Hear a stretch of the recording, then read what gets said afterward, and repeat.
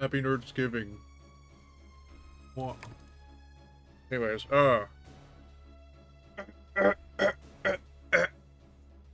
anyways, so today we're gonna be playing Quake 3 with the boys at the DOSBox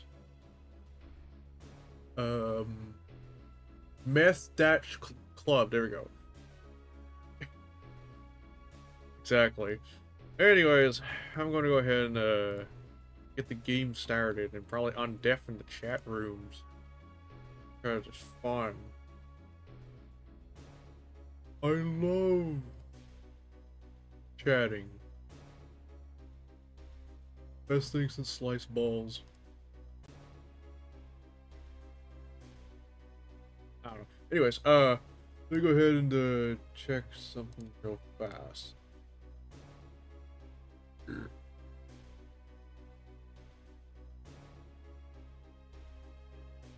We're matched. Say hello. Yeah. Alright. Okay. Oh! Didn't realize I muted my game audio. Yeah, fix that. Fixed. Anyways. Hello. Jump to reach the armor. Jump to give 5 money. Give 5 money for Booba. Well.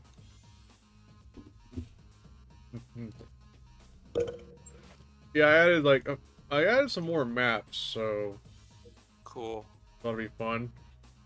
And hopefully the map rotation works. Alright. Yahoo, but do I just get IO Quake? Yes, IO Quake 3. Just use that or Quake 3E. I personally prefer Quake 3E, but either one works. Yeah, that's what I've been using. I'm wanting one that is able to go up to 1080p. Either one something. works. Yeah. I mean, regular Quake 3 can do that. You just do R custom width. Yeah, it just doesn't do it as well. I literally just watched a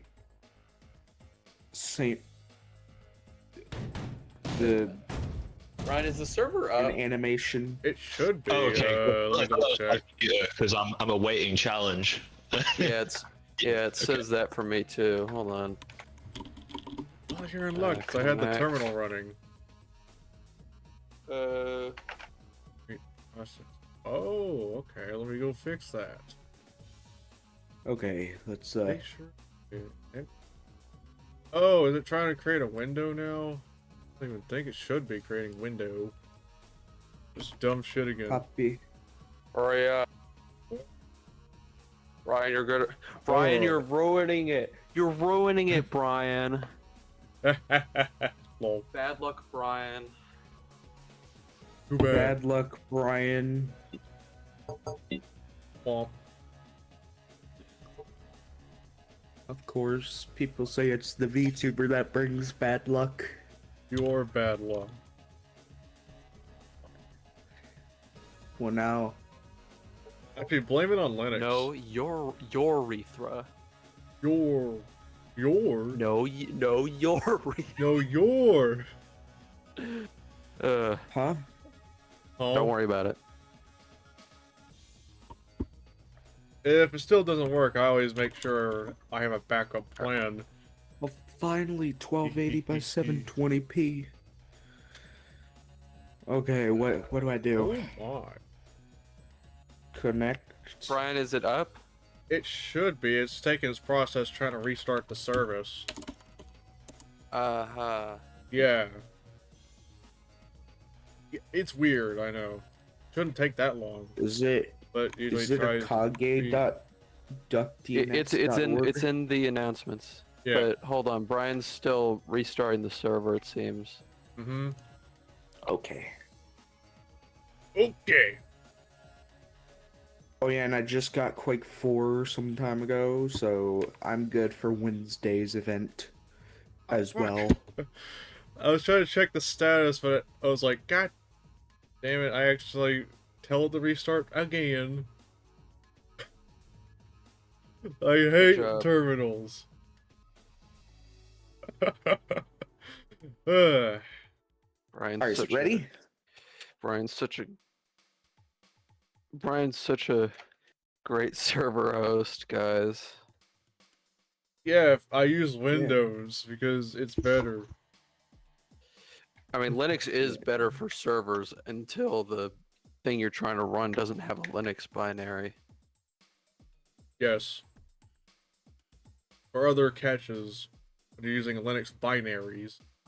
I had to go AFK for a sec. Did you guys sort the server thing, or are we still? He okay. restarted it again on accident because he's Yes. stupid. Yeah, no worries. It's cool. I blame Linux for my stupidity. Right, I don't know about you guys, but I'm slowly, I think, gaining like Pentium 4 Stockholm syndrome. I built another Pentium 4 computer.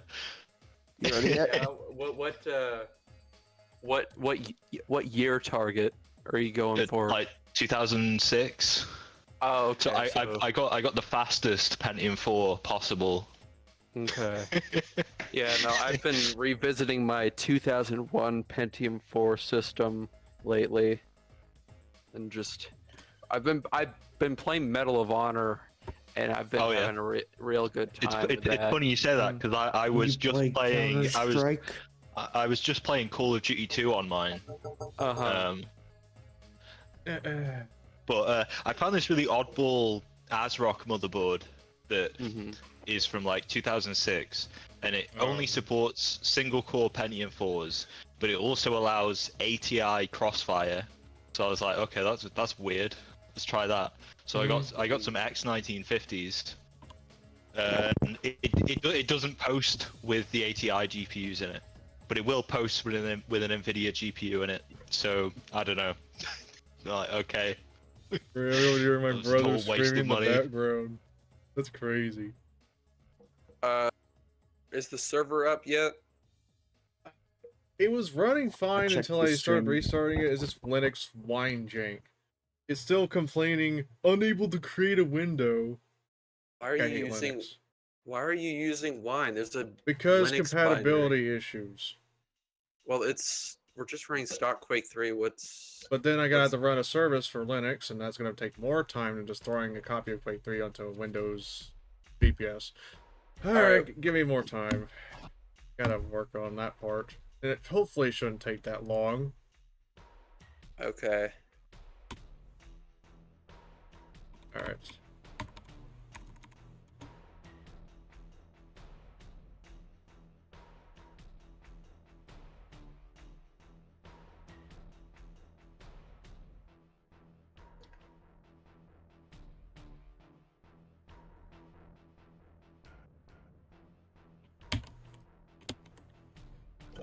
Okay, so Like, heck, using the remote desktop on Windows is so convenient when it comes to transferring files. You don't even need an FTP server. Mm-hmm.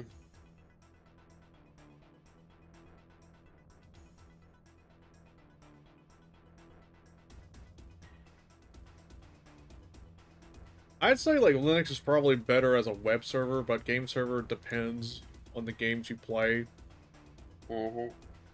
And also, if you know how to work with a fucking terminal all the time, and It's been when I've used it, it's been pretty good because what I've done when I've hosted game servers is that I've started like a tmux session, and then I have like a bunch of different tmux windows running with the different servers in them with like the command line for all the servers, and then you can like basically do like tmux attached session and then pick one of them. So when I was running. Yeah. So when I was running, I was that, like, honestly, but is it like is it as convenient as setting up in 3 steps? basically what it lets you do is it lets you create like sub terminals of your terminal, so you can go into the terminal window running, like for me I was running like a COD 4 server, and then like on the other one I was running an XMPP server, and then on another one I was running like a COD World at War server, and I was able to just go like tmux attached session and then like COD 4, and then it would go to the output of that server, and I could see if it was running or whatever, and like what was going on with it. It's pretty nice. I will say for Quake servers outside of just Quake World, I do not like running Quake 2 and 3 servers on there. Primarily due to how the game logic is carried over to DLL files on Windows initially. And then when you try to run it on Linux, they're just going to ask you, you need a .so, like a file like that.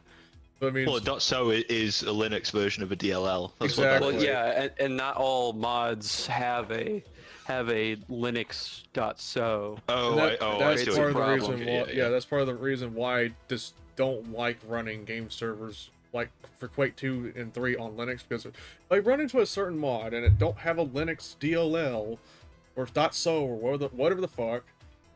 That means we're not gonna play the fucking thing. You guys are on your own, pals. Or I'm gonna have to host it, which I mean, With I Cox don't have internet.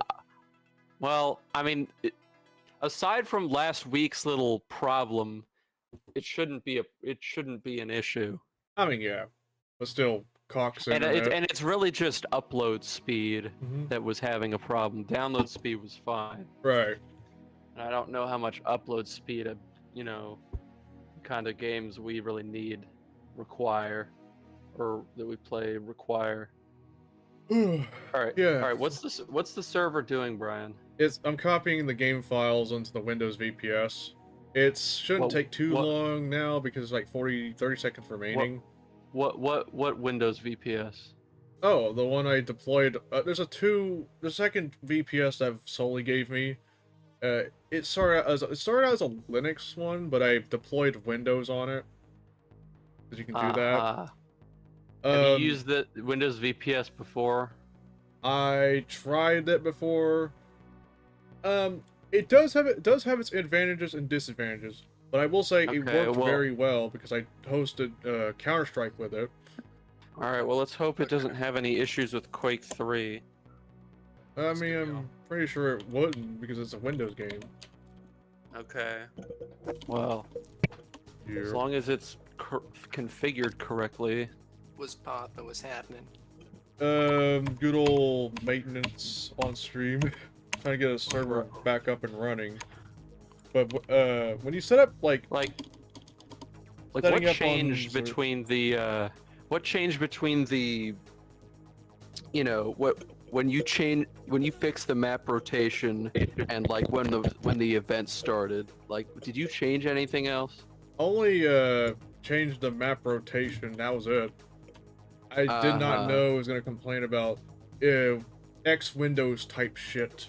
Because apparently when you run a Windows program in the terminal, it needs X11 active to even run it properly. And I can't be bothered to set up a VNC because that's like it will impact my performance. I don't understand why it doesn't just why it doesn't just come with a Linux GUI, like a proper front end, so you can actually use it like a GUI. Yeah. Well, I mean, that would require an X11 server running anyway, so. Right. Mhm. Typing in the IP. So that Windows VPS is that under the same IP? It's a different one, different domain. All right, well, send me the new domain so I can edit the announcement. Well, yeah, but first I gotta make sure it works. All right. It's the new domain after you It's test Way it. forward. Is it going to be the same as the last one? No. No. Isn't that literally what you just said? That it's not the same. What's that? Pay attention, lol. Dementia Gaming. Dementia Gaming is right. Joe Biden Gaming. We're not talking about Bojiden. Joe Quakin. Your mama's quaking. Joe Quakin. Your ass is quaking. Oh boy. Good. Kira's ass is quaking, busting it down with a little bit of swag. Oh, you knew it. Uh-huh. Oh shit. He's not fucking shit, bro. Brian, is it connecting? Firewall problems, usual. Of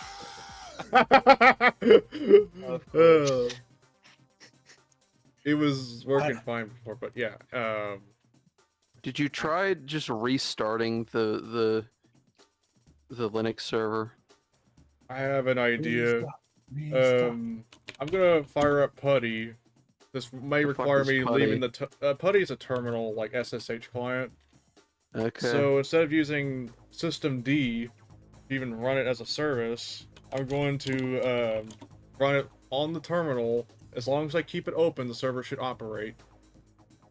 And Okay. hopefully it won't. Oh, complain this yeah. time. Why were you running it as a systemd service anyway? Like, Because it was out of the box.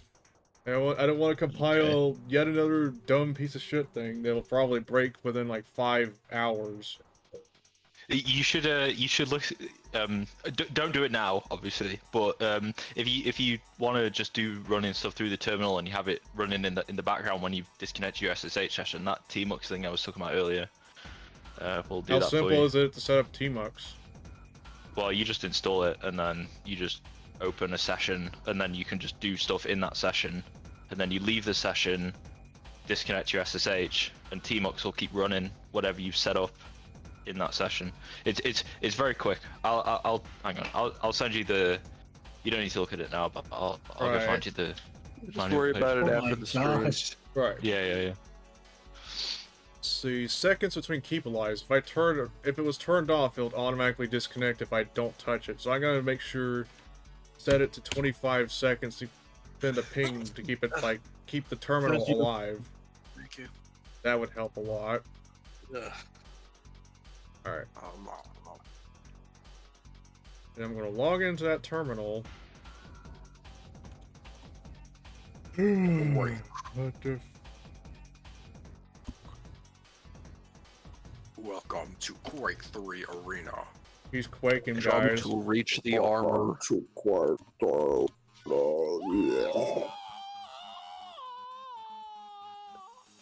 Being Clearly- thank you, Kira, very cool.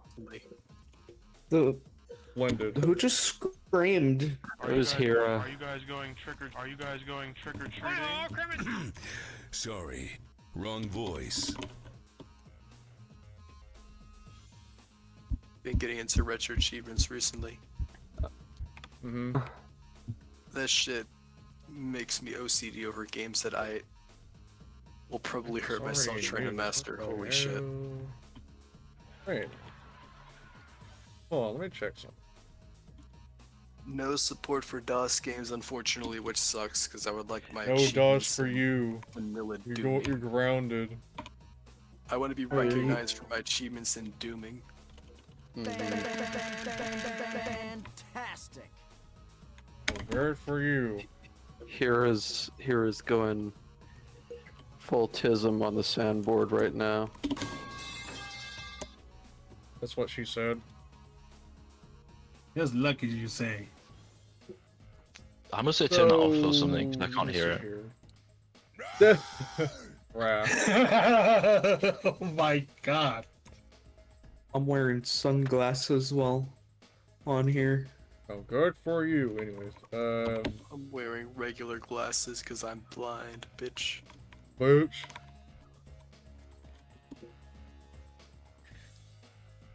No, he's Sunglasses deleted. are a bit Oh, foggy. what the- What the fuck? He's deleted? Alright. Server is running.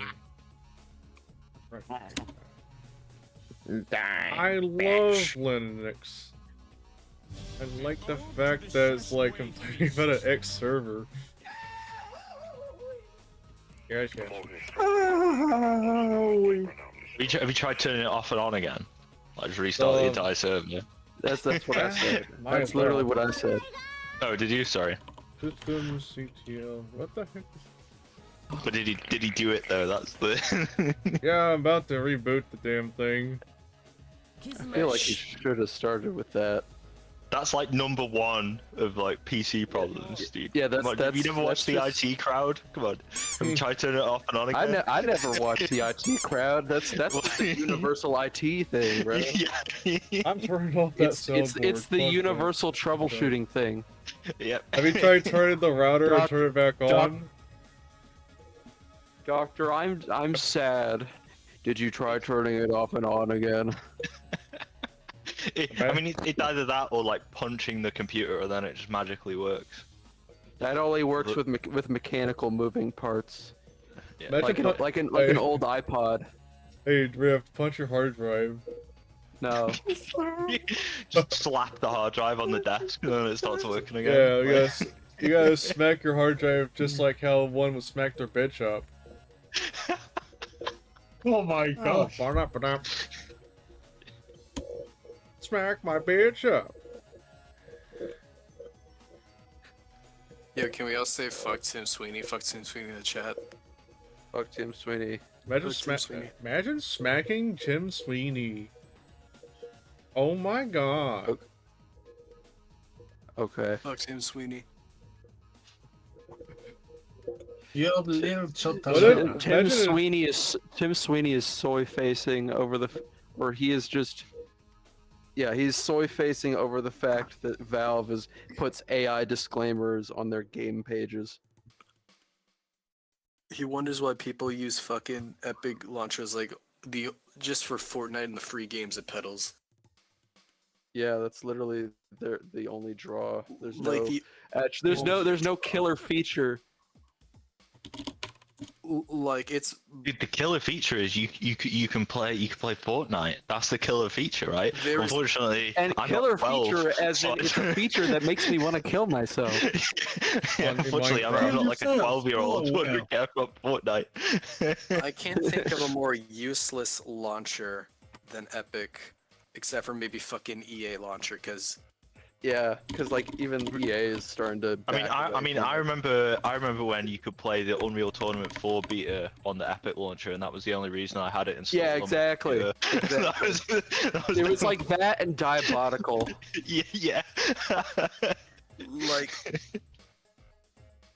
you can probably argue a little bit for like shit like Minecraft and RuneScape with the Jagex launcher, because like yeah, those are games that should be manageable, I guess, with people having different profiles or whatever the fuck. But like fucking on Epic, like I don't. Oh, in the Rockstar launcher, specifically just for GTA Online and nothing else. Yeah, fucking useless. Die, Like beach. if it's not like at the quality of Steam, it's just not fucking worth it. Like, Yeah, except for GOG, because GOG is to video games what the Criterion Collection is to like physical releases of movies. isn't it basically just the Internet Archive but money? And Not I say really. that in the most like nicest way possible. I heard it's No, like, it's free shit, or is it like no, because they have to be able to sell it legitimately. Like they have to get the rights to sell it. It's not that simple. I mean, I could like there's a lot of problems. You want to talk about the like what you're talking about? I think the closest thing would really be the collection chamber, but that's completely free. Like you don't pay anything to download stuff from there. Mm-hmm. All right, Brian, what's going on? Oh yeah, I'm just trying to set some like, what's it called? I think I type a certain command. Hopefully this works. Okay. somebody tell me what the Battle.net launcher is for, because I don't play World of Warcraft or Overwatch. I mean, the only thing that launcher has done is spammed me with adverts for Black Ops 7, as if I'm ever going to buy that recently. Yeah. Bro, you think I'm going to buy the biggest embarrassment of the year? Yeah. You know what kind of makes me sad? I saw, hold on, there was a John Romero liked a LinkedIn post of like I think some of the I don't know, some of the BO7 devs celebrating the launch.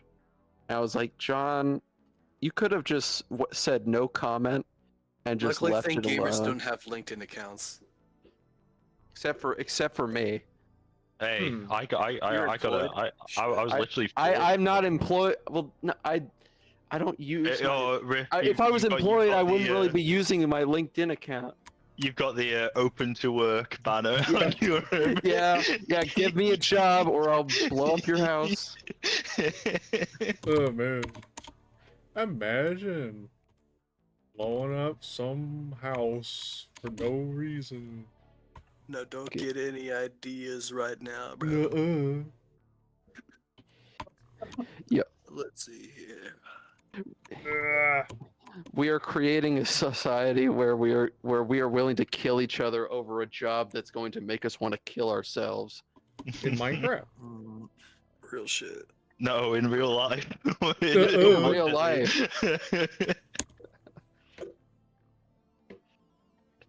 Like Epic Oh, launchers. right, what the fuck are we doing? The only thing that outbeats Epic launcher is just EA launcher, in terms of uselessness. And like, Yeah, and that's only because EA is like slowly phasing out of their launcher because they're realizing, wait, nobody wants to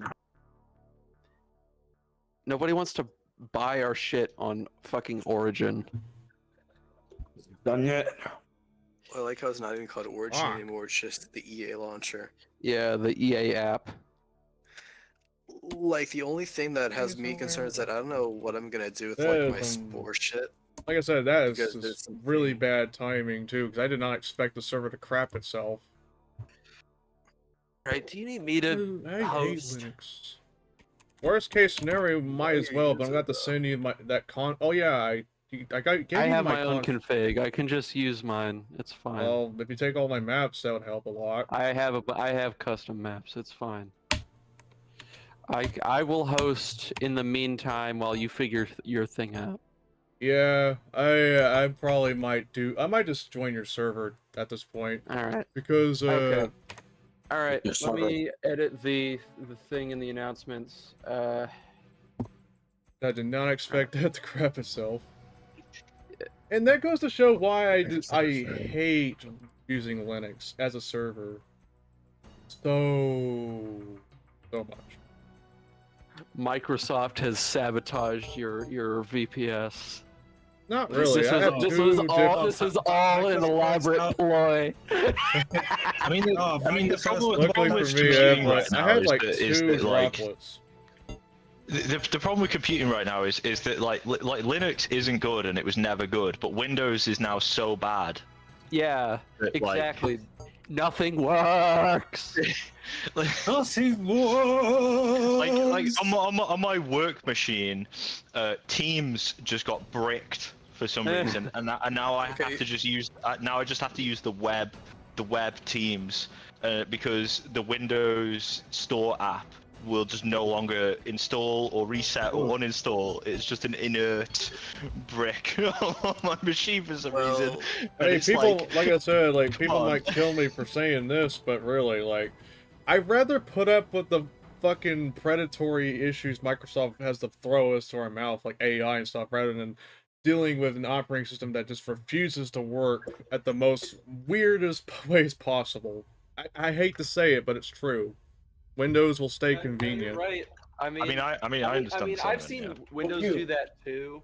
But like, if what you're saying is true about you didn't do anything between when you fixed the map rotation and when the event started, then yeah, no, that's just Linux being retarded. Yeah, like it was working before, and Alright, it would give you okay. the most weirdest shit after restarting it. It's like, oh, it decides not to work, despite working. It's fucking weird.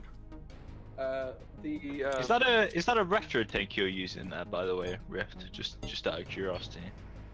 No, no it's a Geffen. Also, what the fuck did I download?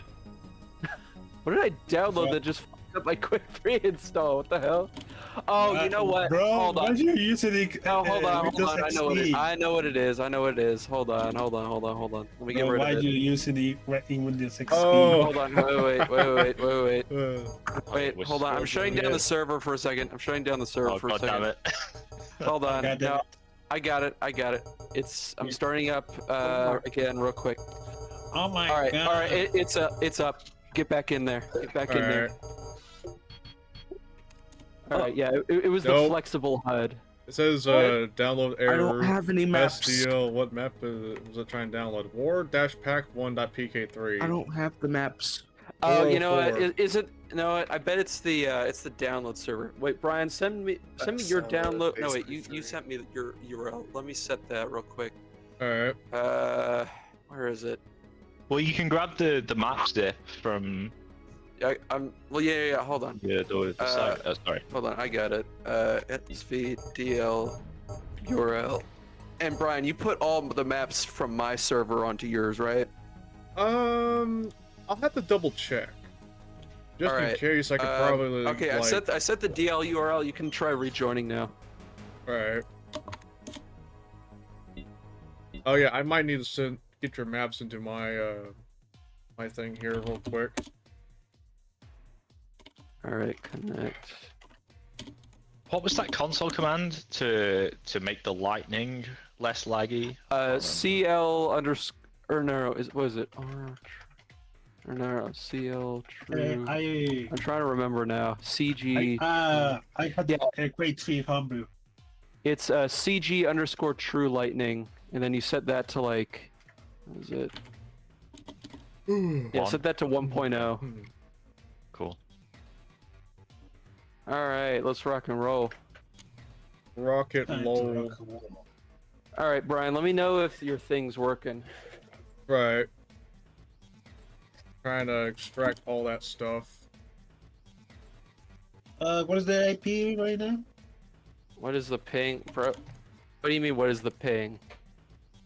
I thought you Also, said wait, what's the IP? Ranger, where are you right now?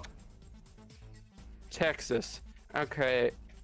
Yeah, I don't know why it's giving you that kind of ping right now. I'm from Texas. I'm in Europe and I have better ping. Look, what? I don't know. Let's see if Brian, get in here so we can do a ping compare. See if it's Ranger's internet or not. Still getting that download there. Okay, let me go transfer the maps I already had downloaded onto my copy of Quake. All right, you know what? Hold on. Let me just turn off the download URL thing. Yeah. And then it should just download directly. All right. Try now. Okay, now it's working. There you go. There we go. All right. I have 59 ping so far. Okay, so then it's just Ranger having an issue I also see Spooky's got 106, Meeg's got 132. because he's British. British. Bad teeth and bad ping. Don't remind me. Don't remind me of the author. Imagine the British version of Chip Skylar. My forked up teeth in white. That's a horrible. I got fucked teeth in me. Shiny. Actually, no, yeah, his teeth ain't shiny. It's fucking rotted. Like goddamn. Ow. SpongeBob close-up art. Haven't played it feels like months. All right. Boing. Quake. I probably should have shuffled the maps a little, because I think this is just the same rotation as last time. But you know, I also wasn't expecting Daft to host because. Right, because fucking Linux mishaps. That's what you get. You can't spell Linux without fucking L. Exactly.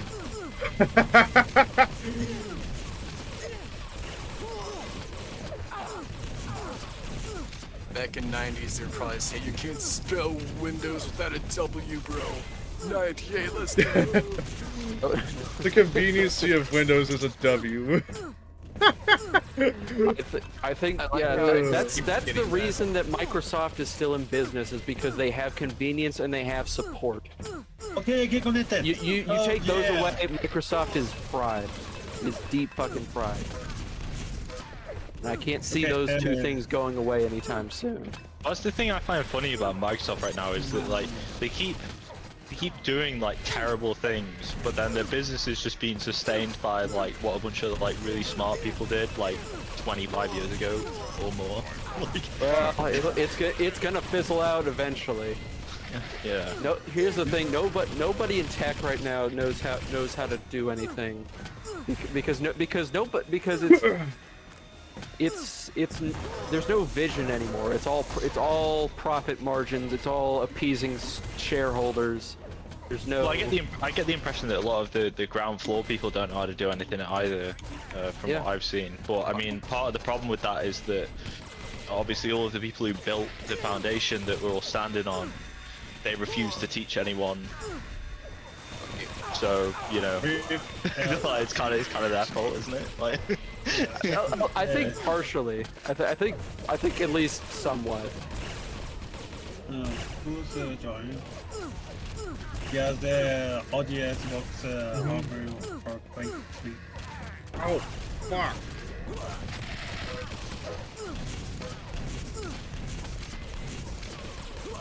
I just heard someone say Xbox homebrew, and now I'm like, Yeah, are you ripped off actually are you Ow. playing on an Xbox right now? Like, please don't on do an that. Xbox. Yeah. I was talking about something else. I was Honestly, I tough was bragging. thinking. Oh wait, Hira's playing on an Xbox. Oh my God, wait. Yeah, Like an homebrewed like an Xbox. original Xbox. I should my That's real crazy. capture check. Fuck. What was I gonna say? Ranger, ready up. You're tied for the The lead. kid of fucking. The Cub Grounds, baby. I see Eminem. What the fuck? Oh, Sorry, shit, I'm this is not my able skin? to join. Yeah. Oh, I guess you have Chronic downloaded. Oh yeah, Yeah, I have probably Chronic. whatever I grabbed on like your FastDL repository. Well, I think. I don't know. You know what? You probably did. I actually don't have that installed on my thing. So, but also, yeah. No, Brian, I tried your FastDL URL and it didn't work on my server. So I think it weird. just means that the GitHub method doesn't really work. Well, my redirect was hosted through like Nginx. I guess Oh. it's just weird to set up. I don't know why. Yeah, I don't know. Finicky.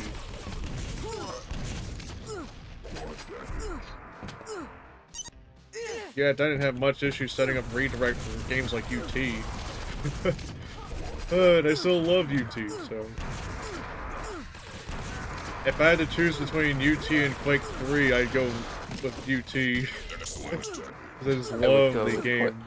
I mean, I can't pick between them. There's like picking between my two non-existent children.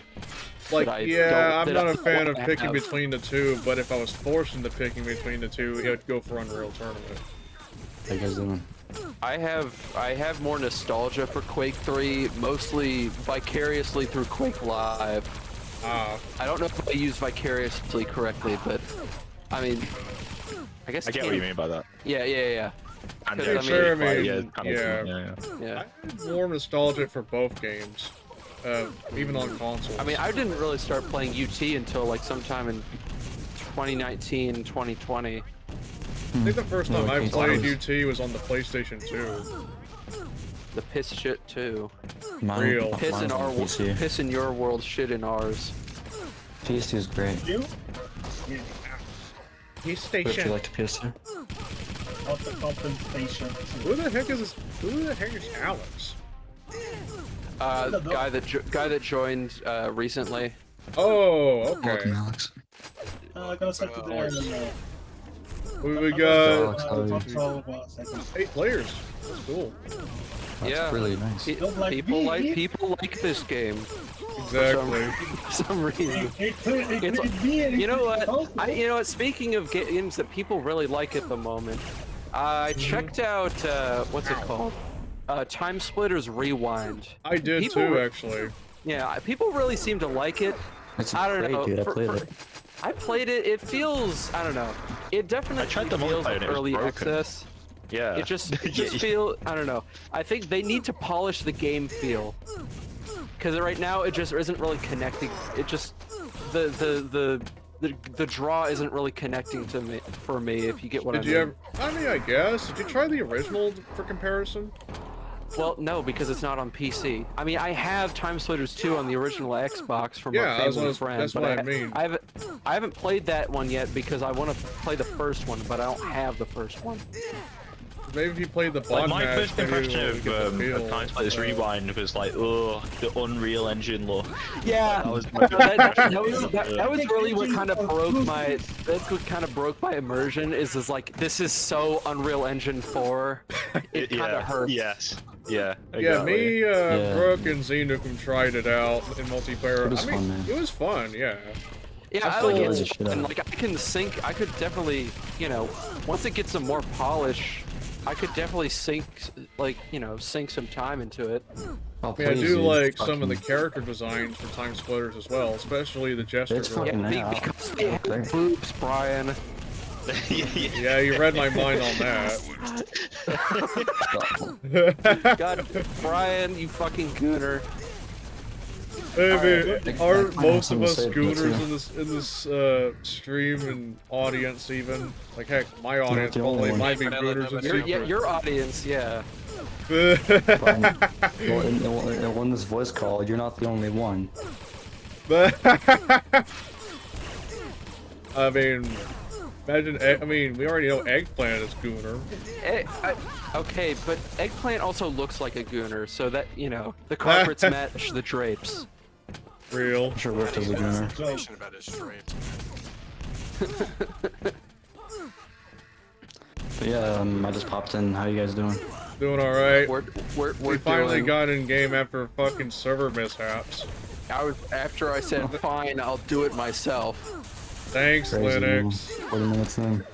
Yeah, I got guests over. Fucking can't play at all today. Worth it. Yeah, it's unfortunate. I've been But I will Alex. say, me, Brooke, and Z tried out GoldenEye multiplayer on like Xenia. Oh yeah, that was fun as hell too. I mean, I yeah, definitely I liked played GoldenEye multiplayer like in person with when I was at university, and it's still one of the best like split screen experiences you can have. No matter what Spooky says. I'm Like, surprised he when actually I played did the that shit Xbox in Live Arcade version, I mean, sadly we had to use Ramen to get it working. But even then, that's it about was what you'd expect. definitely loved I think it's hilariously overrated. Did I actually say that to you one time? Yes, yes, you did. Oh, yeah, you called Eggplant. the millennial millennial YouTuber game. Yeah. I mean, come on, am I wrong? Like- No, when I think like I don't know, when I think millennial YouTuber game, I think of something on the Mario Super 64. Nintendo. It's Mario 64 and GoldenEye. Those are the two. Mario 64 is more the the quintessential Ow. speedrunner game. Anything on the N64 is a speedrunner game. Even Quake I don't see a 64. big speedrunning scene for Buck Bumble. What about See the Tomba Japanese 2? speedruns for Ocarina of That's got a good Time, man. speedrunning record. What about I mean, it's Ocarina speedrunning of Quake 64? I'd watch that. Oh yeah. 'Cause I want to see I want to see somebody circles, air strafe with the fucking. I was literally about to say, yeah, it would Yeah. be cool to watch someone like. I mean, you could Buddy hop. just do it. You can Pitch you can darkness and you demon can roars. you can b-hop and air strafe on a controller, and I mean the controls are rebindable on Quake 64. I'm pretty sure. Oh so yeah, I'm pretty sure it's It's all possible. well. It's all. It Yeah. would be fun to see the absolute deranged claw grip thing. God, I remember watching a funny fucking highlight video from another channel where the streamer like over experimenting with bunny hopping, and this one chatter like acted so salty, being like, "Yo, Quake isn't fun if." Like, actually, if you're not bunny hopping, you're not playing Quake correctly. It's bullshit. And despite the streamers saying you can technically win games without bunny hopping. Like, And also, yeah. it's also like bunny hopping was not a designed feature, bro. Exactly. Like, that's some Skill. Delulu talk. Exactly. I mean, it will Sounds like a skill enhance set. your. I think it can enhance your experience, but it's not really required. Exactly. You're not like a fake Quaker or something. It just means you don't know how to b-hop. Right. It just means you're bad at the game. Who cares? Bad at movements. It's kind of like it's kind of like when someone calls a metal genre not real metal. It's not that it's not real metal. It's just a really shitty subgenre. Hey, I Riff. wish there was an alternative. We for all VPN, like- know that You're only everybody saying knows that the 'cause you got best called out for genre like of a new metal That's the only reason you say is hair metal. Hey Riff, once you get down to trying Time Spares 2, would you consider throwing that into the mix for like mini event? We've been mean, talking how? about this earlier. Well, the reload How? one. Really? Oh, reloaded was it? Twitter's rewind. Yeah, Maybe. Honestly, I want to wait to see if more updates come out. and It's see if not it gets a ready little for more- it's not ready for multiplayer. Like if you try and do a server where people have got high ping, the game just breaks. Oh, 'Cause yeah, I've yeah, tried it recently. Yeah. Okay, yeah, that makes sense. Yeah, I'd rather wait. See. Kinda wanna wait and see if they can bring polish. back Also, I don't know about you guys, but I had like sound problems when I was playing it. Like the I audio. do want to kept point cutting out out for certain things. too. I would love to see them bring back the map maker. Oh my god, I'd love to make maps Well, work. I mean, it's Unreal Engine 4, so It would be kind of nice for me to get started with that engine making maps. for that game, I'd you know? rather them polish the game first before they make a map editor. Yeah, most importantly. I Because they guess. need to. Because I don't know. I think it needs to truly prove its potential as a game. Yeah. Man, like Hit the fucking once we button, have like a hero. better, once we have like a better alternative of Radman, bro. Oh, we like, got if it's- Chronic. Let's go. Like once we get some kind of version of Radman out there that's like both compatible for Linux and Windows, we could fucking throw in GoldenEye in there, play it on events and shit. What do I you think, love Rick? copyright music. Hold on. This is a fucking street legal map. Don't worry about it. Brooke, what was it you said? I couldn't hear you. You know, my thoughts of like, you know, hopefully someday some brave soul out there just makes like a compatible version of Radman for both Linux and Windows. So that way, you know, hopefully we can I don't play want GoldenEye. Radman. I want something better than Radman. Exactly, yeah, my point is I'm hoping some guy out there Yeah, somewhere in the future hopefully will get Wish, like a version because the of... thing is, Radman is like the only convenient VPN that I use, but it has its own set of issues, like lack of Yeah, Linux and it's got a compatibility. fuck ton of limits. Because the thing is, like, if I have to play on Radman, for example, then you got someone who's on Linux, they're gonna have a hard time. Yeah, people like Eggplant. Tell them no to stop. shit. Tell them to stop coping and just realize Linux is not as well designed as people think. For gaming? For regular use that isn't like, you know, back-end really? infrastructure. God, I gotta do some digging for like an alternative to fucking Radman, something better than it. I mean, bro. Well, that varies per game. Yeah, there's also X-Link Akage. There's zero tier. I don't know how easy that Have we would tried be, it and yet? I'd rather find one that is unlimited in terms of how many people you can invite to his network. Zero tier, I'm pretty sure is unlimited. I would say ask the Outlaws community about it, because that's how they host their games. I bet there's no GUI for it on the Or at Linux least they version. did until the remaster came out. Right. They've been playing the shit out of that. I noticed also, that was the Outlaws was... I tried it for the first What is it? time. I don't know if it's the original version, if it's any different, but I remember it was definitely rough to play. Honestly, Like, I couldn't Outlaws, tell if I was killing anybody. Yeah, There's also- what is there it? isn't a lot of damage feedback. I remember X-Link Kai being a thing we've tried. No, we haven't really done in a while, actually. I've only ever done X-Link Kai to play an Xbox game. Like, Well, yeah, because you know, games like Condemned 2 and GoldenEye are on the Xenia emulator in our Xbox games, so wouldn't hurt to use X-Link.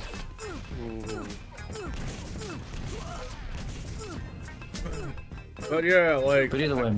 when it comes to, like, playing games that are really strict on port forwarding and all that stuff, I feel like the best case scenario is just a multiplayer service. Best case scenario. That's why CGA is probably the way to go. Honestly, I was, you know, revisiting GameSpy Arcade this week since I reset up my Windows XP machine, and it's like GameSpy Arcade had like support for like some direct play games, like Age of Empires 1 and 2 were on there. Get Medieval was on there. Oh, nice. I remember Get Medieval was on Real Arcade. Okay. Alright, see you. I got error trying to load this map, by the way. I can't load chronic.bsp. What? Unfortunate. You've Wait, only wait, got well- the best Quake map ever. That's Weird. I don't know why. I mean, it downloaded for everyone else. I don't know. Try doing it again. Oh, the only thing is I downloaded the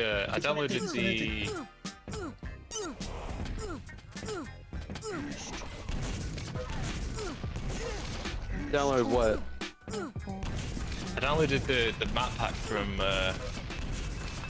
Gratis's site. I saw. Oh, my redirect. Because I You've haven't. got your thing. Yeah. You've got a zip with all your quick maps. Then I'm just wondering if. Oh yeah, is it in, I haven't updated that because I need to do the same thing again after like put all Rift's shit onto my redirect. I think I can send you the link to his FastDL repository from GitHub and just download that. Oh, that might work. Yeah. Yeah. let's try that. Yeah. 'Cause you're Yeah, better you off can doing find. Yeah, it's on that. my repos list. Oh shit. Put the plus on it. What the fuck? Anyways.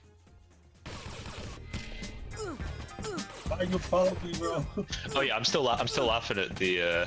I turned my computer on without a heatsink and it burnt my finger. Like, Good job, Fries. You're such a smart special boy. I burnt my hand with a processor.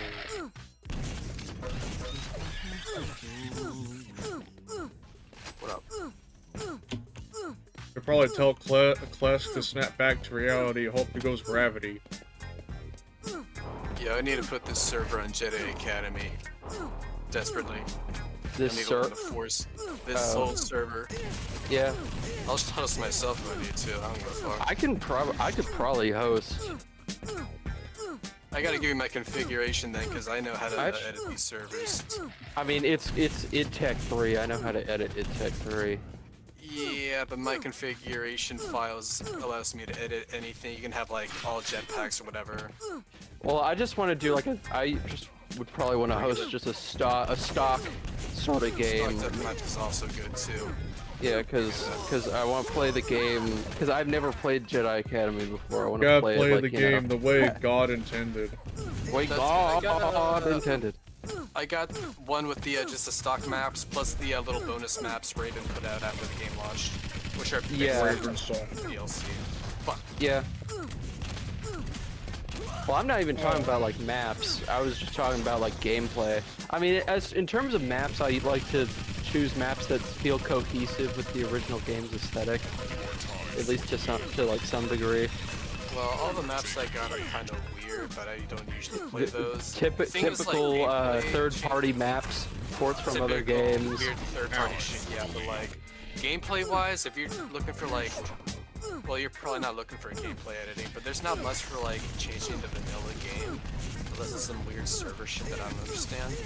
Like most you'll do is like movie battles 2, and that's a whole different mod that we don't have to worry about until later, I guess. Yeah. Ow. It'd also be nice to have a server up that's not just the same like clan servers that are still up in Europe. Yeah. Is that just Clan Arena? I don't know who Clan Arena is, but there's some. No. Clan Arena is a game mode, dude. It's a where everyone starts with all literally just, weapons, like- maxed out health and armor. No, it's type literally shit. just moderated free-for-all, and those servers do not allow weapons, they just allow lightsabers. Oh well, that's it's fine if you like lightsabers, but I mean, I It's want to boring. use so that's why everything I the want game has to lightsaber offer. Yeah, that's that's one of what- my gripes about most Star Wars multiplayer games. Everyone exclusively, from my inspection, uses the lightsaber all the time. just The lightsaber's neglecting cool, all the like- weapons from, like, you know, typical guns you would normally find in games like Dark Forces. The thing is, these servers are very serious about just lightsaber dueling like in the movies. They don't even allow force powers because of that, so it's like, What? okay, but it makes it boring. Yeah, that's the whole thing. They like practice the lightsaber method to ridiculous degrees and train each other to do it. It's like a literal Jedi Order. That's kind of funny, and kind of interesting, but also, yeah, I guess not great for newcomers. It's not great for people who just want to play the whole game. Should probably I just love make Right. those kinds of servers private, because it really sounds like something you would do in a private server. I'm gonna Yeah, but that's- let's go it's hard force for us to find newcomers to play circle maps and teach them and just vigorously train them to use the super shotgun near perfect. It's gonna continue There that is no way near for perfect. weeks and hours. There's RNG. Well, yeah, I mean, I'm saying without missing too much. Is what I'm trying to say. The fate of all old games, Bro, so you bro, have like how a do bunch you, of bro, people how do just you, ruining it. how you miss with the super shotgun? You will hit everything within a fucking square mile of your buckshot. I mean, I guess it's easy because of the fact that they're playing a circle. I mean, after all, like, circle maps are just there for a certain purpose, which means you must practice super shotgun. No, they're there because they're low effort maps. And That they're too. Made by people who you know, are either very new to mapping or just don't know how to design maps. Sometimes both. I mean, yeah, I guess. I guess they use the idea of, like, you know, oh, a circle to train your super shotgun skills and all that crap.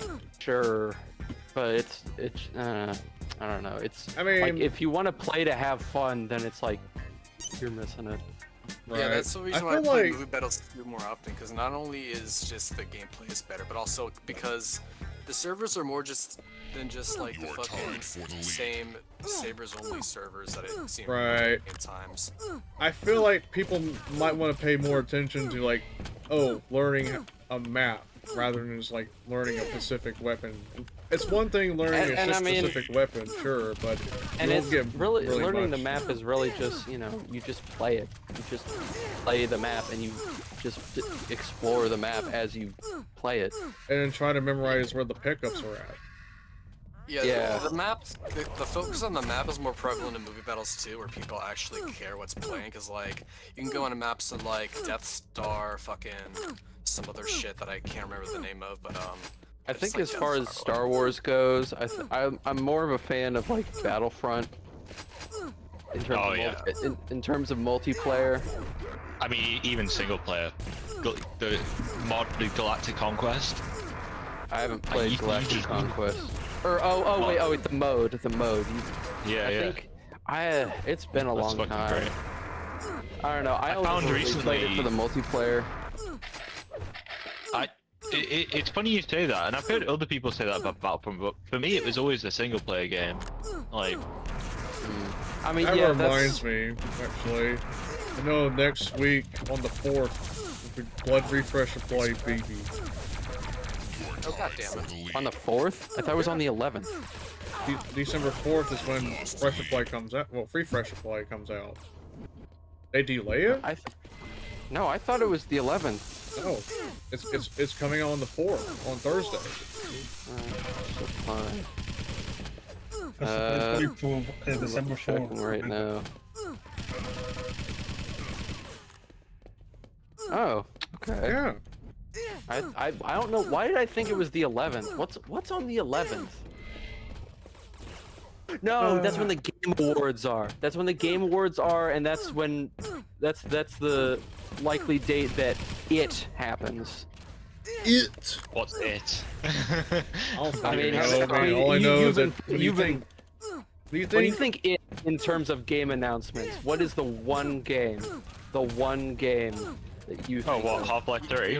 Yes, yes, because I mean, the leaks all the leaks that we've seen, all the leaks and data mines lead to it being announced before the year ends. You know, last time I watched the Game Awards, I felt my time was wasted. All that Yeah, no, speculation, and I- it got fucking bait and switched by Jeff Keighley. That fuck. Yeah, no. Well, to be honest, I don't understand why honestly, they've made game announcements like a part of it, and then people are only there for the like advertisements. Whereas like it's trying to be like an award show, but also like an ad reel. Like it's like the Oscars. It's where a bunch of people with shitty opinions give awards to their favorite games. Yes. Awards that I could not give less of a fuck about. Yeah, I get that part, but then they try and like bait people into it with like game announcements as well. Like... That's the only way they'll get people to watch. Yeah. It's pathetic. It's really pathetic. I haven't watched it for the last last time I watched any of this stuff was probably the 2023 like runs of it, and like the kind of games they announce now are just so divorced from my own taste that it's like I just know that nothing they show will be something I want to see, so I just don't bother. I think the other thing is that trailers suck. Like trailers now suck. Like like movie trailers, game trailers, they suck ass. Nobody knows how to edit and make their shit interesting. I would agree with you if this was before. Yeah, that's the thing. Battlefield 6 advertising campaign. That's like the problem I have with like, Game Awards too. Good. Battlefield 6 was the exception to the rule. Oh yeah, definitely. Yeah, that's the issue I have with many showcases. Whenever they show a trailer, they fail real fucking bad to impress people like me. Or give me hooks. I mean, like it's not it.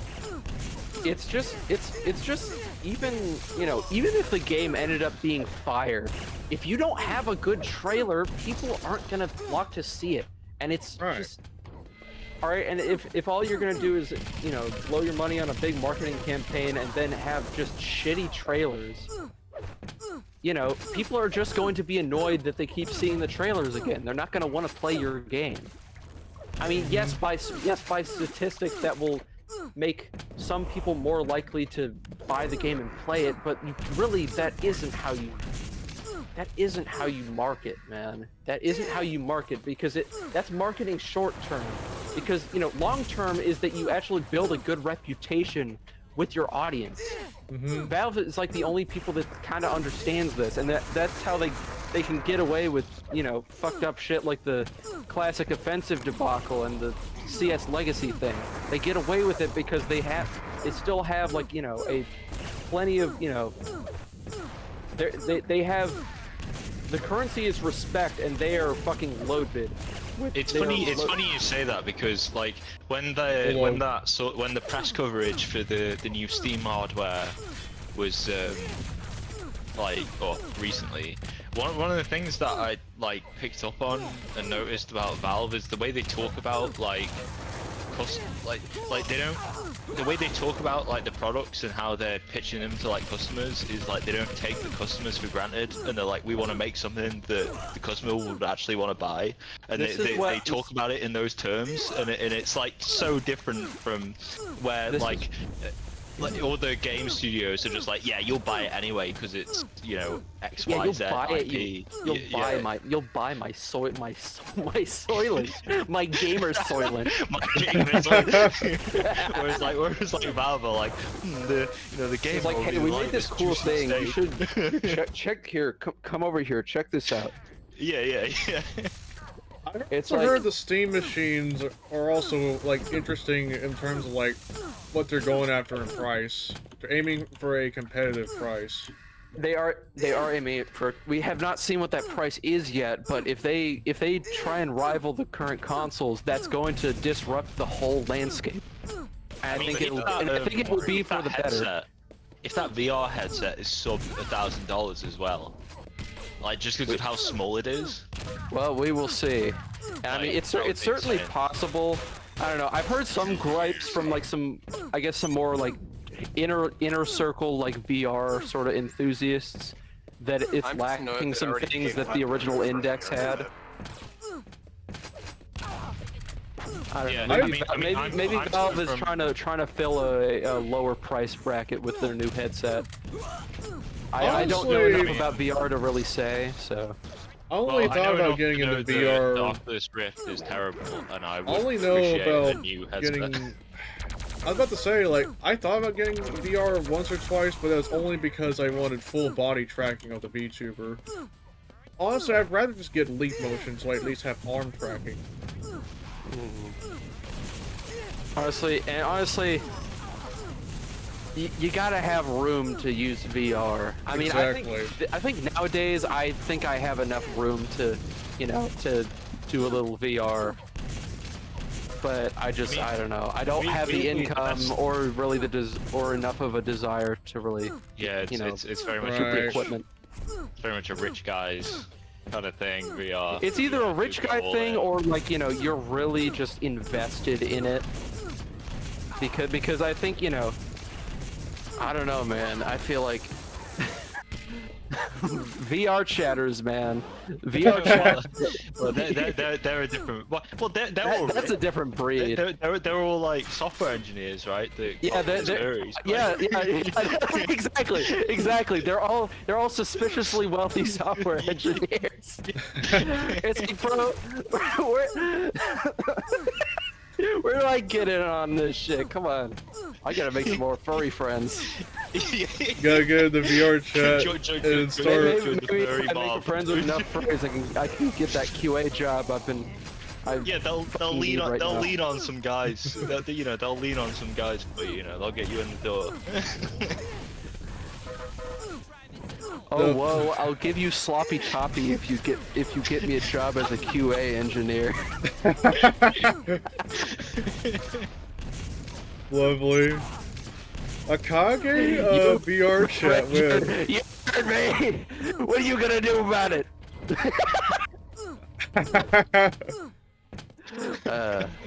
I'm just annoyed that I already paid 500 for fucking what is it, Quest 3, and so if this headset ends up being like god priced, like incredible at like a similar price, I'm gonna be annoyed.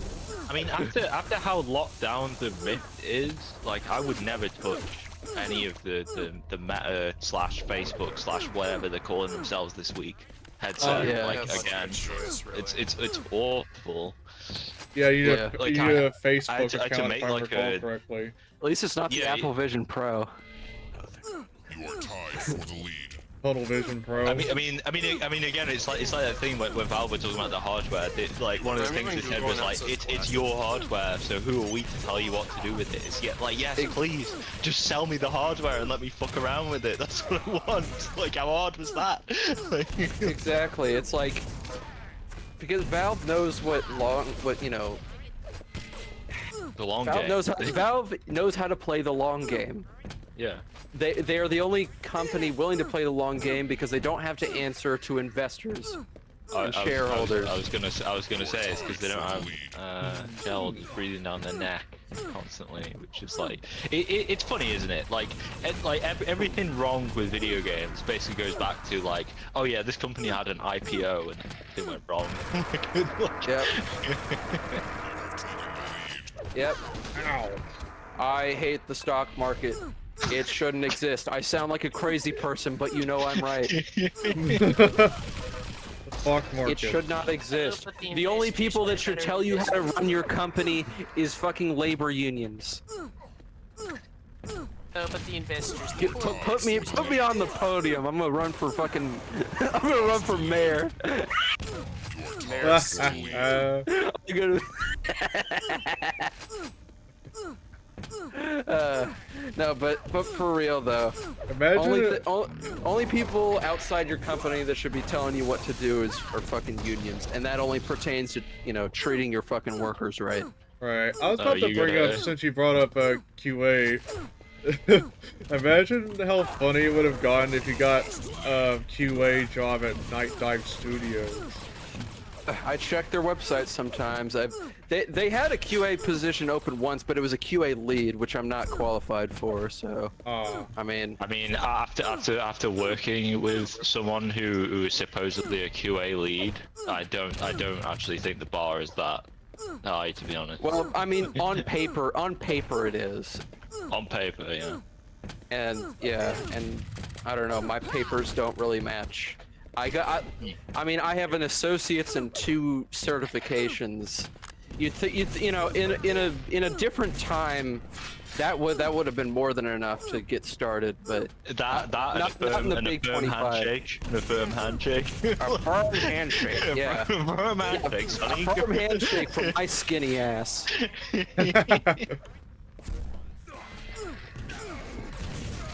gotta look him in the eye and tell him you want the job.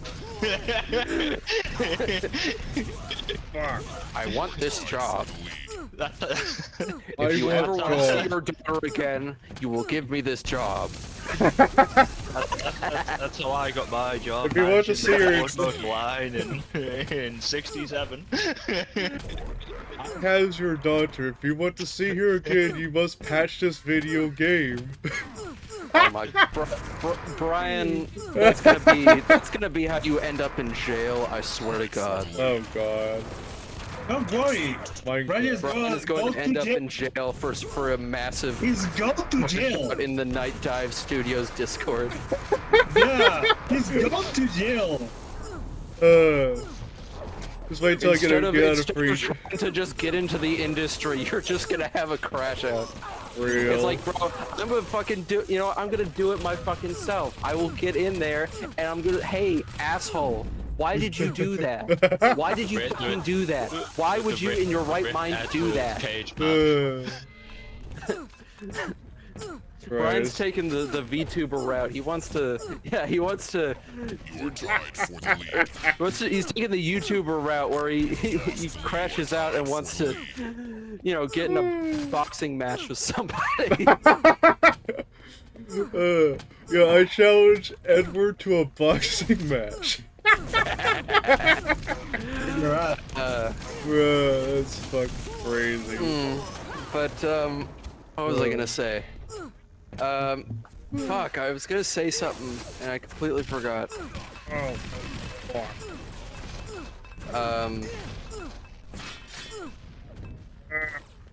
And you know, no, that's the thing. That's kind of the thing about Valve that I kind of learned about recently. Is like how they do their interview process. I mean, of course, the bar for Valve is about as high as it gets.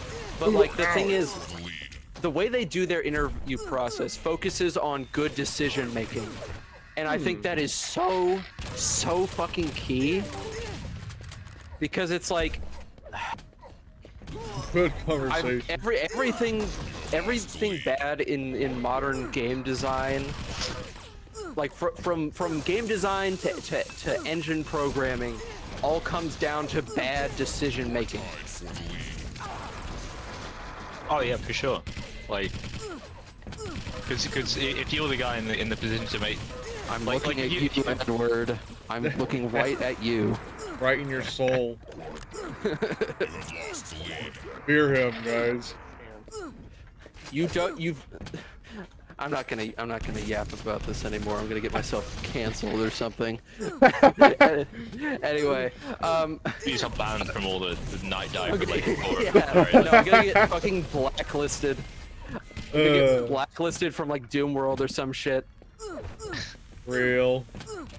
Speaking of game development, I do want to bring up, like, yeah, I feel like I advocate for the idea of like maybe more developers should really, make their games on like potatoes.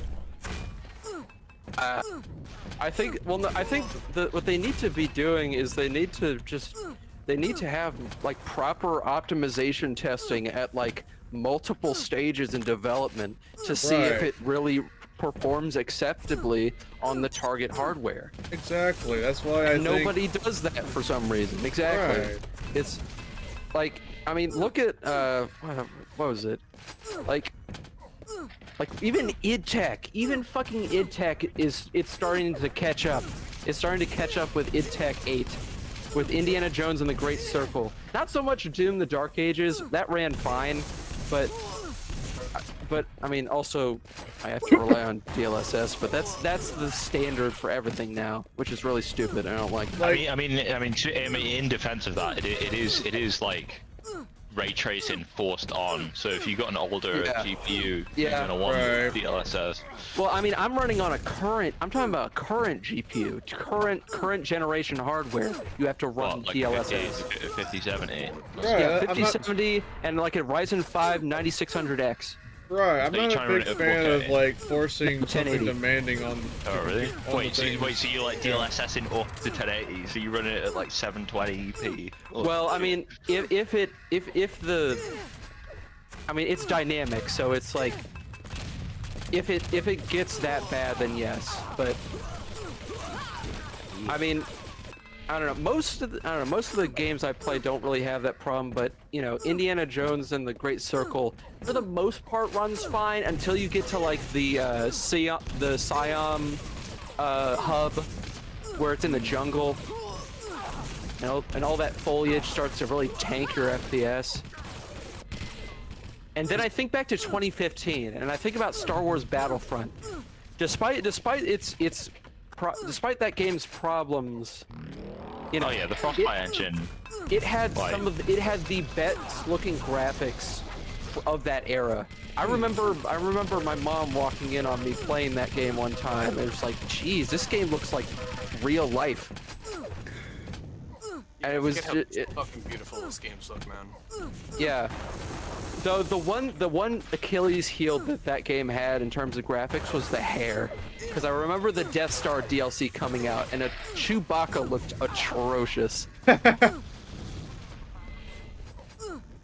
I wish there was enough people on Battlefront 1 for me to actually play the Death Star mode. Yeah, no, I made a video of me playing the Death Star mode back when it came out. Oh my god. Oh yeah, I is that was one like- of your older I was like- videos? Yeah, it's in the archive playlist.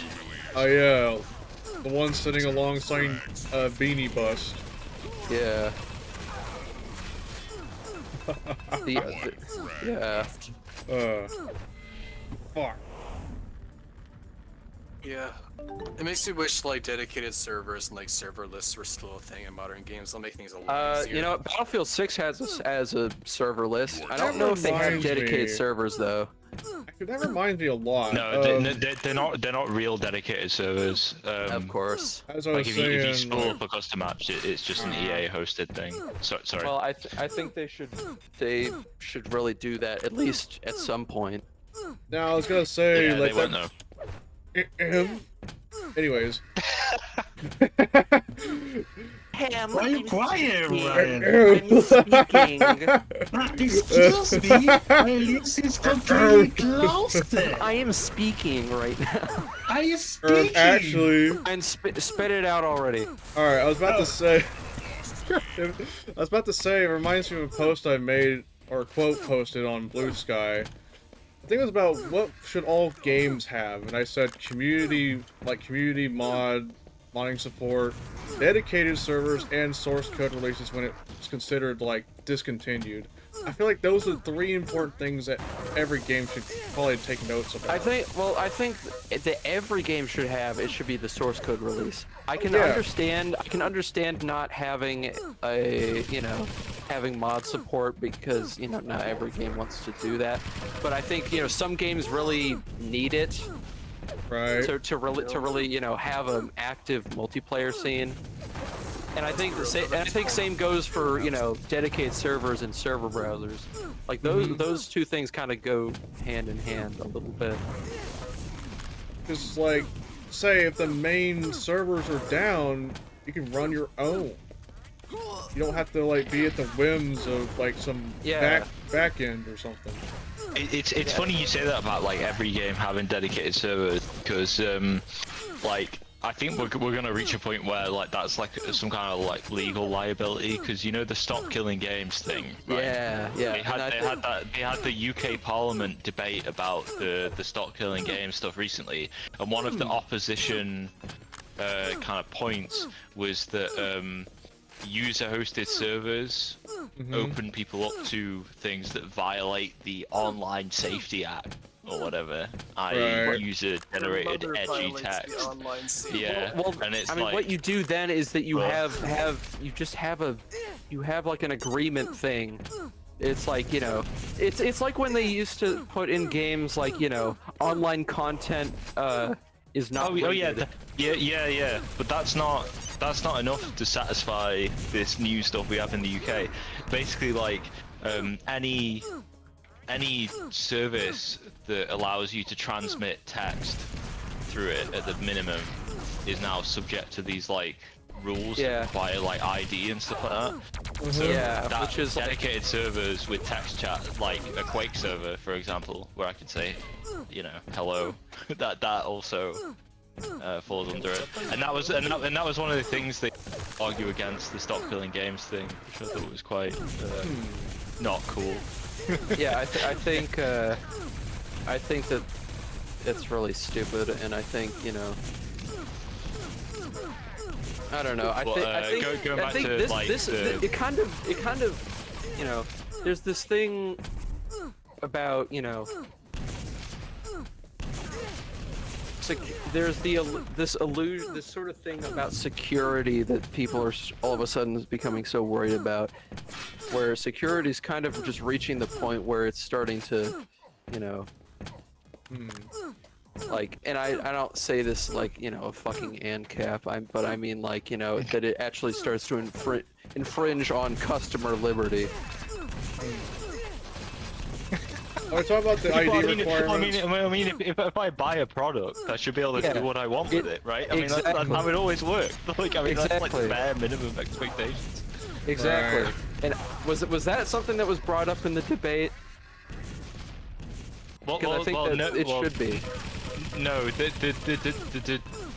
what was it? I mean, the debate focused on the people pro, like the stop killing games position. Basically, their point was that, and what was actually quite good about it was that there were at least like some like government people that at least read up and understood what they were talking, what the debate was even about, which doesn't normally happen.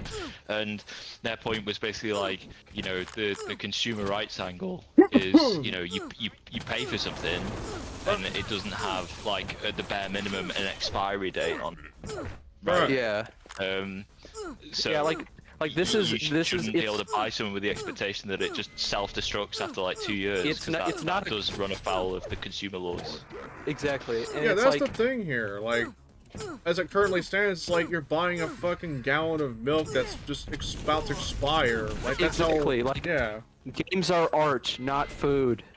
Yeah, exactly. but at least with a gallon of milk you buy from the store, it has like an expiry date on the gallon of milk. Right? So whereas when you buy one of these games and it could just expire at any time, you don't know. Yeah, like at the whims of shareholders, and you know, and how well the game is received, and you know, the level of competence of the people in charge. Right. I mean, heck, I feel like the idea of this shutting down games should just, like, really, they don't really should be happening like that. I mean, I know MMORPG games are probably bound to that. That's inevitable, almost. Well, no, what MMORPGs should do is they release the server binary so that people can host their own master servers. Right. That solves the problem. Right. That's why private servers are actually a good thing, despite some questionable like reputation it has.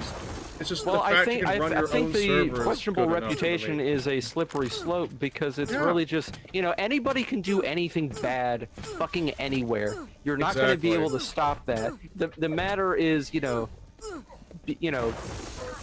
not letting people just get away with it. Right. Like, you know, and this is not how you do it, because you're just, you know, you're just making it worse for everyone else. Right. I think the idea is like, you know, the concept of starting your own like private server for games like, especially MMORPGs. Like, if you don't like a certain private server, you can run your own. Yeah, exactly. Yeah. So like, it's like communities, for example. You don't like the community's environment, just leave the server, run your own, or join another. I mean, I think the common counter argument is, you know, that it fractures the community, but the thing is, it's better than no fucking community at all. Right. Like, you know, if you don't want to fracture the community, don't fucking shut down the server. Like, Has just there ever don't been just like an MMO type game where they just release the server binary for it? Like I don't think that's ever been like a thing, right? I don't know, interesting if but they really someone should did be. that. They should really Yeah, there should be. doing that as standard practice for posterity. Yeah, that just reminded me of, you know, Concord, guys, right? Concord. Oh, that game, yeah. Yeah. Biggest video game financial flop of Yeah, all yeah. time. It flopped, and then you know the two two actual fans of Concord tried to make like a fan server, and then like they shut it down. Yeah, because Sony's a bitch. It's so fucking ungrateful. Sony is so fucking ungrateful of the two fans of their financial flop. It's like it baffles me. It fucking baffles me. The just things that money will make people. Well, I think with Concord, Sony is so embarrassed about it. It's like the equivalent. It's like the idea is like under the rug at all if costs. I can't make the. It's like the idea of like. Go ahead. It's like the equivalent of like, oh, if I can't make the game relevant and succeed, nobody can.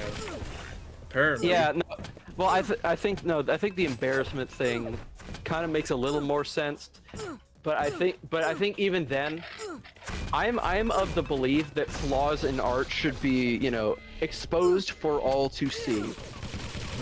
Like that's why I don't really like the special editions of I knew you were movies gonna fucking mention that. I knew it. I could smell it.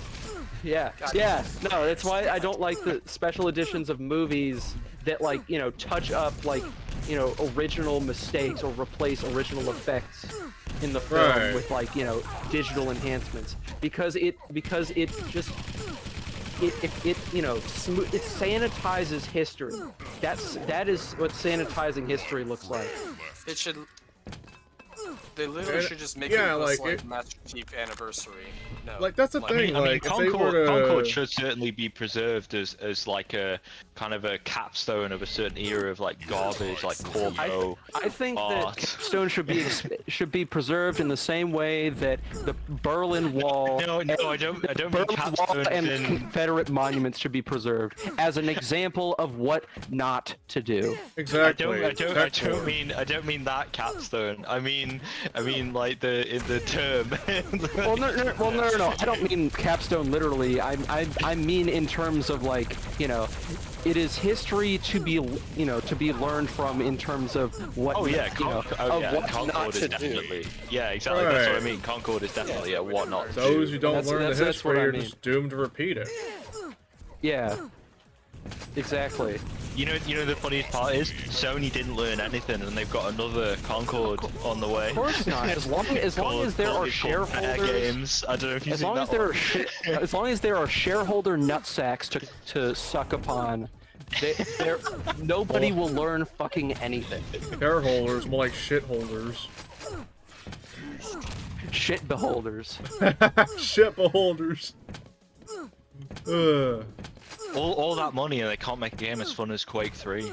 Like, what are they Yeah, doing? no, for real. It's it's not it's that like hard actually. Like, like bro, video games peaked at the turn of the millennium.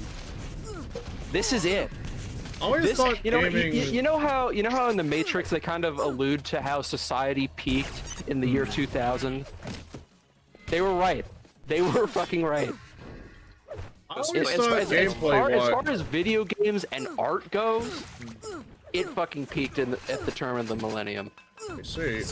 I talk about like the 90s or just the 2000s in general. Like, Well, I'm talking about like the late 90s, early 2000s. oh right, yeah, I have. that does coincide with like everyone like in kind of, I don't know what you call it, like the West, like riding high. We've beat the communists. It's Like, the end of history, bros. We won. You know. I have to agree about that too, because gaming, especially in terms of gameplay, in my opinion, definitely peaked towards the 90s and 2000s. But I guess it started turning around a little bit by the time the late 2000s hit. Because I think there was like there was that time period that almost every game that tried to rip off popular franchise like Call of Duty. Yeah, I think as culturally the West has been riding the afterglow of a pre 9/11 world all the way up to 2015. And that's when it, because it's like that's when you can really feel, especially games start to like fall off. Yeah. Right. Like 2016 was probably the last year where I felt the games coming out with like that.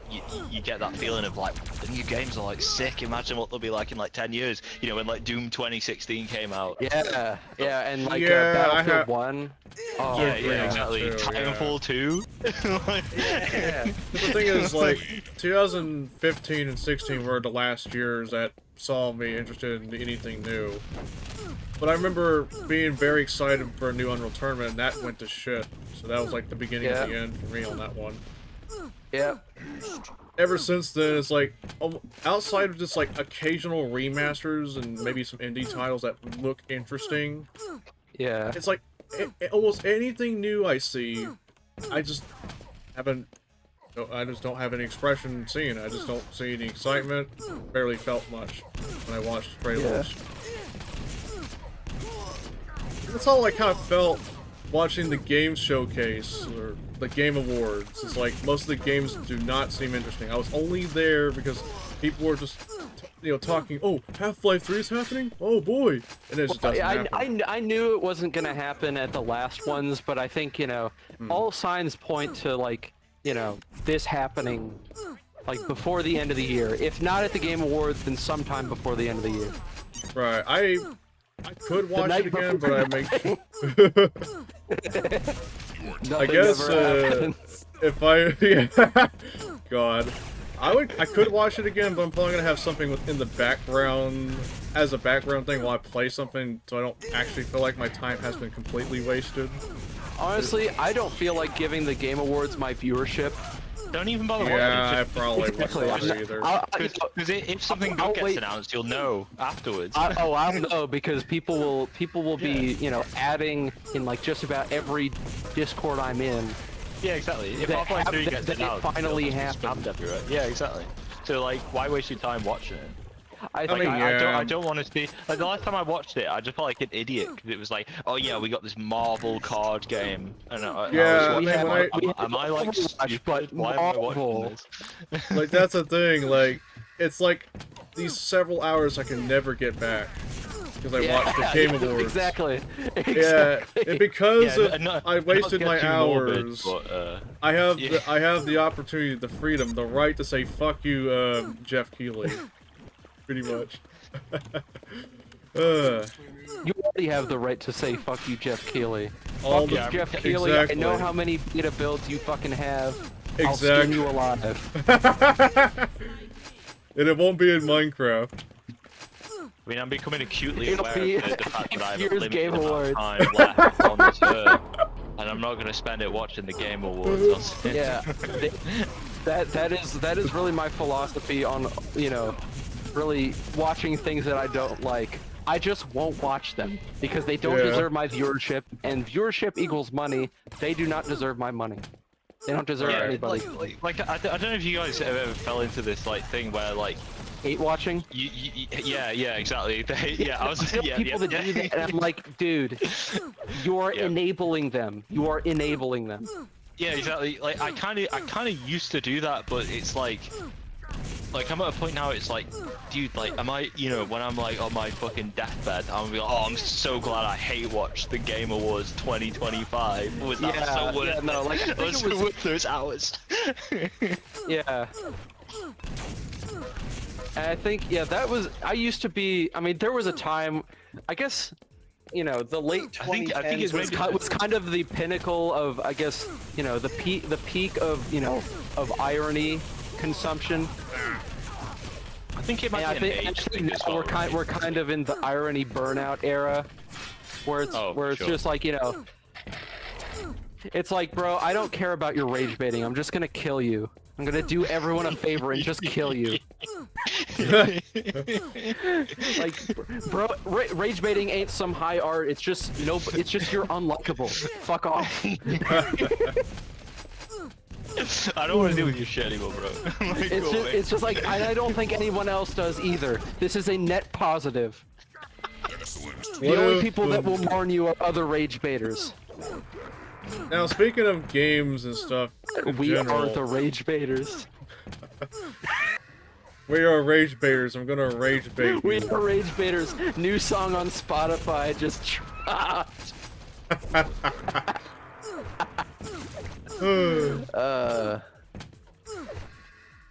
This song be bopping. This the is Quake 3 soundtrack is so good. it's so good. This is why I fucking love Y2K, man. Fucking frontline assembly type shit. Dude, people still make industrial music. Frontline Assembly still make industrial music. People still make it. It's just not as popular as it used to be. You don't see it in popular media. That doesn't matter That's though. what makes 'cause it sad. You can just go find it and then listen to it. I know. Hey, It's Riff, just what? what are your thoughts on gabber music, the genre? Crazy German music. Yeah. I think it's funny. It's German audio stimming basically. I'm more like familiar by the fact that those Thunderdome ads are just so Those funny as Thunderdome shit. ads are incredible. I Yeah. love those so much. I love them. Those Dutch like CGI, people do know how to work. It's so fucking funny. It's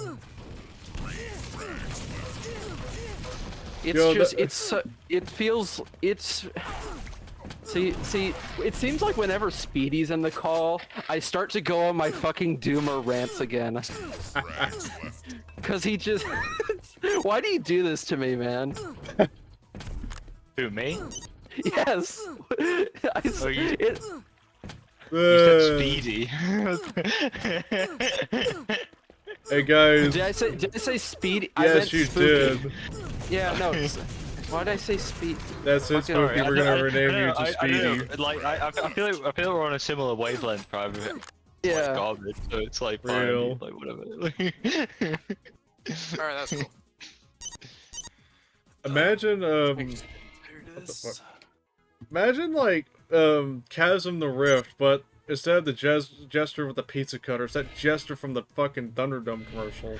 Well, why don't you Photoshop that? I'll probably might add that to the ideas list. That's something we can do for a couple hours. Exactly. And possibly less than an hour, but depends. All I gotta do is like rip the pizza cutter that fucking Jester had. Actually, I can even make it look like a pizza cutter, and just like get a screen cap of the Thunderdome Jester where his hand's visible, and then like slap it on there. There you go. This is what Chasm the Rift should have looked like in 1997. Instead, we got the one cover from GT Interactive. We want to pick a smaller map than this because it feels like we've got not enough people for this map. I don't think it's that. I don't think that's that big.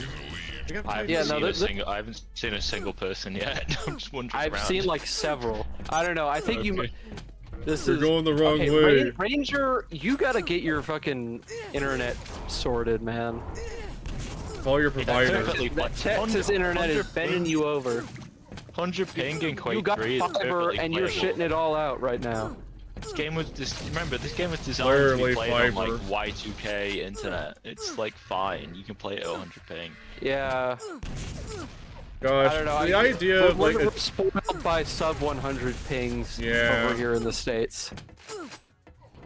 yeah, apparently Just, that's why for I have a Aussies. like I get a hard time like playing Quake and even Blood with higher ping.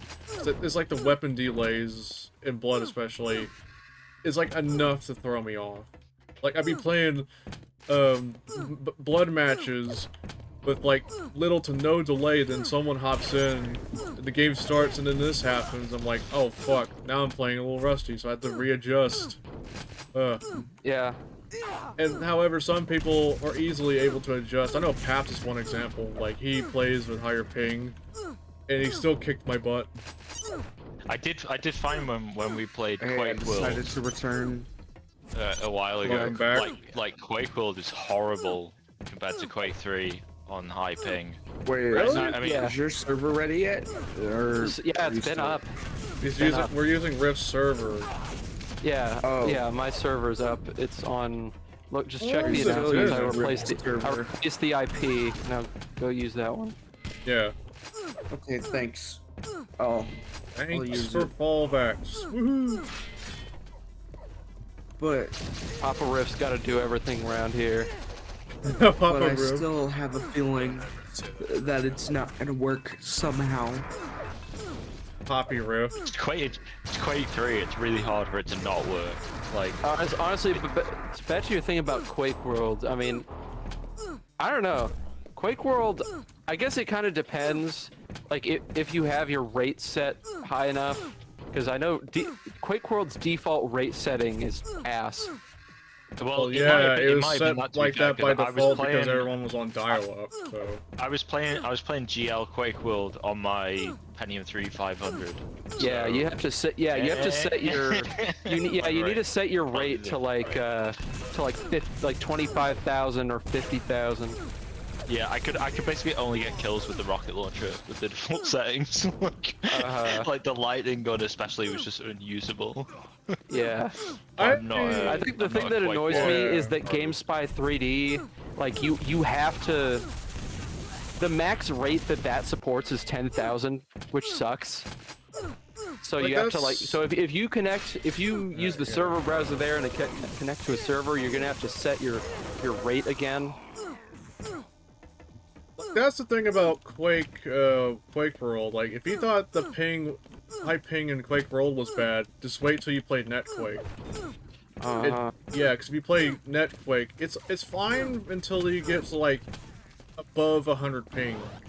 That's where you'll start noticing, like, oh, I pressed the forward key and then it almost takes a half a second to actually register. But then if you're playing overseas on a US server with 300 ping, it just takes a full second or two. And that is not fun.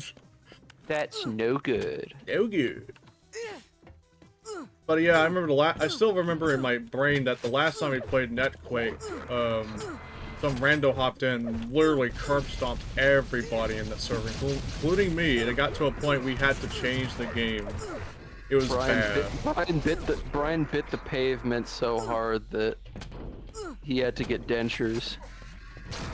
I broke my teeth because I got, like, curb stomped too many times at Netquake. You can't. Your teeth chomped on that curve, bro. That's crazy. But yeah, I think this was back in 2021. We just all agreed to switch to a different game because that rando kept destroying us all.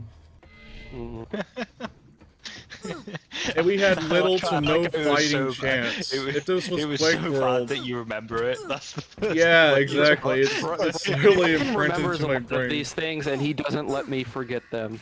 Like I'm. And I still hadn't forgotten about the one time I did a little bit of a Brian will crash. turn any bad game experience into like a traumatic experience, bro. It's crazy. I got PTSD for playing Alien Trilogy. And you just have level 2 autism. That's actually kind of true. 2.5. I know. actually. 2.5 actually.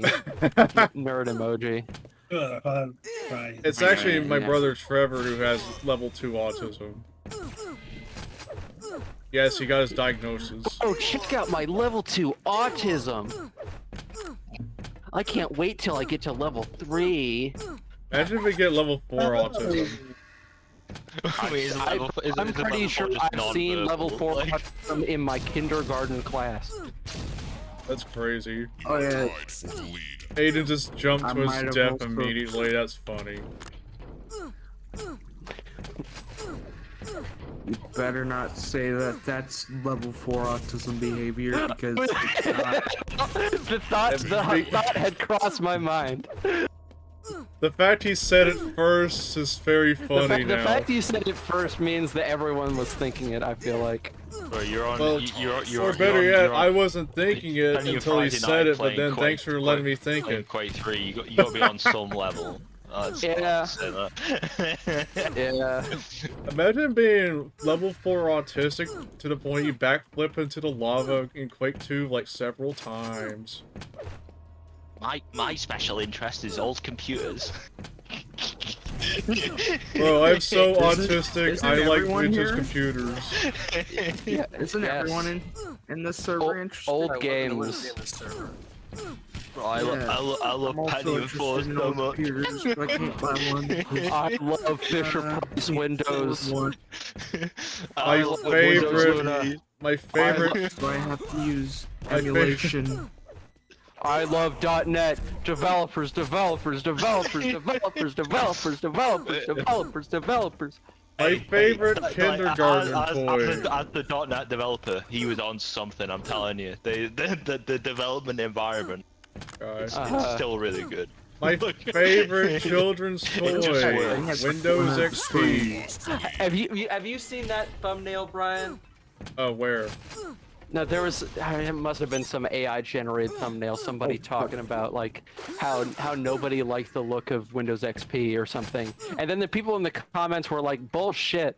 I fucking love that shit." That's You know what? Now that you mention AI, I gotta send you something really fucking you get cursed. to see people like apply revisionism to things that you lived through, and you're just getting like gaslit about something that you were there for, and you're like, no, Yeah. wait, what? Everyone liked Windows. What are you talking about? Yeah. Hey, Riv, prepare to die inside after you see this. Yeah. Guess No, who I'm this even fat in a dude YouTube is in this group where people painting? Use Windows XP. What about Windows XP? Okay, Everyone apparently there was a video You are tied for the lead. where someone was Actually, like, "Nobody I- loves Windows XP," and nobody loves And Windows yeah. XP. Who the fuck are they? Fucking Windows 11 supporters? You have lost the lead. And it's the current CEO of Microsoft, whatever That's- his Yeah, name yeah, is. Yeah, he- Sadio, He's just, yeah, he's just, whatever he's just, the fuck coping, it he's just coping because everyone hates Yeah. Copilot. So he's trying to deflect. Why You is can't- everyone hating on Everyone hated it Copilot? until we made Copilot. You can't spell Copilot without cope.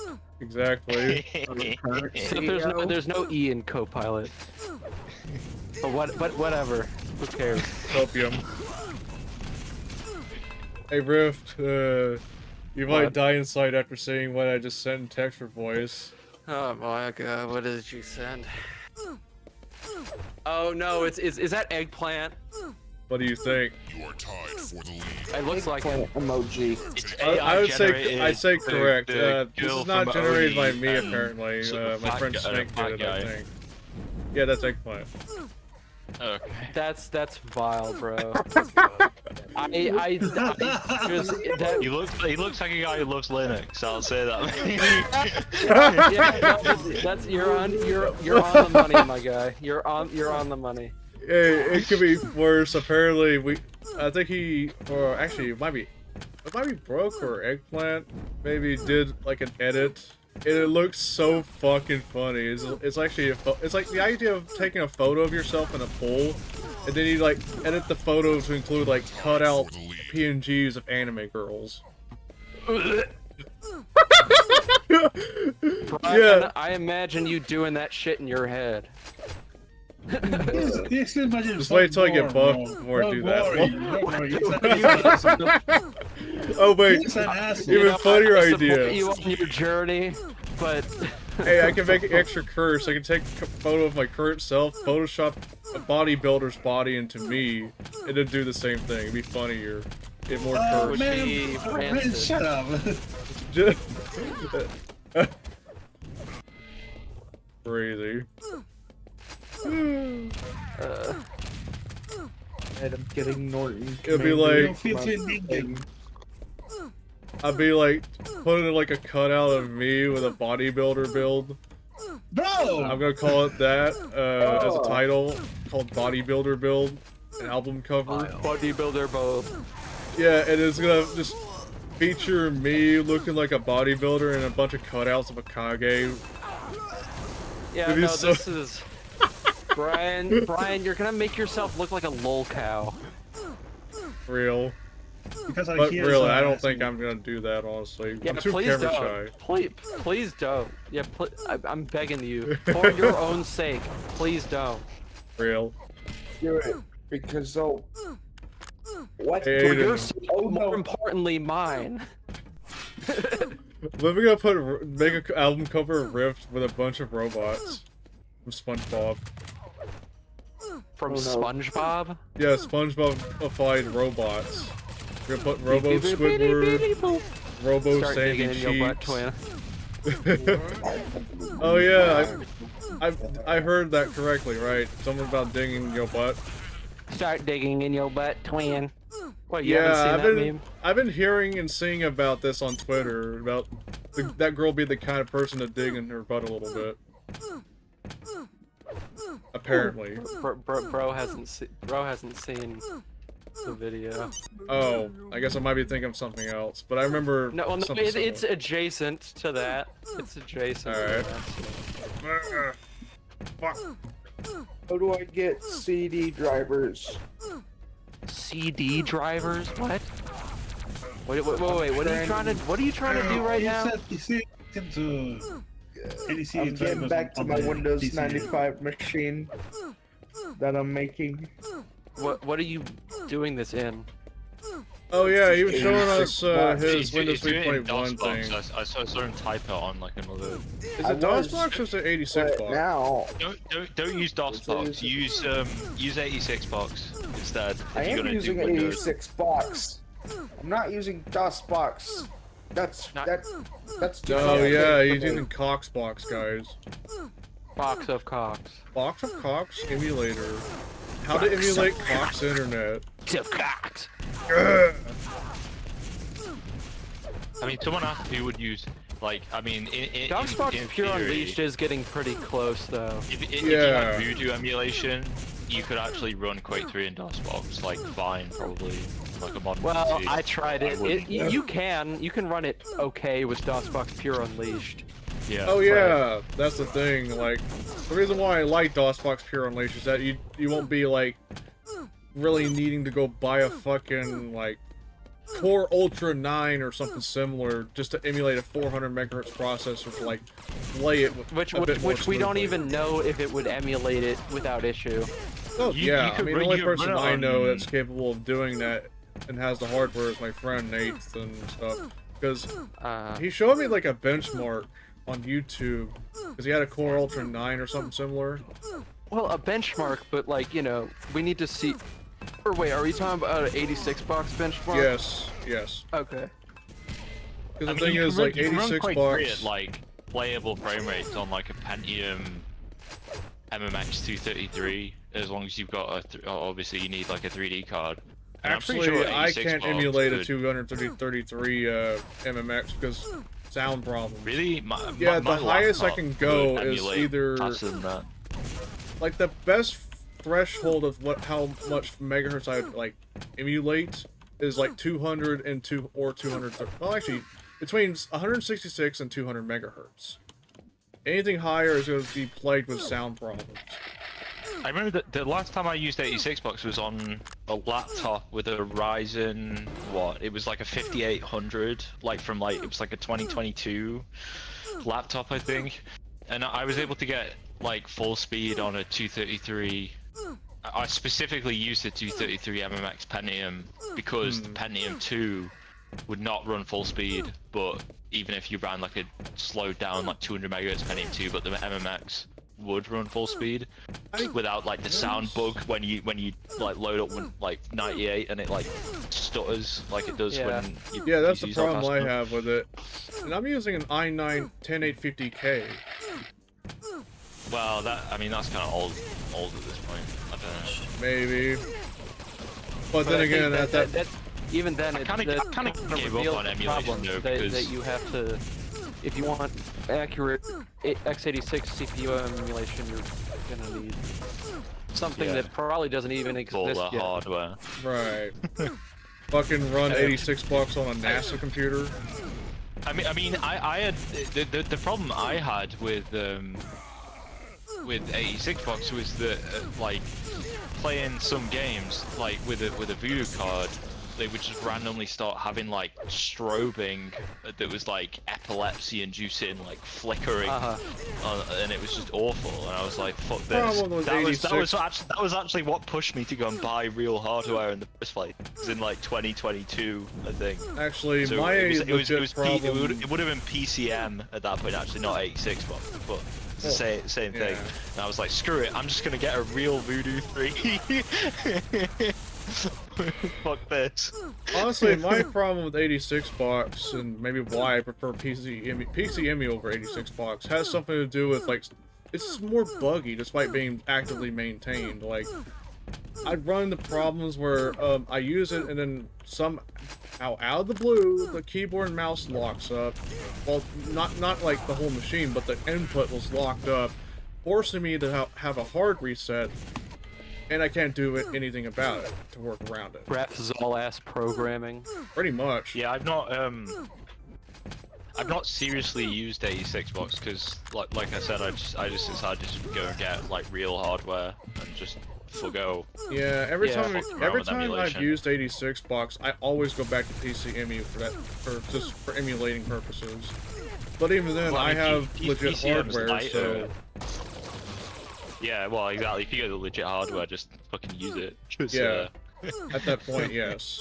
However, I guess I will point out too that I think my Hitman adapter has, I guess, shipped. I believe. Yeah, it's pretty much shipped at this point. That means once it arrives, I can finally hook up my USB mouse and keyboards onto like compatible hardware. And then I won't have to deal with old keyboards and maybe I guess don't have to readjust my preferences that much again.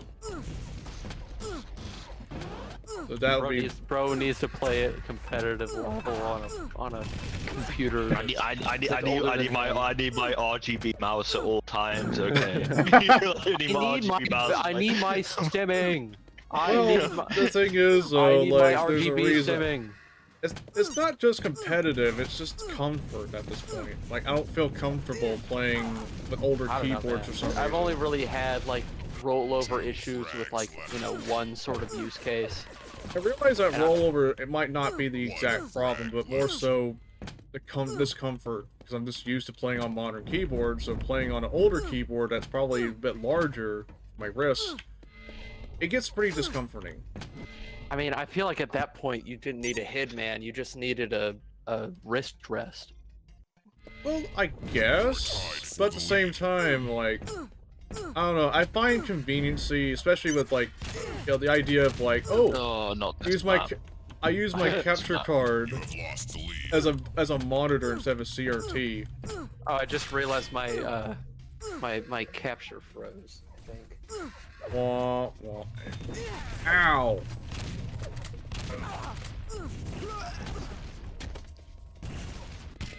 But yeah, I guess the thing here is, like, and if you had, like, USB keyboard support in general, you can... I mean, late 90s PCs had that.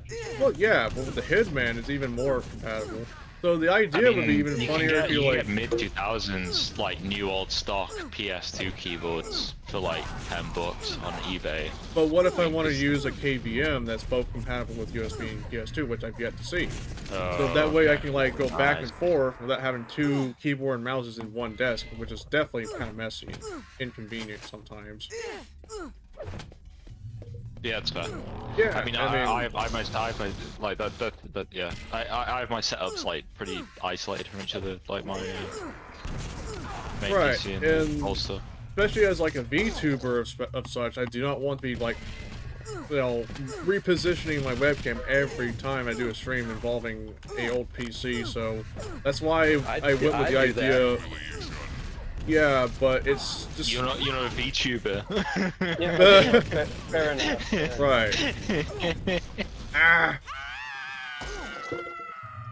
So, yeah, I don't like that idea of just repositioning every time because it's like, Yeah, no, that makes sense. That I think I've seen that Hitman thing, and it does look cool.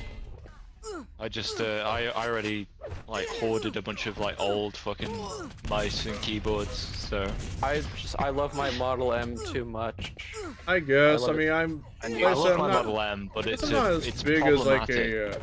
I guess I'm not as big as like a keyboard enthusiast as Rift. So I just like the, I don't know. It's I don't know. Vulcan It's springs are clicky it's and nice. this is stimming in its most pure, most ancient form. You have lost the lead. I guess like part of me is like. I'd use mine. I'd use mine more if it didn't have so many like weird compatibility issues because of how much power it tries to through the PS2 port. I don't know if that's Okay. specific to mine. I mean, or just I a just Model M use it issue on in like general. I only use my Model M on like my old PCs. Well, it's funny you say that because the PC where it's been the most reliable is my Pentium 3 slot 1, like the 1998 motherboard system. But then if I try and use it on anything newer PS2 port, like my Pentium 4 systems, it just locks up randomly, which is just really annoying. It might be a Unicomp problem. I don't know. 'Cause I mean, The problem is the power delivery to it. That's the problem, and it's like documented has been an issue with the Unicom model. But from what I understand, regular Model M's also have it, so I don't know. well, I think maybe early ones because I think there is a difference in power draw between the different revisions of Model M. Yeah, As- and the as Unicomp time is went on, basically there the was highest, less. I think. Yeah. Really? Well, it's too high. Like, I know for a fact that it's like too. It's like it just does not like a mid 2000s motherboard because they're the ones where it gives me problems. But 90s stuff, it's fine. So the problem is I'm swapping my setup around a lot, and I go between 2000s and 90s stuff. So I don't want to constantly swap the keyboard. So I've just settled on some HP PS2 keyboard. Is it the black and silver one? Yes, it's the black and silver. Yeah. Wait, is that the one middle I school used to computer use? lab keyboard. But it just works, so... Right, that's the it's thing I'm backup. after the most. It's like something that's comfortable and just works. So that's why I went with the Hitman idea. I have an eye for the finer things in life. Yeah.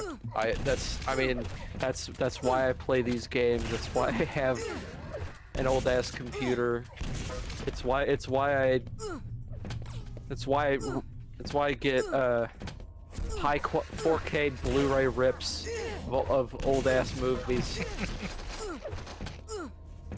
Finer things in life. Imagine if you went yeah, as far as to go download WAD files and make sure the dates are intact. Like the file dates, like. I mean, if you download them from like FTP servers. I mean, well, if it's in a zip file and you extract it with like WinRAR, then the file dates will be intact. Well, yeah, at least that. But there's also some cases where I've downloaded shit and they just did not have a zip file. It's just this file straight up, and you just lose the file date doing so. Well, I don't really. What am I gonna do with a file? What am I gonna do with a file date? You can look at it and be like, oh shit, this file is older than you. Exactly. Bro, most of the shit I like is older than me. Who cares? Really? This game came out a year before I was born. Jedi Academy, I'm playing that right now. Imagine just like, When oh did, yeah, when I'm did looking Academy at. come out again? 3. I was 2 years old when that came out. My sister was born the year that I was game like came out. about negative. I'm older than Quake 3. I think I was about negative 5 or 6 years old when Dwango 5.1 came out. Okay. I was negative 5 years old. Bro was. I was 700 years old when Duke Nukem 3D released. Real. Fucking Gandalf in the 90s over here. I don't know why I thought of Gandalf. I don't even know how old Gandalf is in the books. Old as fuck. If you don't know how to, If you don't know how frequently we would do fucking warping in Duke Nukem 3D was, you're too young. That was the thing back in the competitive Duke scene, apparently. Doing a lot of Doing what? doing a lot of level warping, like in certain areas of certain stock levels, just to get into places quicker. Level warping. Oh, are you talking about that weird sector thing? Yes. Like on the first level where you have those rotating lights that you can like get into like this like non-existent sector and brings you to another part of the map. Something like that. Yeah, I know one that actually like gets you to the jetpack area without flying up there. It's through the arcade area, right? I think where to get to it is like you have to get to the entrance, the door where it leads to the it had the room with the bathroom in it. It was like the room before we get to the one with the bathroom on it, the one you go to the ducks. The main lobby? Yeah, the main lobby room, yes. With the cash registers? Yes. Somewhere close. I mean, yeah, that. But actually, no, it's before we get to the entrance of the theater itself. So, I think what you'd have to do. The double doors that you have to use a rocket launcher to get in with. I think you have to like squeeze in at a certain spot, like one of those corners, and then close the door. Oh. Yeah, that sounds like the build engine. Yeah, then if it succeeds, you get to the jetpack. But if it doesn't, some cases it just won't work, or some cases you just get. I'm trying to remember where the jetpack is. It's a secret area that involves flying with the jetpack to get it. You have to fly with the jetpack to get the jetpack? I guess. It's weird, I know. Wait, are you talking about the one where the turrets are? Yes. Oh, that one, yeah. Okay. That one turret, yeah. Yeah, I know that one. And I remember a lot of pros would use that fucking warp to get to it quickly. Quickie. Duke Nukem doing a quickie. Yeah, with his jetpack. Dork Jorkum. Dork Jorkum and his fucking steroid abuse.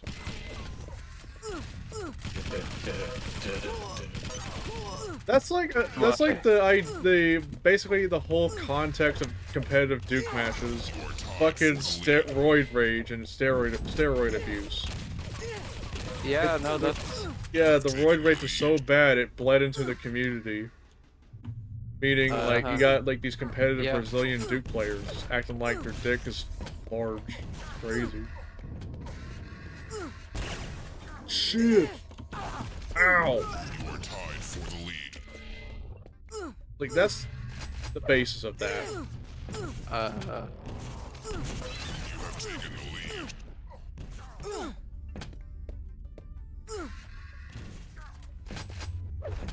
Got a warrior. Ow. I hate that map so much. Why? I just fall off it all the time. bro, you fell off.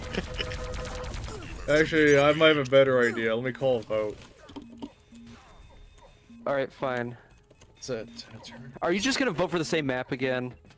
I think this one might be what I'm after. Hit yes. Hold on. Yeah, everyone hit F1. Alright. Let's see. Is this the... Yeah! Yeah! Have fun. Oh, hell yeah. Yeah! Let's go! No!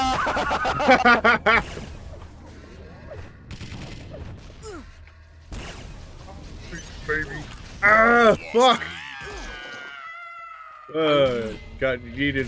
Thanks for BFG. Hold on. BFG blast. Yeah, I get him. Yeah, look at you, baited idiot. See, this map is. I love that in multiplayer level design. I love hazards. I love hazards so much. I love stage hazards. I love traps. I love. I don't remember if anyone's ever recreated this in like Quake World. Pretty sure. I imagine it wouldn't work as well because of the way that Quake World jump pads work compared to Quake 3. Oh, yeah, probably. While I was browsing for Quake 3 maps, I found a conversion of Blood 2's Area 15. Yeah, that exists, but it's pretty different layout. And I thought, I put it on the map rotation before I found out my server decided to take a massive shit. Take your shit. Thanks, Linux. Like Linux moment. Didn't ruin your day. Like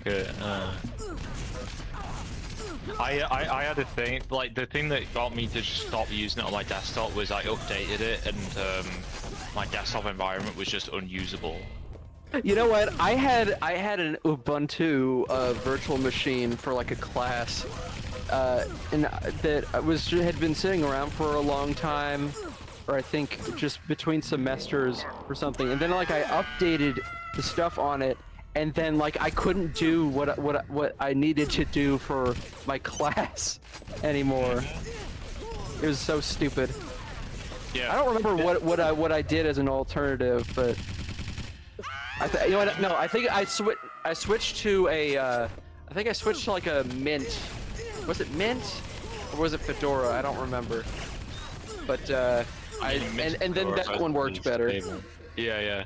I mean, this was a couple of months ago, and I don't even know. I can't even remember how. Like, I think I fixed it, but it's like it took.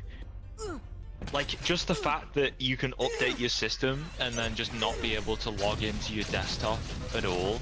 That's unacceptable. Like, for like that is unacceptable as a user. Yeah. like I don't have the patience to put up with that anymore. I'm not a teenager anymore. It's like, bro, I want to use the computer, please. Yup. Cause see that's kind of the thing about Linux is kind of like is more like a project car than it is something that's for everyone. It's almost like the idea of like being a car enthusiast, but no, we're an operating system enthusiast, Linux enthusiast. Well, no, it's not even that. It's more it's like the specific operating system and comparing to a specific car. Oh, brand wise. My favorite model. Oh. You guys know my favorite operating system is a Honda Civic. Oh fuck.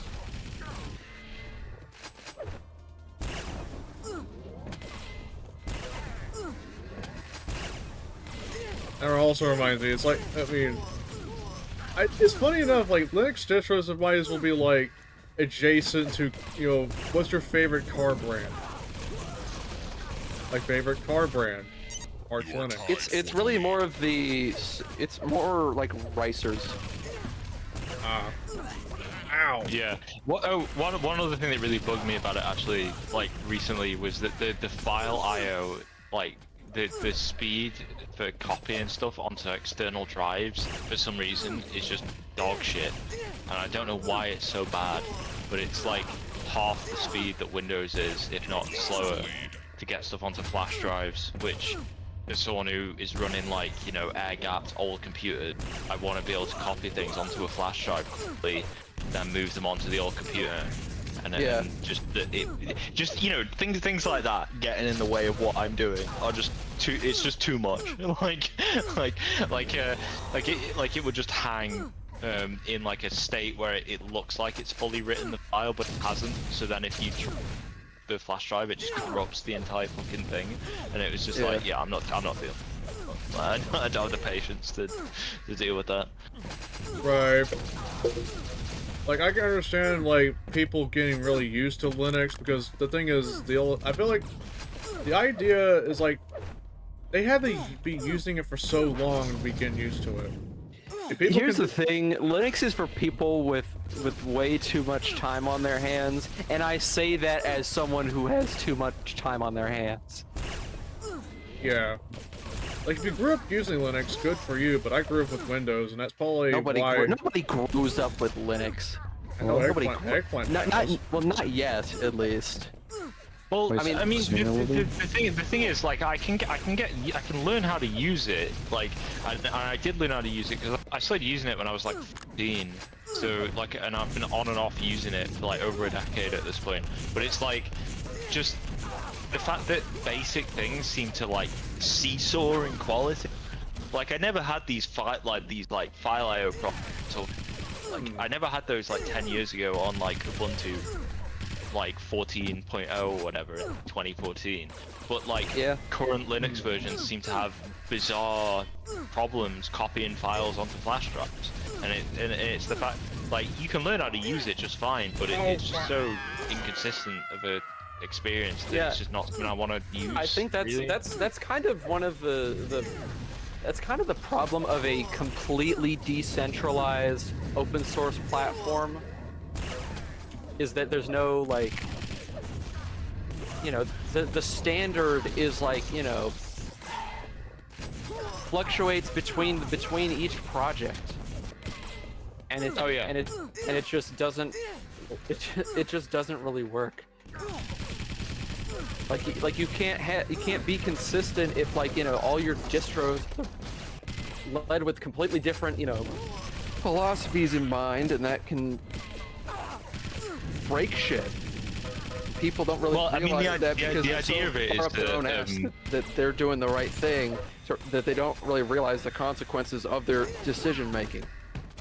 Yeah, I mean the kind of philosophy behind the whole like software stack is that like it's a bunch of interchangeable components. But a lot of the problem with like modern Linux is that like you have all these different products that are just not respecting that philosophy. So you no longer have all these interchangeable components. You just have these different distros that are all just doing their own thing, and then it becomes kind of a shit show.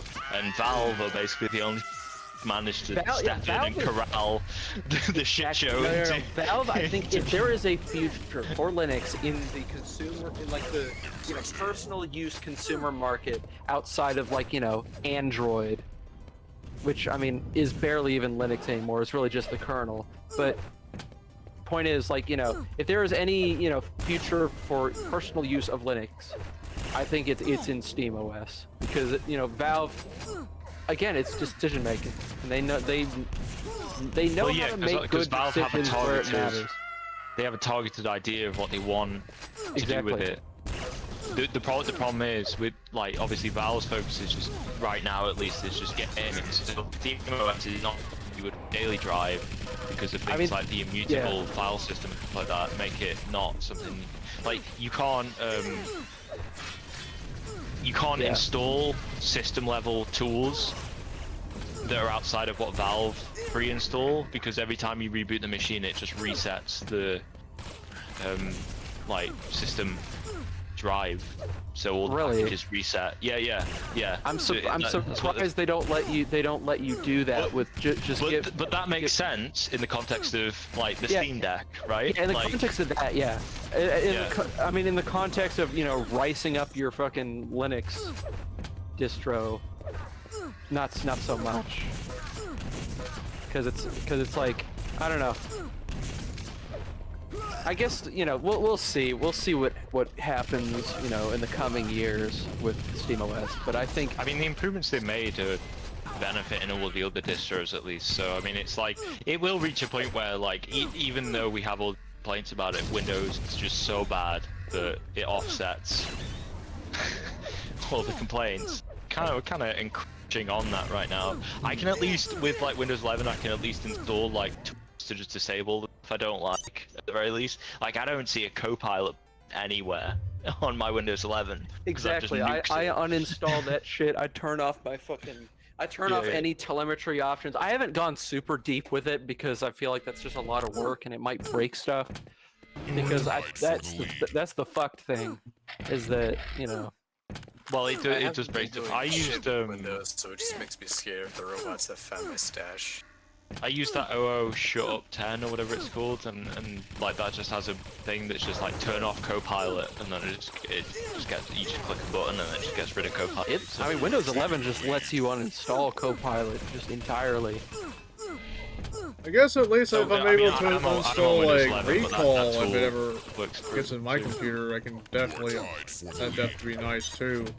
So at least, yeah, I know they try to like force that shit, I recall, but there's still ways to disable it, funny enough. Even if it, I don't remember if my computer has that or not. I'll need to check. I think only certain PCs actually. I think only PCs that have like a quote NPU in them can actually. Yeah, I even think use that's where they get the recall thing. recall feature. Yeah. So, like a standard desktop PC, I don't think can even run it.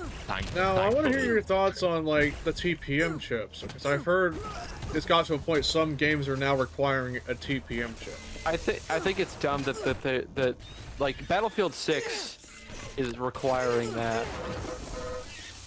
Yeah. If you look into what that is, it's basically just like the bootloader has to come with like encryption keys that basically say, yeah, this legit bootloader, and that's basically it. Like, it's not actually that like invasive, so I don't know. Well, yeah, it's not invasive, but I think it's really, you know, what the fuck does that have to do with the game?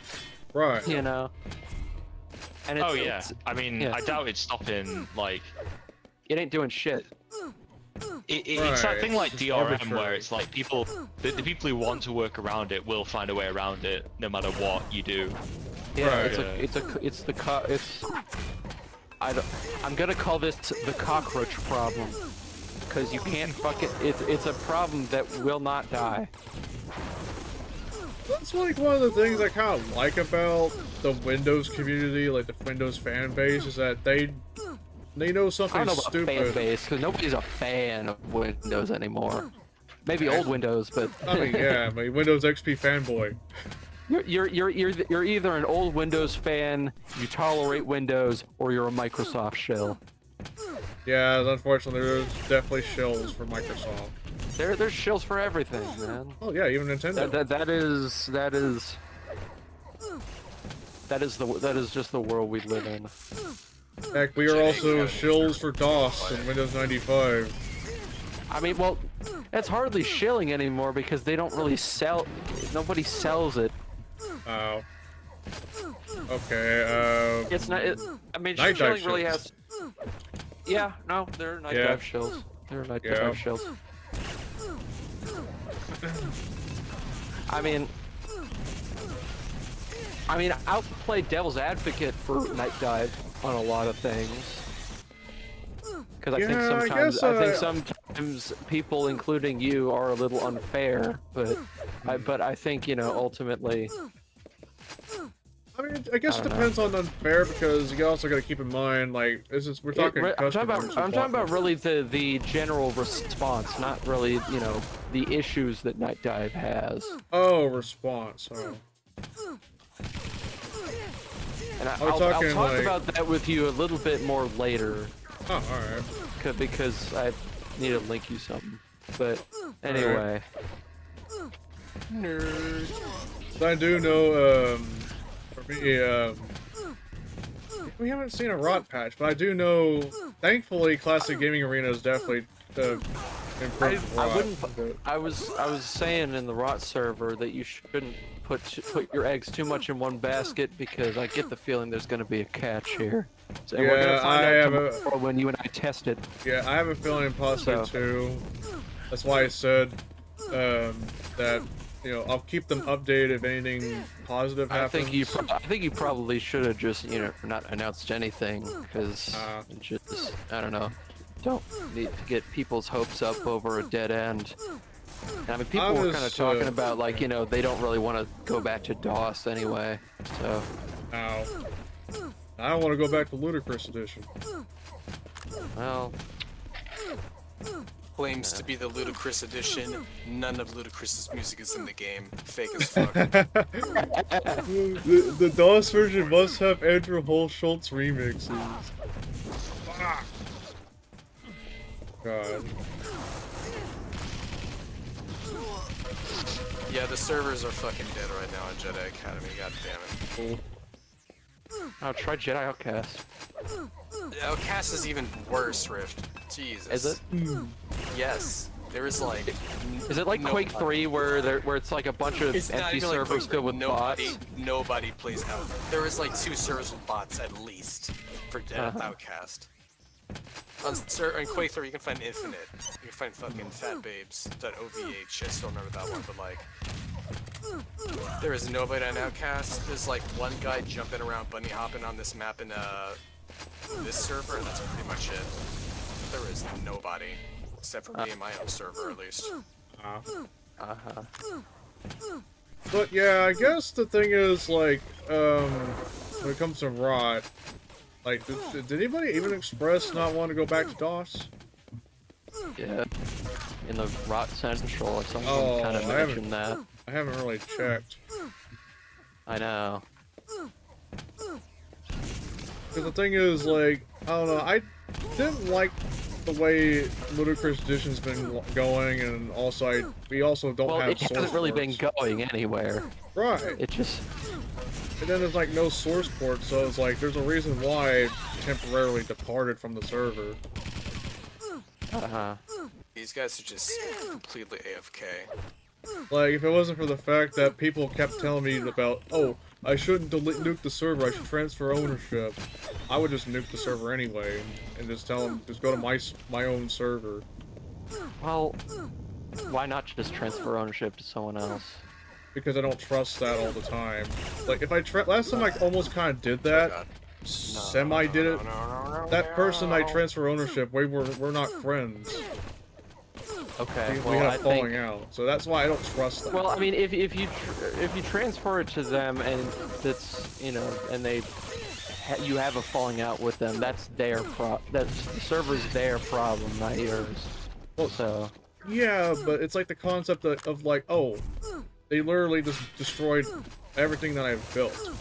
That kind of feeling. Oh, I wouldn't. That's why you don't really put all your eggs in one basket.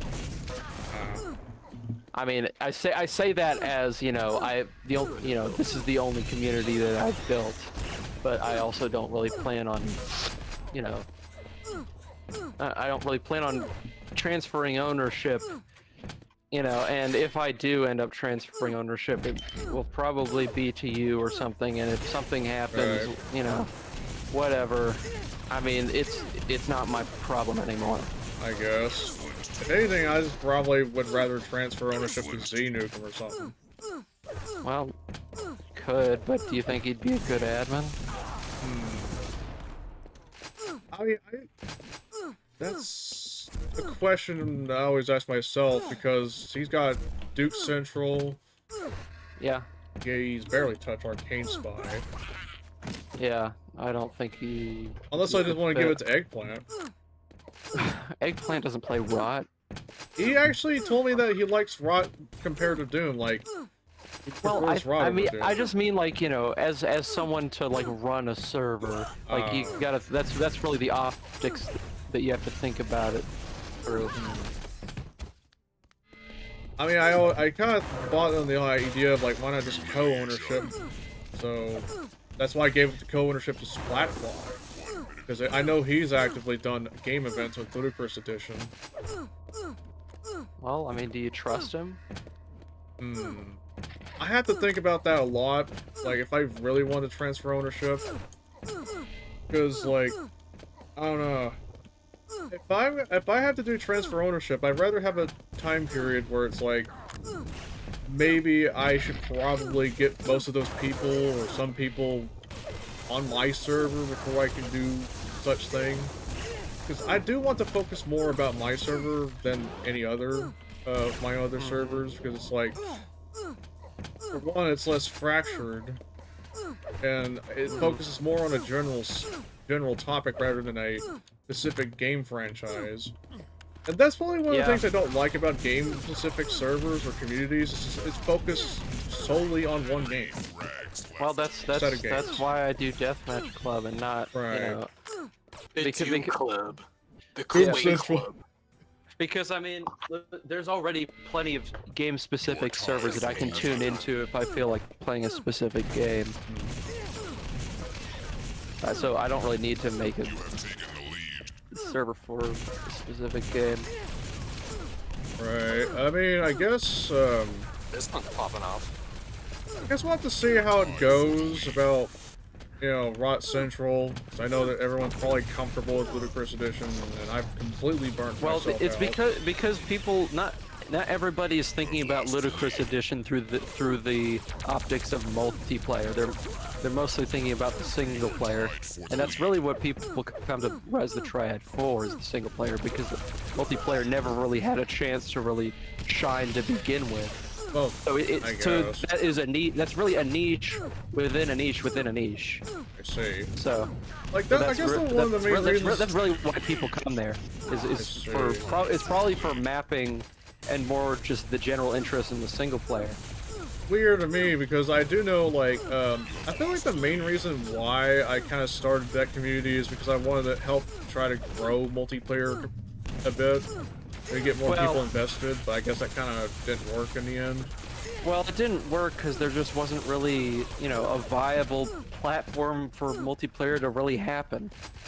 Right. And, I mean, you know, I mean, if you were doing something like, say, you know, pretending that the Outlaws community Discord doesn't exist, you know, if you made one for Outlaws, you'd and you know, use like IPX wrapper to set stuff up, you'd be in a much better place. Because that's how I kind of felt that when because like, that game has more robust netcode, and you know, people like people like playing that game. There are plenty of custom levels that people make for it. Rot just doesn't really have that because again, Rot is a much more limited game, which you know narrows its appeal. I mean, I'm gonna be honest. I'm not. Like, as someone who came to Rot basically through the fact that it was on a demo on a Duke Nukem 3D CD I had, like, I did not find it that compelling, like, ever. Yeah, I mean, and that's like, just it. Yeah, it's an acquired taste. It is a cult game. It's like I'm trying to think of like a film equivalent.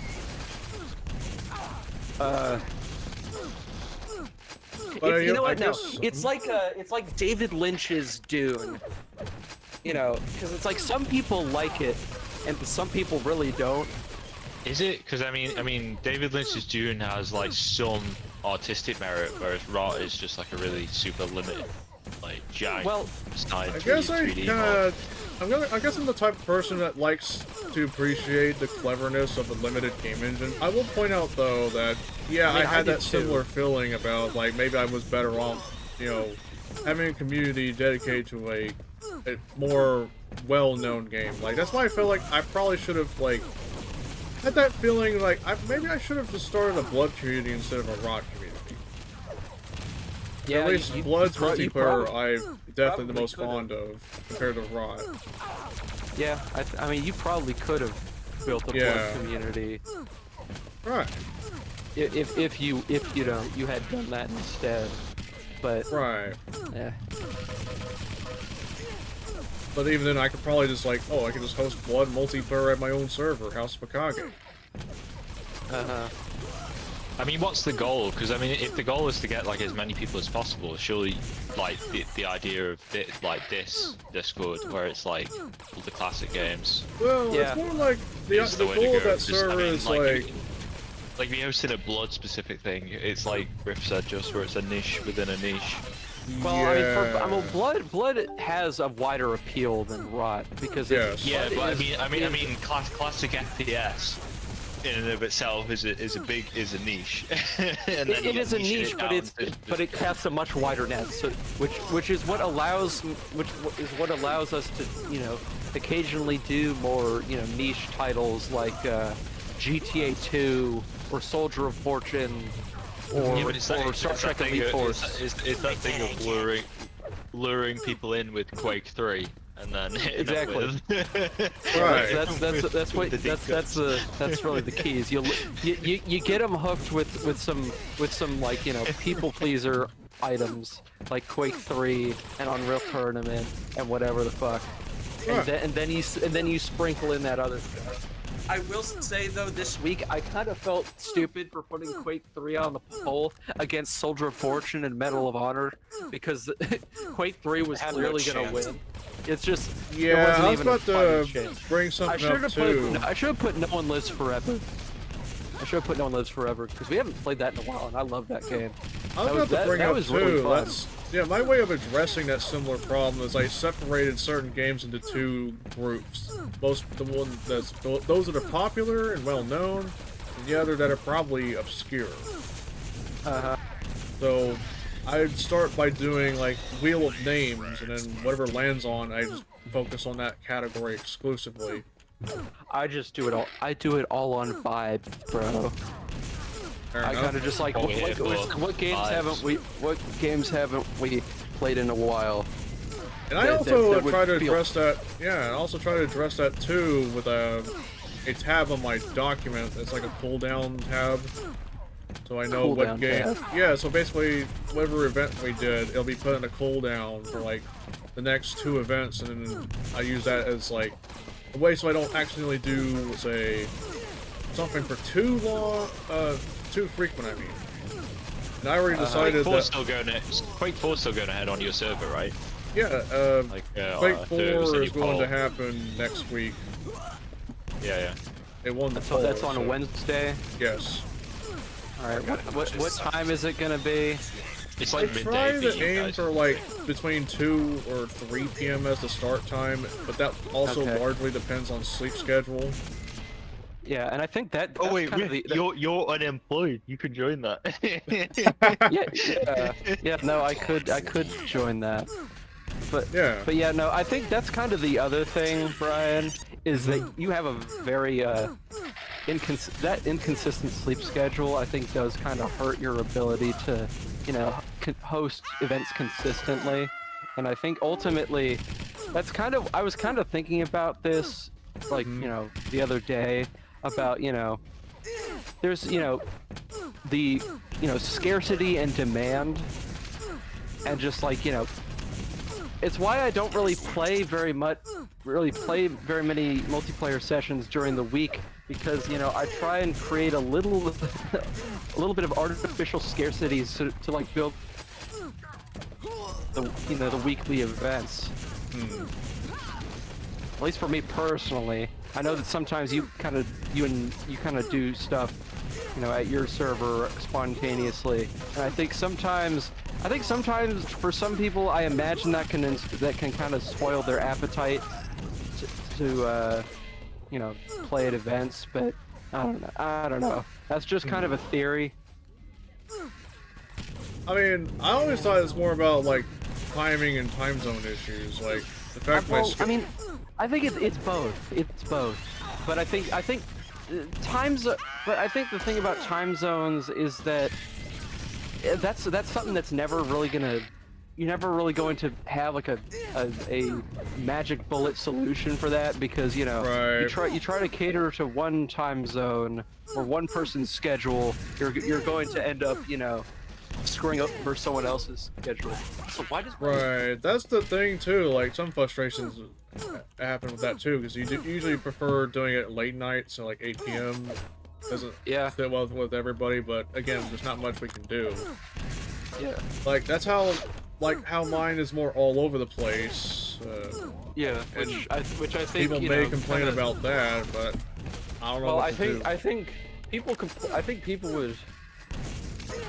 I don't know how many people complain about that, but I mean, I think that really shows. I don't know what kind of turnout you get with those, your more sporadic sort of start times. Well, that Unreal Tournament turnout was pretty good. It was Yeah, it went 9 pretty people. well at 2:45. Okay. Well, actually, not 2:45, 3:30 p.m. We had 11 players, 12 players, I think, and that was definitely a good result.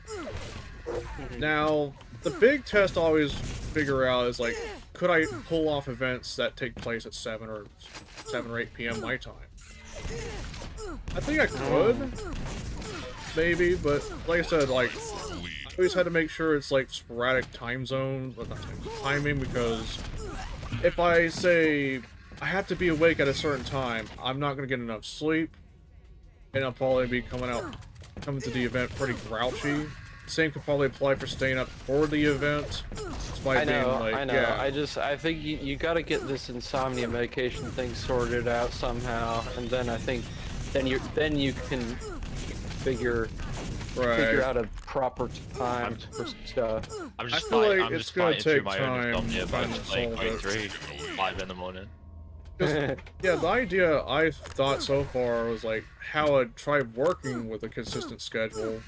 Sadly, mine got fucked up because my stomach got upset due to like drinking orange juice. Yeah, apparently I was doing somewhat well with the alarm clock route.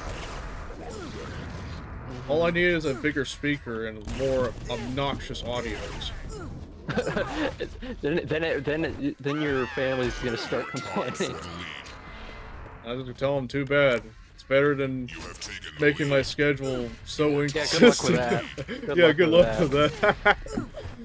No, I'm talking about you. Good luck telling them too bad. See how long that lasts. I mean, hey, at least it's like, hey, how would they feel if I start waking them up, like after 6 hours of sleep? Well, it probably is waking them up. Well, I don't know what their schedule is, so. I mean, I guess, but you know, it's not like I had an alarm set at like 3 in the morning.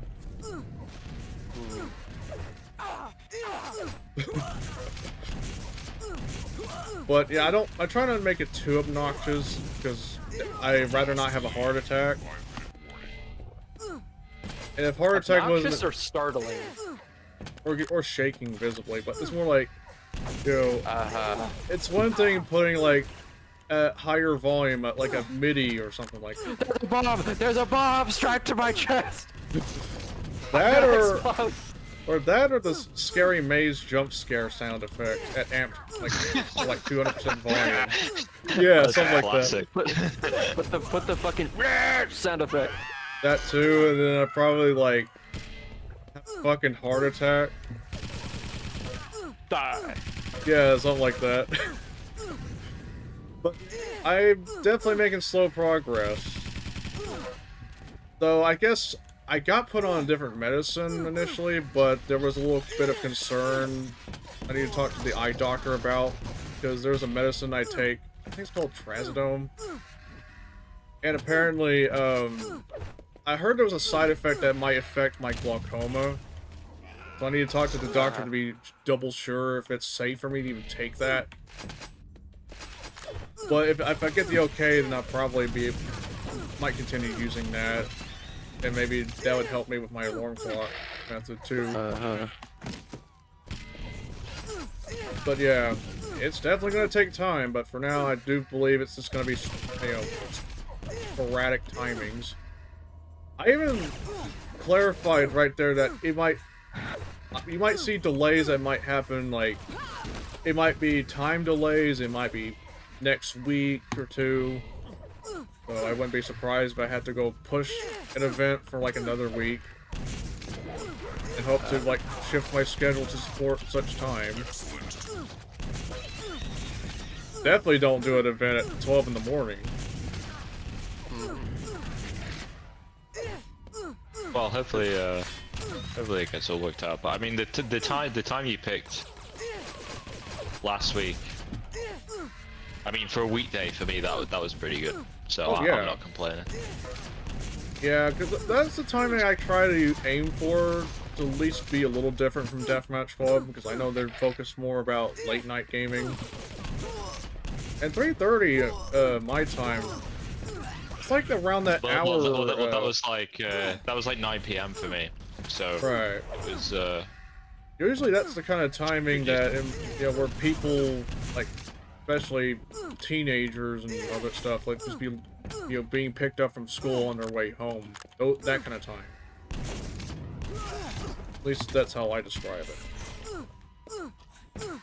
So, yeah, it's definitely an interesting timing too, because, like, for example, if I was still at school back, if I did events much earlier and all that stuff, I'd be like going home from school on time to probably do an event.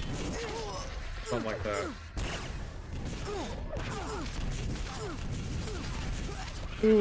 I'm gonna be honest, the last people I want to talk to at this point are teenagers, but... Oh, yeah. Hey, Smokey, what are your thoughts on Aiden, lol? I did find it funny when he was pestering for your regular VC. I saw. Yeah. I saw that. He annoyed one of your I mods. never forgotten that funny moment where I was like, this is back when we were talking about the pizza in the microwave topic. Oh my god, bro. Aiden would be like, yeah, calling me stupid for leaving pizza in the microwave. But then I did a counter where he's like mentioning that fucking time he had to like a grandma trying to teach him how to use a fucking computer, like classic gaming arena. I don't know. Brian, I'm gonna be real with you. I'm gonna be real with you. Yours was worse. Leaving stuff in the microwave is way worse. Because the thing is, the computer thing, that's everybody. That's fucking everybody. Everybody. I guess. I mean, hey, imagine nobody knows how to fucking use a computer. What if it could be worse or too, even more worse. Imagine if I just cook a pizza while it's still hot, put it in the refrigerator while it's still hot. That would probably crack the glass on the shelf. Exactly. Or just make the food sour. That probably depends on the food. Sour? Well, yeah, like putting already hot food in the microwave. Not microwave, the fridge. I guess it depends on the food, really, but that maybe it can kind of screw up your fridge a little. I think if you do that. That too, mostly. I'm gonna pour cold water on a coffee pot that's already hot. That's an awful generally best to like your pizza hit room temperature first. Yeah. And I remember I was lectured before I started using coffee pot. How does this relate to that guy you just mentioned? Aiden? I don't know, because we were clowning on Brian leaving food in the microwave for multiple days. And then Aiden like tried to clown, and I clowned on him back for like not, for going grandma mode. Yeah, trying to set up CGA. I thought it was funny, nonetheless. Watching him set up anything is really funny. What do I do now, Brian? How do I open file browser? Is he one of those? They look at the save icon and they're like, "What's that?" And we all know it's a floppy. I don't know. Is that the save icon in real life? Save icon in real life.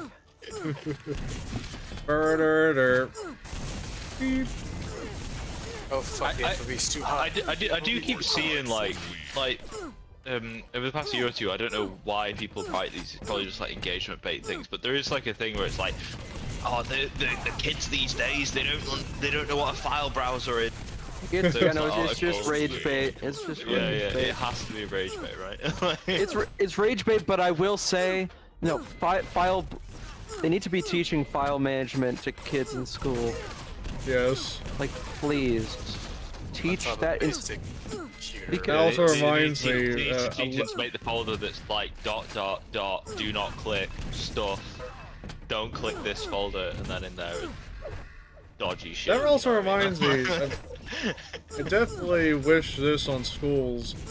Stop buying Chromebooks. It's so gross. They're so scared of kids fucking going in to play video games and log on to Discord, and then they grow up and they don't know how to use a fucking computer. Yeah, the thing is, like, Chromebooks are so fucking hideous to work with. Playing Halo Custom Edition in the computer lab. Hell yeah. One of my friends try to pass off Halos. Man, those were the times too, back when I was at middle school and even junior high. Actually, mostly middle school. I would go to the computer lab every, like, beginning of the day. And then, by luck, I was able to, like, play Descent 2 with a few people, special ed people, and even played One Must Fall 2097. That's crazy, because like when I was in like probably middle school age, I used to load up a flash drive with like, well, Adobe Flash files, funnily enough. The weird part is, I did a similar thing. Play those. Doing something similar where I bought a flash drive full of games, like abandonware games. And I remember playing Crush, Kill, and Destroy Extreme on one of the computers. I remember that was like the only time I brought a flash drive to school, but I was told not to do it again. unfortunately. Yeah, but I guess it's funny that the IT supervisors used to come around and be like, all the people playing games, go away. yeah. I guess I can kind of understand a little bit because I mean, there's probably gonna be fucking bad actors somewhere just bringing flash drives full of malware and hacking into school computers and all that shit. So I understand the concern, just a bit. Brian brings trash flash games to school, asks to leave the flash drive club. Oh no. I put inappropriate game in flash drive. What shall I do? I saw recently actually like a bunch of the old Flash games I used to play. Like the people behind them have been putting them on Steam recently. That's just cool. kind of neat. I ran in. Well, yeah, I know about Flashpoint, the archive, but Beautiful Rift. They should collab with, or they should like collab with Internet Archive. Or what's it called? What's the other Flashpoint one? might as well be Proto the Web. Internet Archive of Swifts. Swifts. We even have. We know My Rafflecopter goes Swift. Also reminds Proto me, Web to get all of Flash sites up. I know they've got like one or two of them, but they're all from like the early 2000s, like 2003-ish, right? On Proto Web. But all the best Flash games are from like 2007, 2008. Yeah, that's our era. Yeah. I think I remember, like, funny enough, back in junior high, I remember, like, I think I may have played a tad bit of Quake multiplayer with some people at the school. And on top of that, I remember playing Duke Nukem 3D multiplayer with a friend. All it took was using a web version of DOSBox, and the fact I just ran my own fucking IPX server at home and connected to that. Yeah, it was fun. I'll give it that. Given we didn't have that fucking, like, we had to disable blood, we had to make sure no sexual content was shown. So, there's that. You sure had me when I was a kid. I was given the family PC LimeWire viruses. I don't know fucking IP. I remember giving my family's Windows 7 computer a virus when I was trying to download the Minecraft Aether mod. God, I remember, like... I actually remember what it was. I tried to download off LimeWire. It was like Hitman Contracts or something. It just... You know what? I need to get some more CD cases because I need to burn like a copy of Hitman. Oh dang it! I missed tonight's session. Was too busy playing PS2 race games. It's still going on. We're still playing right now. Yeah. You can still join in game. Yeah, you better get in quick because it's getting late. Hot and late. And I need to teach Rip how to use the Force unwillingly. You have no choice. You're compelled. That also reminds me, I remember, like, bringing a Pentium 3 laptop to school in hopes of doing some sort of LAN thing, Quake 3 and all. But then I had trouble connecting to the school Wi-Fi on such an old Wi-Fi adapter. I remember getting very upset about it. I mean, honestly, I'm not surprised at all that that happened. Because of just how locked down school Wi-Fi typically is. Right. And, you know, this is before I probably should have realized I should have gotten, like, an Ethernet switch instead. The funny part is, like, I got my first Ethernet switch because I would have the idea of, like, oh, I'm inviting a friend over to my house to play, you know, older games. But then I guess that friend and I had a falling out, and I guess I instead used that to, like, better hook up my other devices on the wired internet. I fucking stopped caring about wireless internet. It's so garbage. It's fine. Wireless internet's fine as long as the network is fine. But mind you, this is back in like early to mid 2010s. I know Wi-Fi back then was probably... never mind then. Yeah. Never mind then. Yeah, fair enough. Yeah, like we had an old Linksys router. This is like back in early the one that your ISP gave you. Probably. I do know, like, this was like early to I mid would think of 2010s. Linksys. Usually think of either the network card I'm using right now, or the like shitty routers that come with that your ISP like gives you or gave you like in the 2010s. Literally the only network card, by the way, that hasn't shit the bed when I've tried to play on CGA. I don't know if it's been a long while since I actually played on wireless, like games on wireless, but I remember like the Linksys router definitely was so, it was not fun to use. But I know sometime after I went wired and stuff, I think they upgraded the router to like a Netgear one.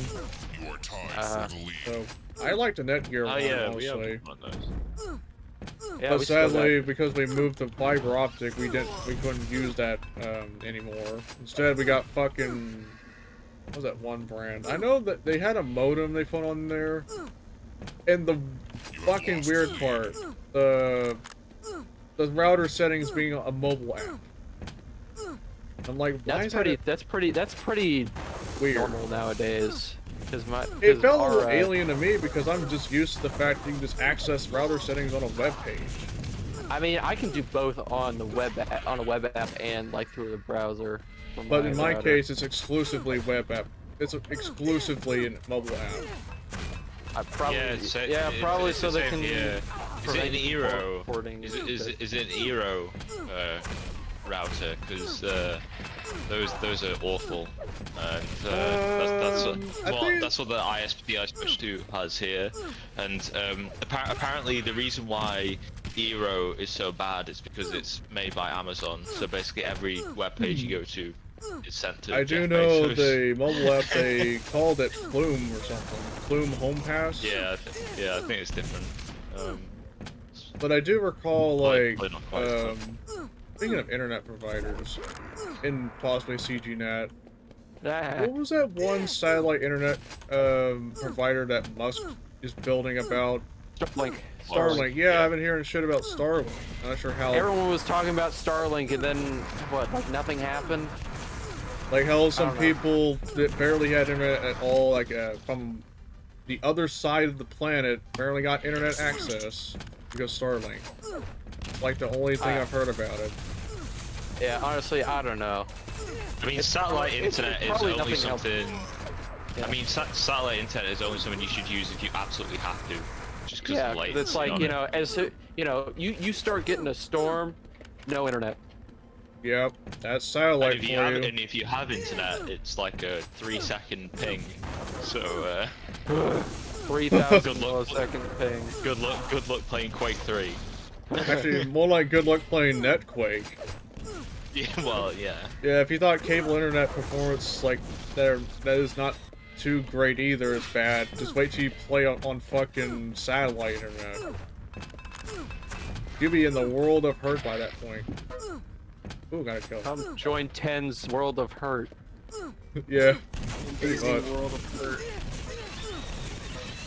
But at least I mean, funny enough, I don't know how the dial-up multiplayer experience was because I wasn't around during that time. Well, but I imagine, if I were to go by some screenshots and old screen grabs, people, triple digits was the norm. Yeah. Unless you were on LAN. I can imagine there had to be a lot of stomaching, a lot of that stuff. I mean, there wasn't any stomaching because that was just how it was. I mean, a lot of it was like, holy shit, I'm connected to people on another computer, on my computer. I guess it makes more sense. That's really what the novelty of the time was. It was people didn't really care about, frame rates and packet loss. They were like, holy shit, I'm on the internet. I'm surfing on the internet. Yeah, I was thinking, I wish there was any modern technology that could just give you that, like, state I guess it makes like, where is it? I guess it kind of makes a bit more sense when it comes to, like, the fact you probably weren't really aware of T1 lines, and maybe you didn't come across somebody who had such a thing at all. T1 lines were like thousands of dollars. Yeah, stupid expensive. You had to be fucking loaded. Yeah, that's the thing. And if you had T1 and all that stuff, you definitely would outperform. You had a leg up over everybody. Yes. You had a leg up over everybody. That's the only reason that Elon Musk's Quake team ever went to that one M-player tournament. The funny part is that how Joe Rogan would bring up the idea that, oh, he paid this much to get T1 line just to play Quake multiplayer. Yeah. And then realized, oh wait, Quake's netcode kind of sucks. Was Rogan even familiar with Quake World? I have no idea. I don't know. Bro's a geezer. Probably doesn't even. I don't know. I mean, given how old he is, I get the impression it was probably Quake 3 when he was about Quake. It couldn't have been like Quake World, surely. He probably played on M-Player or some shit. Yeah. I saw him talk about it like 10 years ago. Yeah. Like one time. Yeah. Oh, and there was that John Carmack interview. The John Carmack interview. Yeah. Literally the only good Joe Rogan episode. Yeah, no, pretty much. That's like getting saying something because I feel like Carmack is kind of just, I don't know, feels like he's kind of sold out. That Jace Hall interview, and even Stevie says about Carmack, literally. I did like the Jace Hall interview so far. I also liked Kevin Killstrom's interview too. Well, those weren't Joe Rogan. We're just talking about. I know, Rogan just talking about interviews. podcast in general. But yeah, I don't watch. Where did Jace Hall get? You shouldn't watch him. Just he does not deserve the amount of watch. I mean, at this point, no, because he became a sycophant for. Yeah, he became a sycophant, but I could tell from the beginning that this was where it was gonna go. And I knew that a decade ago when I was a stupid teenager. The other funny part I know about Rogan is like, he also had videos of him reacting to shock sites before this whole podcast shit. Like he watched. Maybe pull up that one shock video. 2 girls, 1 cup. Oh. Yeah, no, I mean, God, the guy was the host of Fear Factor. That's pretty on brand. Yeah. That's crazy.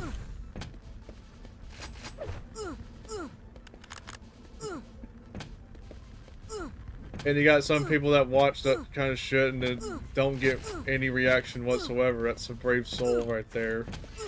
Oh, I think that's either a psychopath or just someone who's already, been, seen so much shit they got, desensitized. Mm-hmm.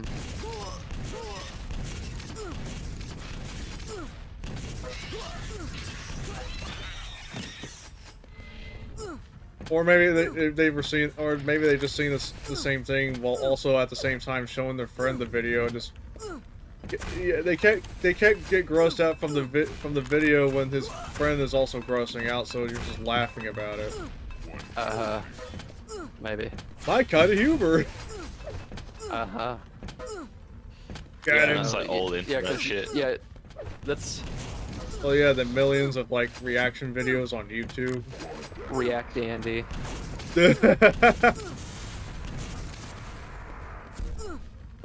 And that one time I also like had to Rift watch Shoe Knight swallow earbuds. I'm trying to remember which video that was. Is Shoe Knight the alcoholic dude, or is that someone else? It's that guy who's known for like eating glue and stuff that probably should not have been eaten. Okay. Stuff that, anything for views. Yeah, he ordered like try to swallow his own earbuds. Oh, that one. That one. Yeah. That one was. Yeah, no, I didn't like that one. I laughed my ass off, but I heard you gag. Brian, that is level 2.5 autism right there. That is, it is. Hey, bro. Laughing at people gagging in disgust is incredibly autistic. Exactly. You want to see some sick shit. The one kid at the lunch table that nobody wants to talk to. I'll never forget the time where I made Rift gag when I was like bringing up stuff about King Ass Ripper drenching his pizza with like gravy and shit, sausage gravy. And all stuff. That is pretty disgusting. Though. Yeah, then you brought up about that wasn't it wasn't gravy, it was ranch, and he brought up the whole ranch pizza thing. Yeah, no, because I remember seeing a video of some guy in his underwear dipping a whole ass slice in like a bucket of ranch or something. Oh God. It's fucking foul. It is foul. It is pretty. Yeah, foul. I mean, that's too much ranch to be enjoying a pizza with that. Jesus Christ. Tell that to Brooke. Or is it? I mean, if you give me a bucket of the like Domino's garlic. All right, yeah. Because Domino's garlic is different. That's different. Would you drench your pizza in Domino's garlic? That's different because it's not like it's not a gooey sauce. It's not like ketchup. It's not like mayonnaise or ranch. It's more watery. Or it's close to that. Yeah, okay. If you want watery, I have suggestions. Dump a glass of I don't want to hear them. Dump a glass of water on your pizza. That would do nothing. That would do nothing but make it soggy. That's the point. It's so watery and soggy. That mess only affects me, Brian. Why would I do that? Because it's funny. Because it's funny for you. Why exactly. would I do that? I wouldn't do that. I spent money on my pizza. I want to enjoy I want to get my fucking money's worth. Nah, you must ruin it. There's amusement. Hey, I mean, you must ruin it for my amusement. It's not funny when you're the receiving end of it, but it's funny if you. Yeah, Brian. Basically, the whole. Are you seeing why this just doesn't work? It just doesn't work as a joke. Oh Christ! I don't know. It's so stupid. It kind of wraps around. It wraps. Yeah, it wraps around, but like only kind of. Hey Rift, what? you might like this food experiment. Have you ever dipped your cookies in ketchup? That sounds familiar. I feel like I've seen some video of that or something. It sounds. You'll probably be shocked because I know. Brian, this sounds. You know what? No, Brian. This sounds like something you've done. Have you done this, Brian?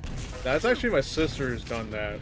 Of course. Yeah, no, of course your own flesh and blood would do it. Of course. And even I thought that was gross. But yeah, she did it. She had that once. Never again. How old was she when she did this, bro? Young. She was pretty young. How young? I think. Like what? 3? Preteen, yes. Or somewhere around there. It does sound like a stupid kid. Yeah, no, that sounds like the time. It sounds like when I was like 2 and I would eat napkins. Which I think I only did like once. Or like mixing water with milk. Because again, I was 2 years old and like. Well, I remember one time I had a little bit of a food experiment where I was like eating like turkey and cheese. Yeah, turkey and cheese sandwich with barbecue sauce. That really doesn't sound that bad. Oh yeah. That really doesn't sound that bad at all. I mean, turkey is so bland. You can just throw anything on top. That's why I don't really like Thanksgiving because Thanksgiving food's kind of not my speed. It's a bologna and cheese with barbecue sauce. Bologna. I mean, we don't have Thanksgiving here, obviously, but well, like yeah. Christmas turkey, like sucks ass. Like it's just garbage. Yeah, like... no. my family, we do a cool thing where we do fondue, which if you don't know is like dipping various like bite-sized food into like a pot of melted cheese. Sounds interesting. Oh, what about it is the best is the only family tradition that I give a shit about. But yeah, like there's definitely like weird food experiments. Yeah, we ditched the Christmas turkey a while ago, and now it's like it's so bad that I guess I have like Sonic's fucking peanut butter bacon burger imprinted into my brain. Peanut butter bacon burger. Yeah, peanut butter bacon burger. And I remember thinking to myself, that sounds like something a pregnant woman would pretty much eat. Thing I've ever heard in my life. No, you're 100% right.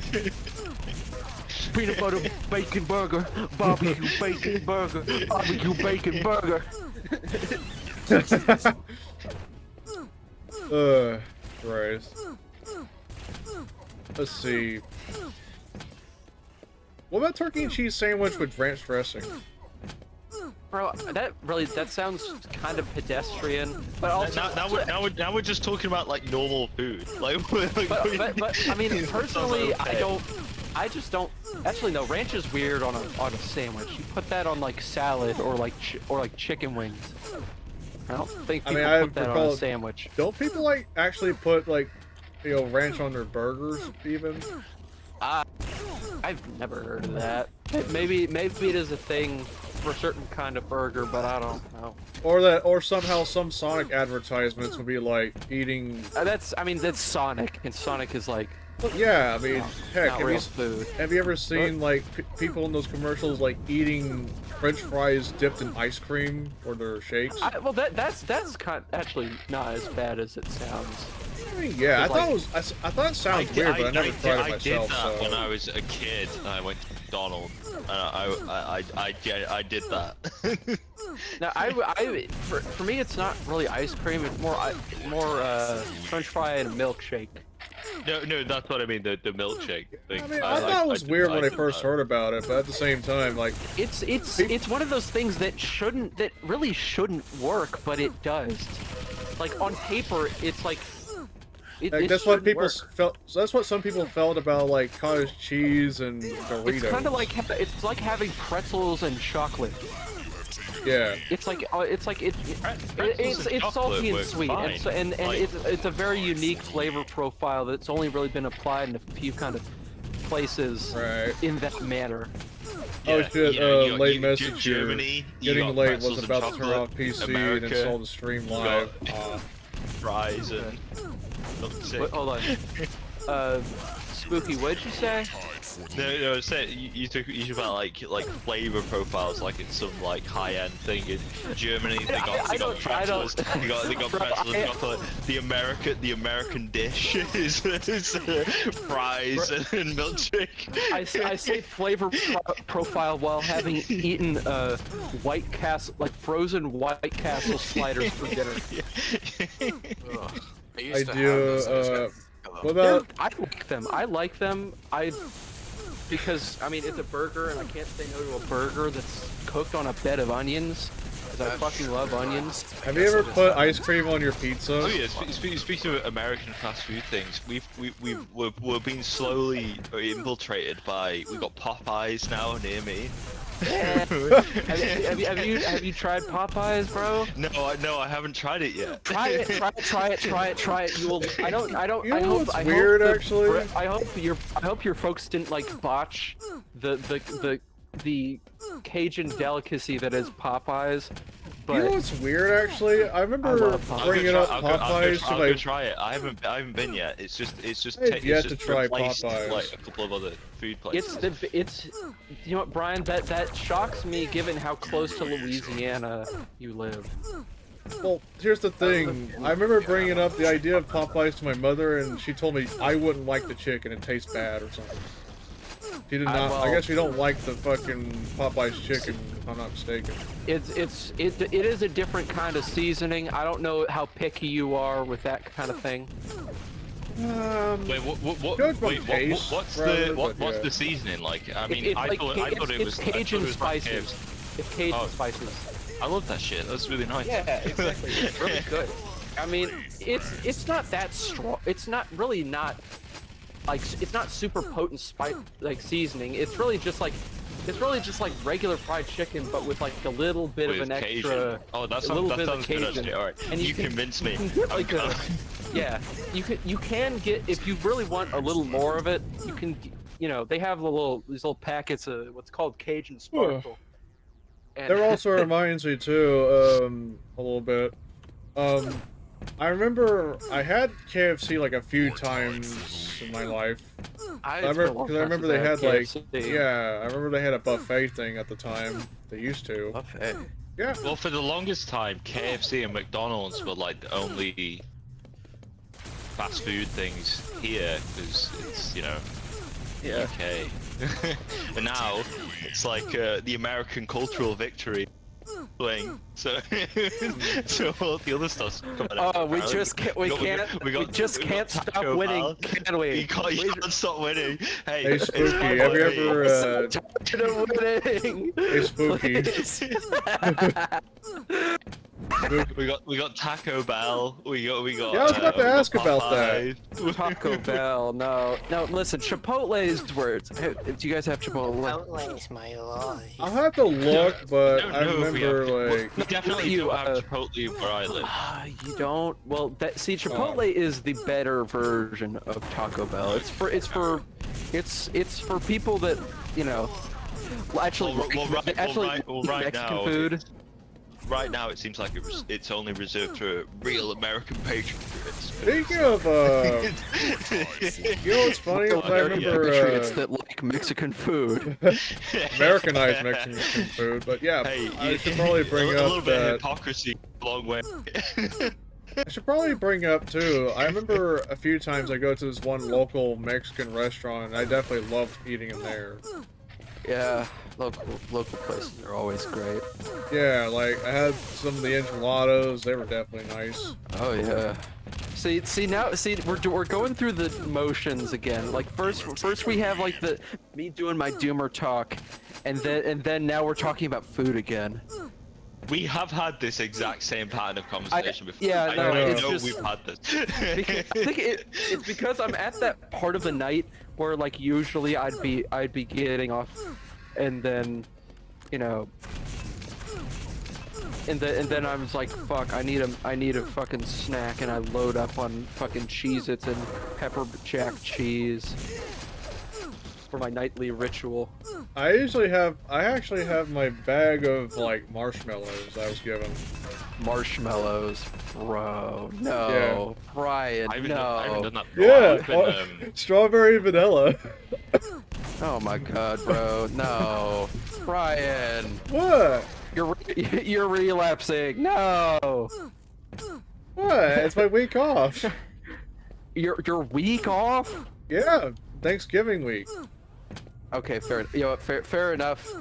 I'll give you that. I'll give you that. It's Thanksgiving. Right. Is there a rocket launcher somewhere on this map? Because I can't. I have a rocket launcher. I also have a rocket launcher. Where is it? Oh, there it is. I found it. Are we blind? Get the rocket launcher. I've got it finally. How was y'all's Thanksgiving though? It was fine. I think Yeah. I think the crown jewel of the Thanksgiving. Well, I'm kind of happy with the way my family does Thanksgiving, because instead of doing it for dinner, we just do it for lunch, so we can get all the prep over with. Right. But I think the crowning dish with the crowning dish for our Thanksgiving, in my opinion, was the casserole style mac and cheese. For me, it's gotta be the ham with cinnamon. Oh yeah, you know what? Yeah, I prefer more of a ham than turkey, to be honest. Yeah, I'm the same way. I also tried turkey with gravy, so. I mean, really, that's the only way to make turkey edible, is to have gravy. Well, yeah. Otherwise, it's just like you're eating something dry. It's so dry, yeah. Even the dark meat is so dry. Right. It's the lesser chicken. Imagine if the turkey was tender. But it tastes less dry then. I mean, dark meat is more tender. It's just, I don't know. I don't like turkey. It's weird. It has this weird ass this skinwalker ass flavor. Fuck. I wouldn't be surprised. I don't like it either. it's kind of. Like, I also like stuffing as well. Like stuffing. I hate stuffing. Really? It's like, listen, like, it doesn't matter who cooks it. It looks like sludge. It looks and tastes like sludge. I'm sorry, but it's just, I can't do it, man. Stuffing is just... You know what's funny? I've never tasted stuffing purely because I look at it and it just looks like it's not great. No, it looks like throw up. And I'm sorry, it just looks like throw up. Taste it. It looks No, like if throw you up, want- and it tastes like, well, it doesn't taste like throw up, but it might as well be. It might as well. It's some sort of herbs thrown into it, like, but it just looks so nasty that I just don't It want does. it. Like ever. Yo, speaking It of looks and looking tastes nasty, that and the reminds texture me. is so fucking... It's sludge.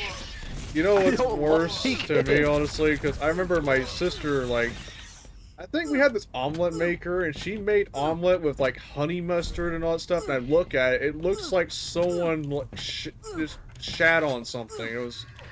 Honey mustard on an omelet actually doesn't sound that bad. Yeah, it doesn't sound bad, but when I looked at it, it was like, it's like someone shat on a plate, and it had a weird color to it. Do you think the honey mustard went bad? Did you leave the honey mustard in the microwave? No, it's not bad. It's more like, it's just the way it's made. It looks like someone shat on eggs or something, stirred it. Or something along those lines. It's just honey mustard is darker than regular mustard. Yeah, it's like the equivalent of fucking baby puke. The way I described the look. And I just had to look away because it was so fucking gross. And my sister would be confused about it because, like... Oh, good, it tastes so good. She says, I forgot the other ingredient. She put honey mustard and tuna. Well, I mean, I can understand that. You gotta make tuna edible somehow. Oh yeah, but there's probably better ways than just putting honey mustard in an egg omelet. Tuna is only edible if you do like tuna mayo and then just throw it onto like a sandwich. No, mayonnaise cannot save tuna unless it's like chipotle aioli. It saves tuna. Trust me. Trust me on this. I mean, I say this as someone who just doesn't like fish in general. I'm more of a land meat person. If you don't like it, it's nothing will save it. Because tuna is like the fishiest of... I mean, I don't really like salmon either. I haven't tried salmon. Come on. I mean, my family fixes salmon all the time. I don't like it. Yeah. What about yams? Have you ever ate yams? No, I don't think so. They don't. I know we had yams, and I know my mother or something like was trying to like planning on making like something with it with yams, like marshmallows and yams and all that stuff. Never happened. Eventually the yams practically expired, or we just ran out of. We just had to eat the marshmallows themselves instead. Jesus. We know they were not gonna make it. They got too much on their plate, quote unquote. But yeah,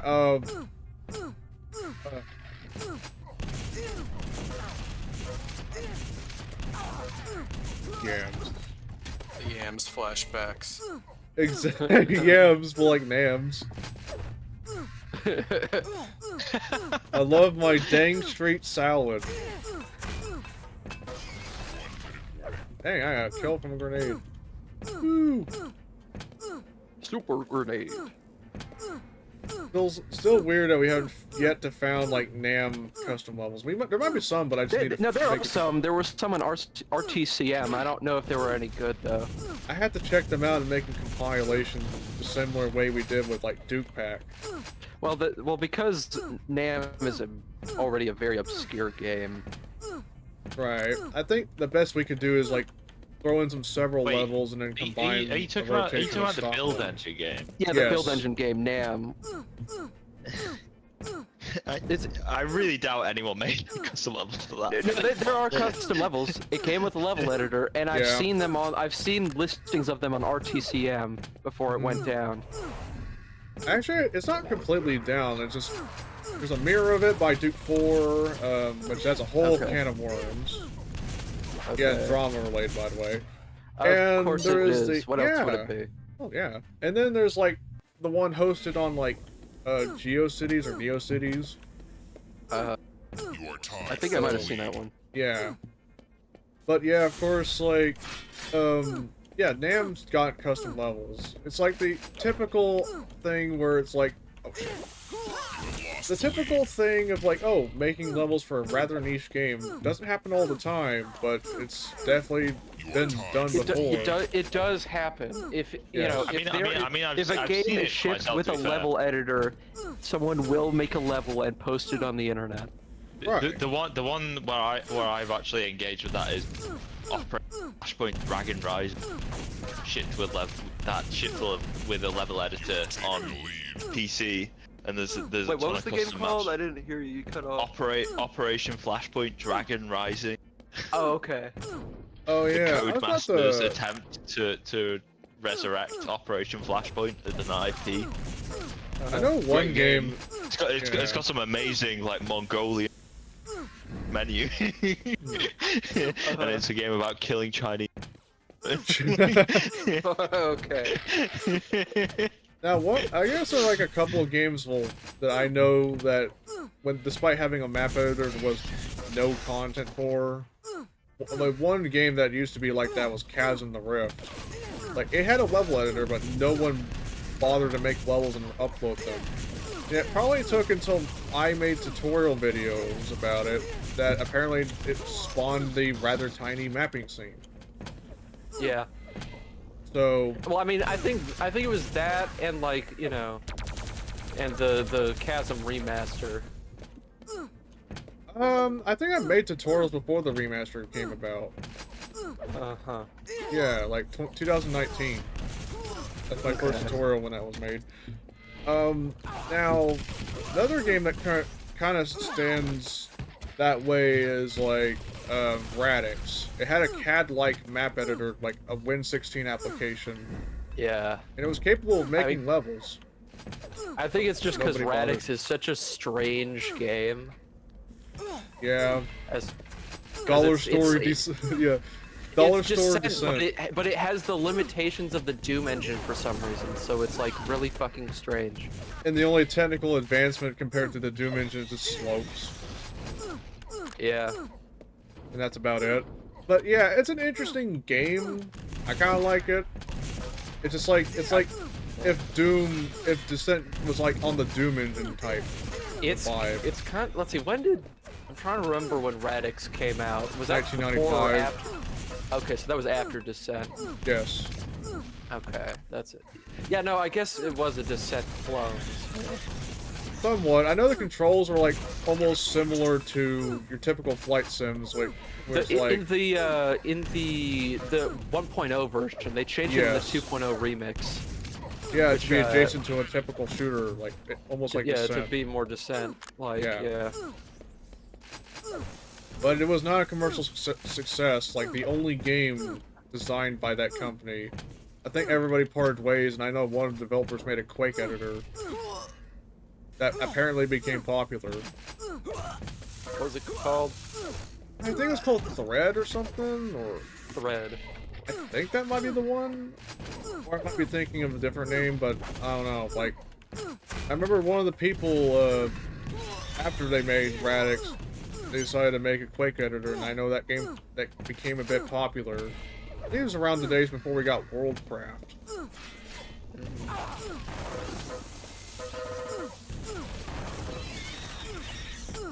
But I also found out that Radix Beyond the Void was supposed to be called Radix Into the Void. I guess they changed it to Beyond the Void, like, possibly last minute? I guess. I don't know, but Into the Void, that's the name of something, I think. Yeah. Though, I guess finding development history of that game is practically obscure, so... Yeah.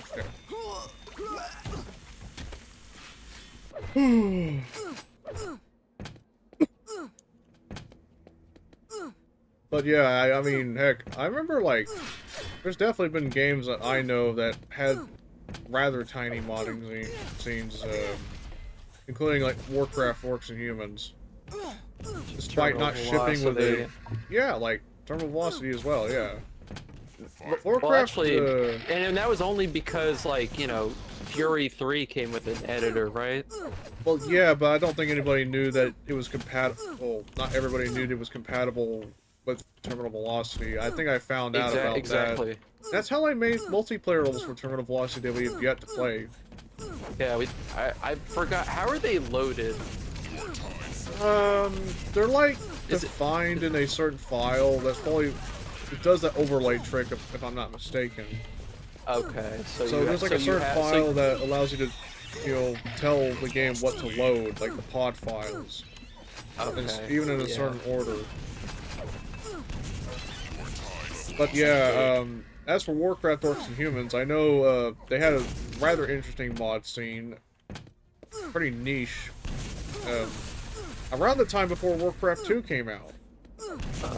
And it involved like a program that's doable, not the greatest editor, but it can only edit like forest levels based on the save games, because the save games are like memory dumps, essentially. Yeah, you told me about that. Yeah. However, it does load save games. I think Command & Conquer did a similar thing when it was new. Yeah, because that never shipped with an editor. Yeah. Everything was all third party. Yeah, I don't know how... actually don't know how, you know, Command & Conquer got its first editor. Red Alert.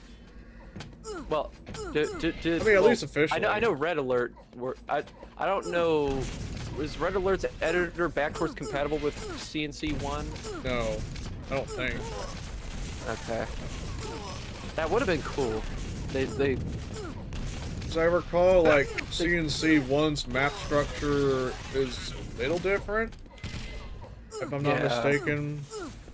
And those levels had to be like installed and through like manipulating the mix files, which carry levels. Yeah, so I feel like everything else. Yeah, so if anything, if we ever do like CNC on CGA, that's why I pitched the idea to like CodeJunkie to like do the overlay trick or load. Well, the overlay trick. Files. The overlay unless trick there is a command line DOSBox, but you know, real, you know, Win9x DOS that introduces a problem of, you know, possibly overwriting stock files, which could create problems. I feel like that's why the backups part is probably the best we can do. Yeah, however, yeah. I do think there may be a way to do without that, but I need to research that. I know there's ways to make custom levels for Zed. And I definitely pitched to CodeJunkie about adding support for Zed custom content. Z95 is such a pain in the ass to get working on modern systems. Yeah. Like the thing is, the most you can get is it running, but in the wrong language. Like it has the capability to run in English, but for some reason on modern systems it just runs in like, I don't know. I think either in German or Spanish. I don't remember. I think why not just run it in like DCM or something? Well, it's for multiplayer. It's really more for convenience sake. Yeah, not everyone wants to use an emulator apparently. Well, especially if they're already running on Windows. But I think you know, I don't know. It's also kind of a thing where there's not a super high demand for it. I thought you were talking about like a level editor type thing or whatever. Oh, no. Well, I was kind of talking about, well, Z95 was what came with a level editor. Yeah, but Z95 itself had a problem with running on modern systems. Yeah, the DOS version is preferable. Generally, you can assume something with 95 in the name, targeting Windows 95 is going to be dog shit on modern Windows. None of those things ever work. Like, well, sometimes they work just fine. Yeah, sometimes, but because I mean, if you get some of the right wrappers and compatibility things, then it'll work fine. But then there's some games I've wrestled with enough. Like me too. Warrior 2. Oh, yeah. By the way, Does not fucking Cario work, says. ever. Cario says in that's like the chat. one example. Riff's. It says here. Cario said wrist loves cocks. I think he's referring to you, Riff. I guess. Open wrist. Curious also likes posting bomb footage of my server. That's why he's not here anymore. Wait, did you kick it? The Carios. Yeah, I kicked him. I kicked him out because like I'm not having that in my server. He keeps doing this. He keeps posting this weird sketchy shit. I'm not having that in my server. Oh. Oof. I mean, I'm gonna I read some of the stuff he posted. And I was like, why do I even read like it? he probably should have. I feel like Carios probably should have started a blog instead. Of just posting stuff. Because I feel like he's just kind of talking at people, and it's just really annoying. Also, this is a CTF map. Why is this in here?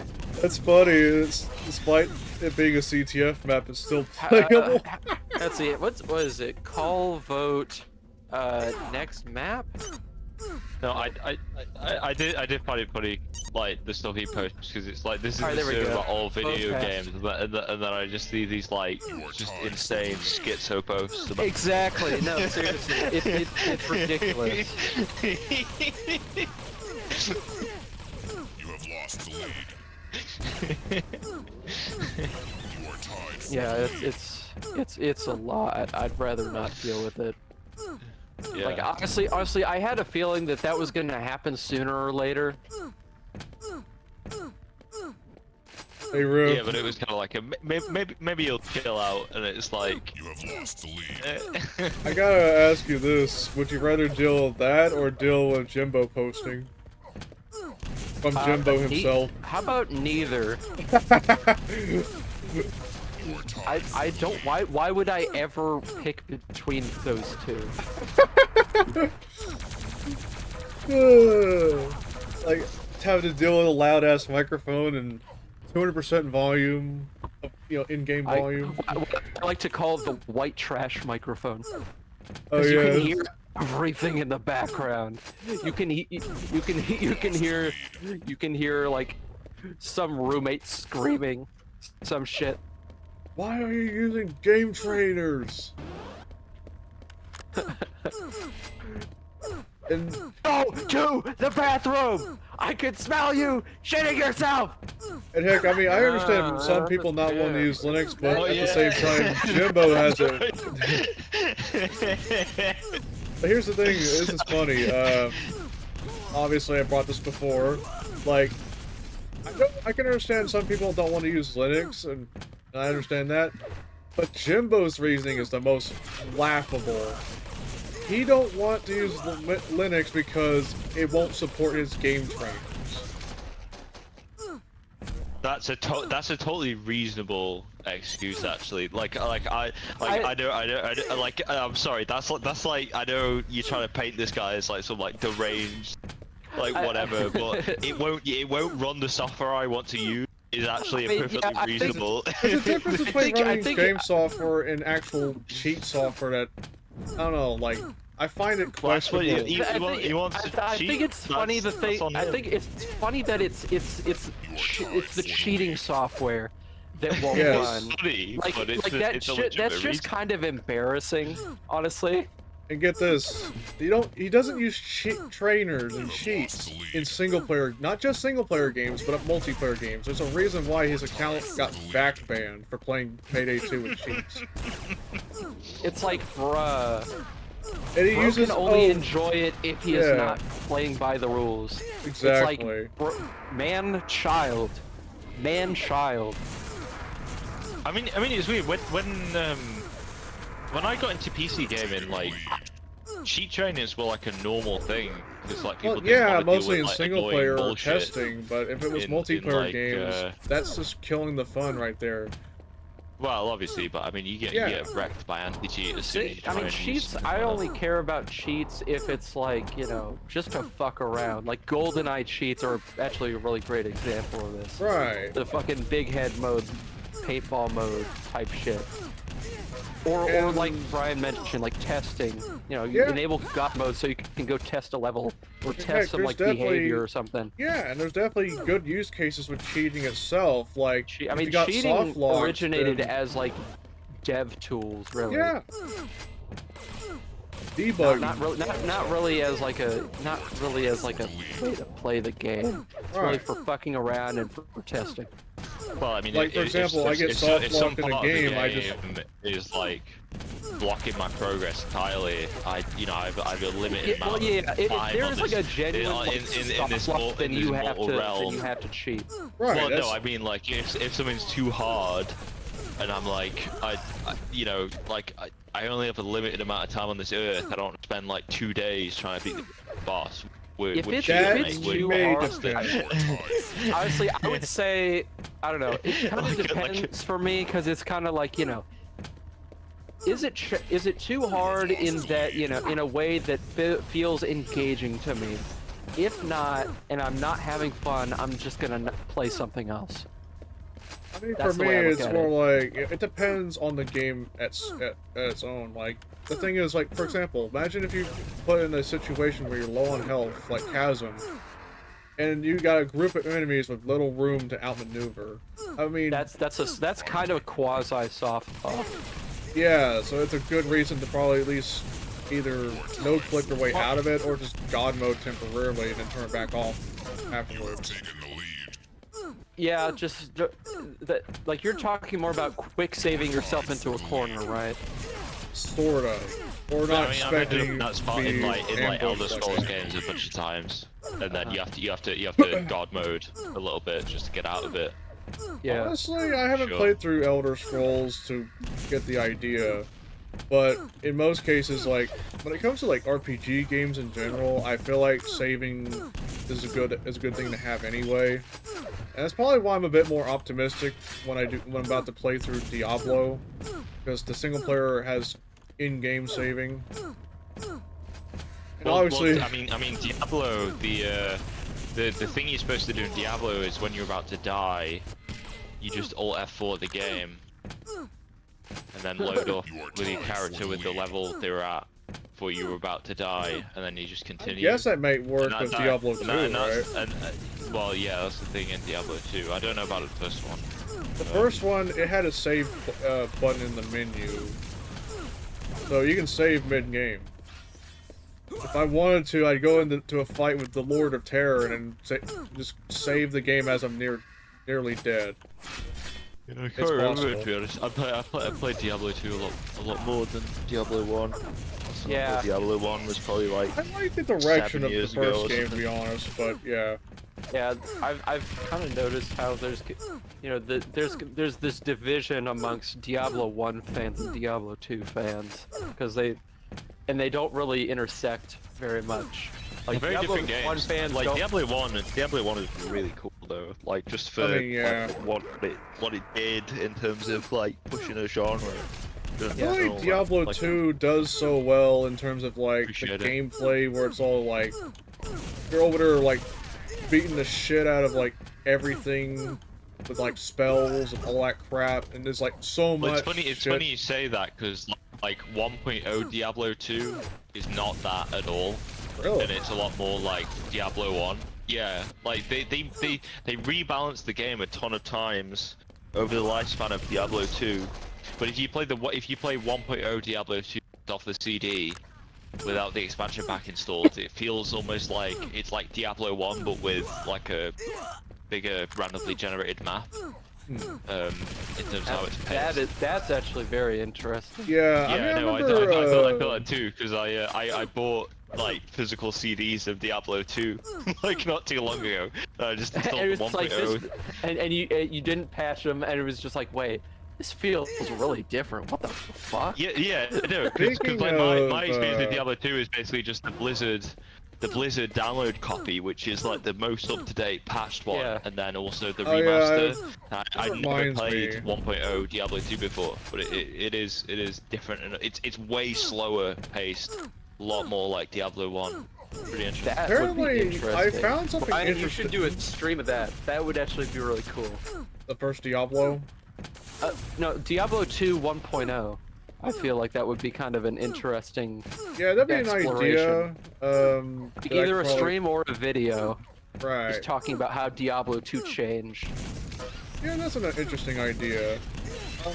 Speaking of changes, I remember finding this out recently, but I think it was back when I was watching that fucking Diablo speedrun scandal. So apparently I found out older versions of Diablo, there was like the coin duplication exploit that's been, at this point, might as well be normalized. And because, you know, back when Battle.net was over debuting and everything, it was exploit hell, yes. I remember you telling me about yeah, this. Heck, I mean, I would probably just do a stream of Diablo and show it off, but yeah, the older versions of Diablo, it was harder to do a coin duplication than it would be in the more recent versions. Oh, okay. So, yeah, because the way the game was coded and handled. Uh-huh. So, yeah, I think that's a good example of, I guess, just game deterioration with patches. Yeah. I think another great example of this is Half-Life, because I think for the longest time, you know, ever since the 1.1 patch for the WAN version, you know, features stopped, you know, either stopped working or they were changed, and it wasn't as polished as the earlier versions in terms of the actual gameplay. It also reminds me too, like, coin duplication was just so funny to me. This is gonna be my last match. Alright, same. Like, that's the funny part about coin duplication in Diablo, is like, oh wait, I could pretty much just, you know, duplicate one of the starting items and then grow enough to, like, buy a fucking cheap potion and turn that potion to doubling my gold and all that stuff. So I'm like, it's like a build-up so I can, like, just pile up almost all my inventory full of health potions or mana. And then and also probably get some town portal scrolls along the way. Like, it's kind of a funny way of playing through the game. At least to me. I mean, you just have the option of, like, oh, you can just go through the playthrough without the whole thing, or just with the thing. I'm just gonna go with the thing, because it's just so funny to me. Yeah, Diablo 3 is really good. Sorry, I'm just remembering what was said in the chat. I genuinely like Diablo 3. Like, I know people had that, but it's like, that was alright. When I played it, I've only ever really actively played the first Diablo. I wasn't really I wasn't really a fan of StarCraft 2. In terms of like, I played the free version of that, I think, like 10 years ago. Oh, Diablo 3 or StarCraft 2? StarCraft 2. Yeah, when I tried it, it just never clicked with me. I always loved the original StarCraft more. Yeah, the only RTS I've ever actually liked was like Dawn of War 2, and like Company of Heroes, probably. Like the Relic RTS. And the weird part too is like StarCraft 2's really. StarCraft 2's like designs, especially the Terrans, just feels too Warhammer.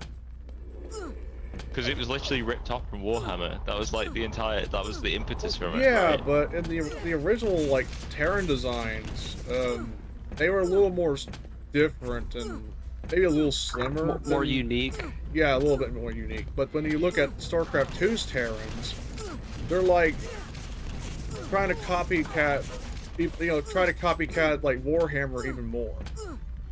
They got lost in their influences, I guess. Right.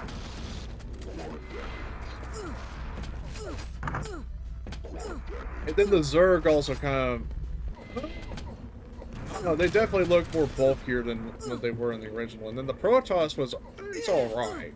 I think, if anything, I kind of prefer the Protoss in terms of StarCraft 2's design than anything else. But other than that, I always appreciate the original StarCraft's, like, art aesthetics. I like RTS games better when they're 2D pixel art. Right, I prefer. I kind of lose interest when it goes 3D. That's part of the reason why I didn't like Warcraft 3, because when they went to 3D, it just felt too different for me to enjoy it. I grew up playing 2D RTS games like Warcraft, Warcraft 2, and StarCraft. That's playing 3D RTS games just feels meh. I don't know. I like the look of bird's eye view isometric games. I love the way Roller Coaster Tycoon and Command and Conquer and SimCity 2000 look. Right, that's probably why I didn't even bother playing like Command and Conquer Generals or fucking Age of Empires 3. If there's one Command and Conquer 3D Command and Conquer game you should play, it's Renegade. Yeah, I heard a lot of interesting things about Renegade. Renegade it's really just a shooter. It's kind of in the same vein as Medal of Honor, a little bit. From what I've heard, it feels like more of a hybrid between RTS and first-person shooter. You can feel that in the gameplay. To be fair, you can feel that they grafted the FPS stuff on top of their RTS engine when you're playing it, but it's not a hybrid at all in the actual like game format. It's very much like it's like an FPS with RTS elements. Like you can control vehicles, you can, you know, fight on the ground with weapons. It's really more about like it's an early 2000s shooter. Oh, for sure. In every sense of the word. Right, it just carries some elements from an RTS, right?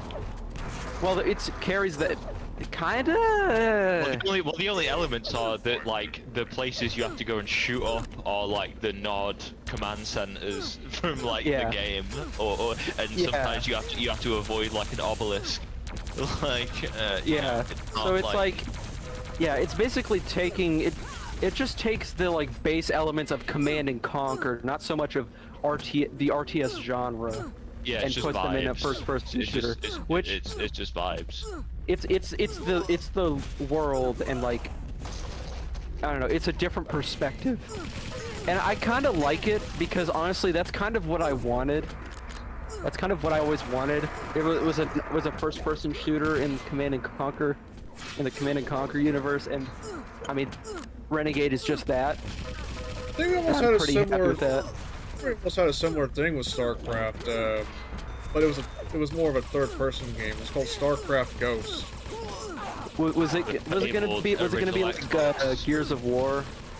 I don't know, but I do recall you play as a Splinter Cell from. You play as like. Okay. Yeah, you play as like a female Terran ghost named Nova. Or something like that. How you guys doing? I just got back to my PC. We're almost done playing Quake 3. Nice, dude. Yo, Rick, I want to show you my level real quick I made in Jackhammer.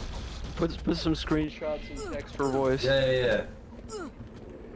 But yeah, like, it would be funny if, say, like, Warcraft got a first-person shooter in an alternative timeline. But it'd be like fucking Witch Haven, but better. Or Hexen. Or Hexen, yeah. Honestly, I would play the shit out of that. Yeah.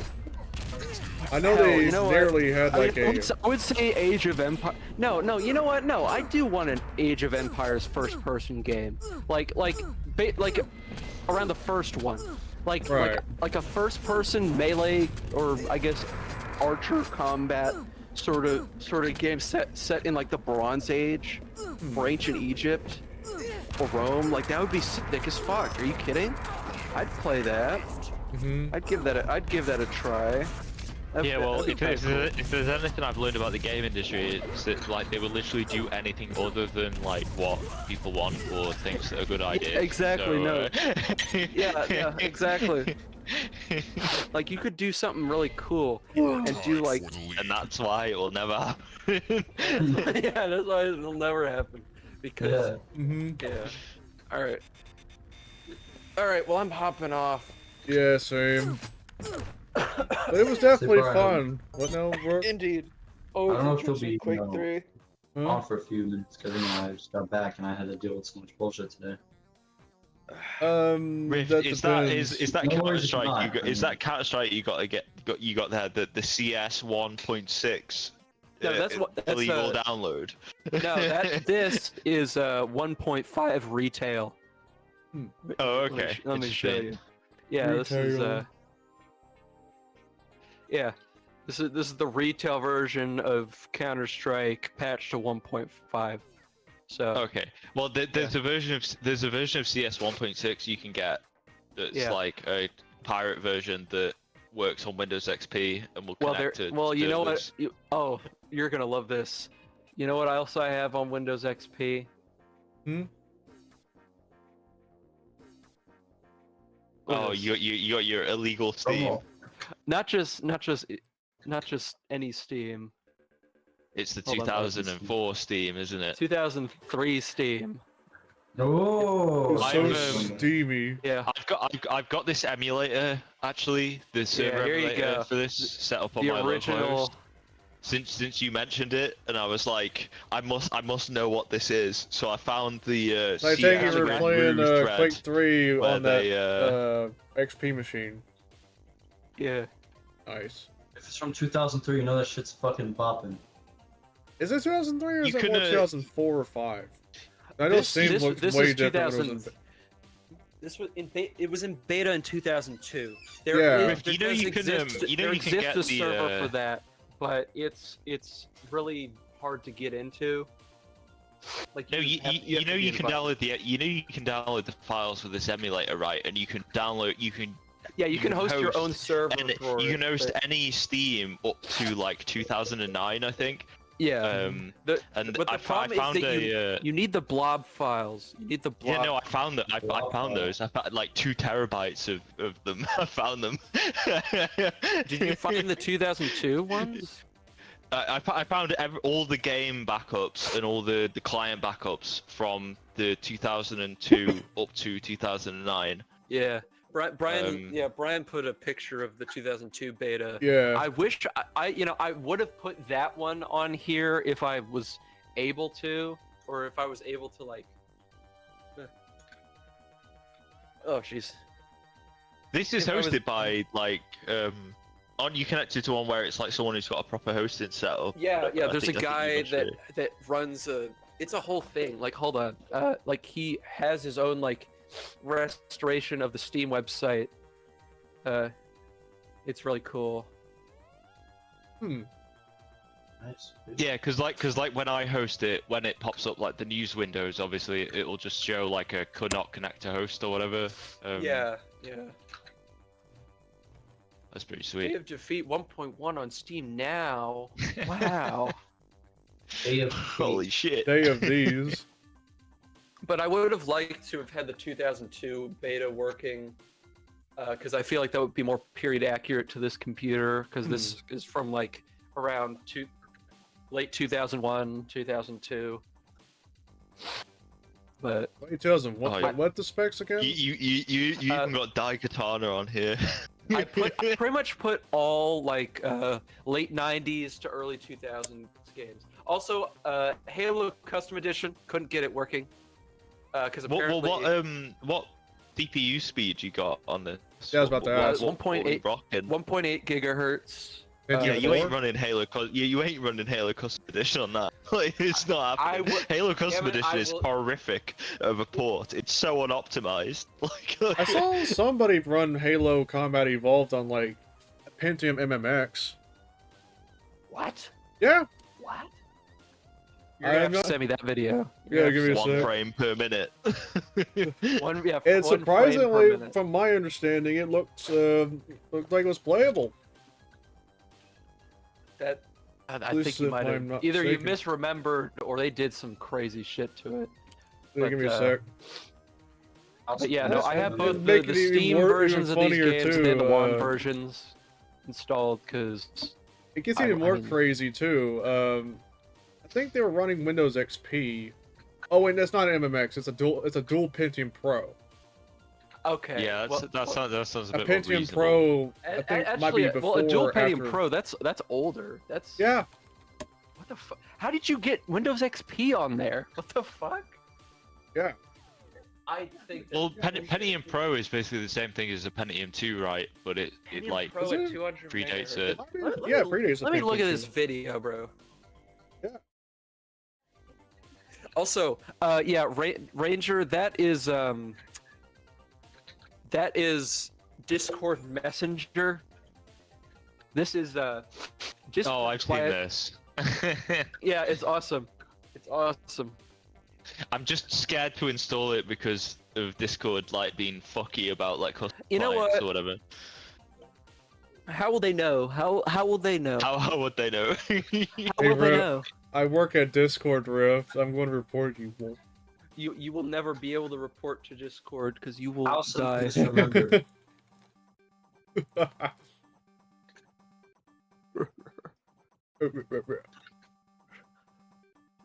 Okay, I think. Okay, I stand incorrected. I look at the footage and it's so fucking bad. Yeah, Yeah, you're you right, think? Spooky. That game ain't gonna run. Not Yeah, with a like- dual like Pentium Halo Pro. I mean, Customer look at is Halo. Halo would legendary. not run on 200 megahertz. The fact that this guy ran it is so fucking crazy. And on top of that, that's Windows XP he's running too. Yeah, I don't think you can install Windows XP with a Pentium Pro. I mean, Actually, Halo CE's PC port actually, is like you can legendarily theoretically bad. use Windows XP on I a think Pentium. I mean, it's been. I have Chimera installed, so I think that would at least help a little bit. Well, Well, I I mean, guess, if you Chimera run is it really- on if you run it on like so Halo for the Xbox is like fine, and the Xbox is like a GeForce 3. But if you were to run it on a PC that has a GeForce 3 in it, it would run at like 10 frames per second. Gearbox did such a bad job of porting it, and you basically Yeah. need like a 6800 to actually get a good frame rate in it. Yeah, and I also learned that the some of the restored stuff that Chimera has done requires, I think what was it, shader model 3, and Yeah, so that's a GeForce 6800 or yeah, above, yeah, I basically, need yeah. yeah, shader model 3 wasn't a thing till 2004. Yeah. And they really just did some custom hackery on the original Xbox to get that working. So unless someone does some black magic to like get a G4 to get this working on 2001 PC hardware, I mean, I doubt that's ever gonna happen because the I don't know, PC port is just such a bad basis to work with. people that are it's I don't know, never people are happened. really fixing up the PC port of Halo right now. Like Chimera is Apparently, doing so much lifting right now. Chimera makes Yeah, this yeah, shit but look like these guys easy. doing these modern fix-ups are gonna be targeting modern PCs. That's Yeah, the only yeah. thing. Well, actually, Chimera has a Windows XP version. That's just Yeah, it. I know. I think I I will used say it. I found when I we just played found it a before, video but, that shows Halo Combat Evolved running on a Pentium 2 450 megahertz with a NVIDIA Quadro FX 3000. And how's that running? It looks to be running pretty decently, I think. Yeah, I'm looking at the footage. It's not too smooth, but there's some areas that's like close to 20 to 30 frames per second. Yeah. All right, let me get a look here.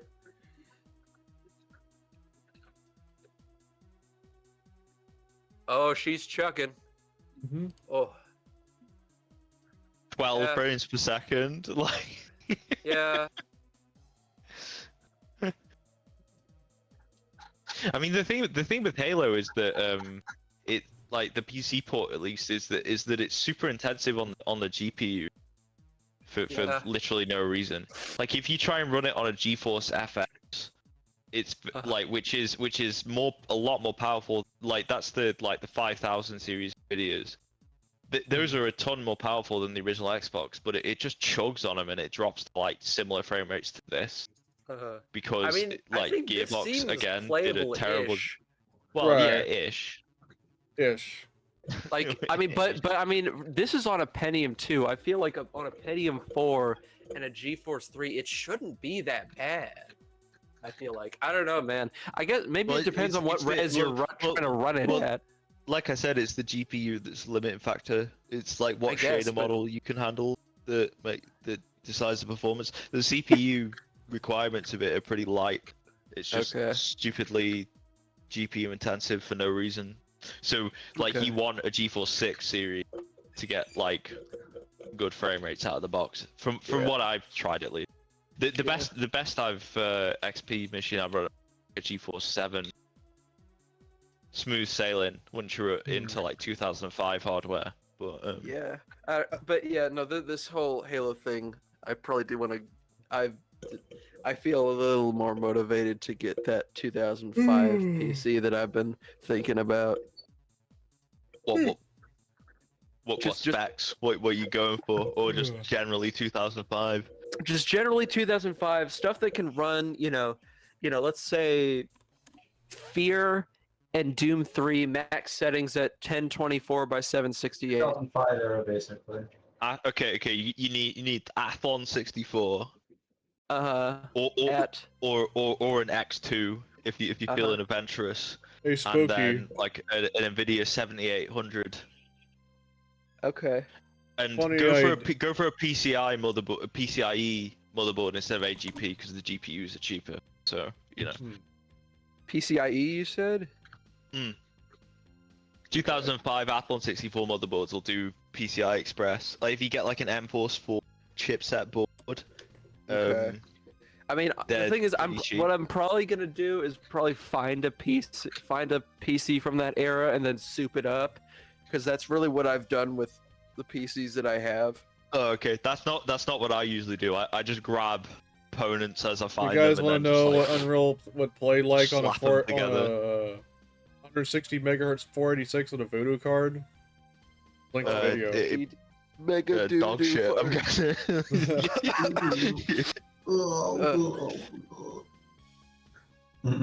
Oh yeah. All right, let's see. Frames per minute. It is from the channel everyone loves. Oh, is that the guy? The Quake fart guy? Yes. Black Squirrel 7. I've heard of him. Who's this guy? He makes videos about old computers, showing benchmarks, but he's more famous for the fact he farted during a Quake time demo. Yeah. He will never ever live it down. But yeah, exactly. no, that's chugging dick, bro. I mean, the fact that it worked at all is still impressive. To be fair, I mean, it's below spec, but it's not like it's a 386. Unreal on the 386 is like a death wish. It's probably impossible. I mean, yeah, obviously. Alright. But anyway, I'm gonna Rift. If you want like peak 2005, get an Athlon 64000. That's like one of the fastest single core Athlon 64s that are like kind of reasonably priced. The other ones are the FX. And those are like they go for like $1,000 at this point because you know how it goes. Yeah. Retro. I'd probably actually have some luck getting at least a good platform at a thrift store. Like I'd have better luck with finding a mid 2000s PC than like a beige box. Oh yeah, definitely.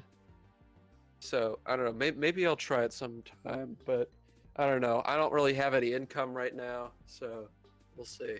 Anyway, yeah, you guys have a good night. You too. How you going? Remember to bring it up to me, the rot stuff. Yeah. All right. All right, I'm gonna conclude the stream. So yeah, that was fun. But I'll probably move back to my main server. You guys have a good one. Alright. Or actually broke Stefan, but yeah. I'll be back on later. Yep. Alright, well, that's about it. That was fun. But I gotta just relax for tomorrow's stream and accept all that stuff. Anyways, that's it for now. Thank you all for watching. Stay tuned for more content. Give 5 money for Boba, and as always, peace out. See ya.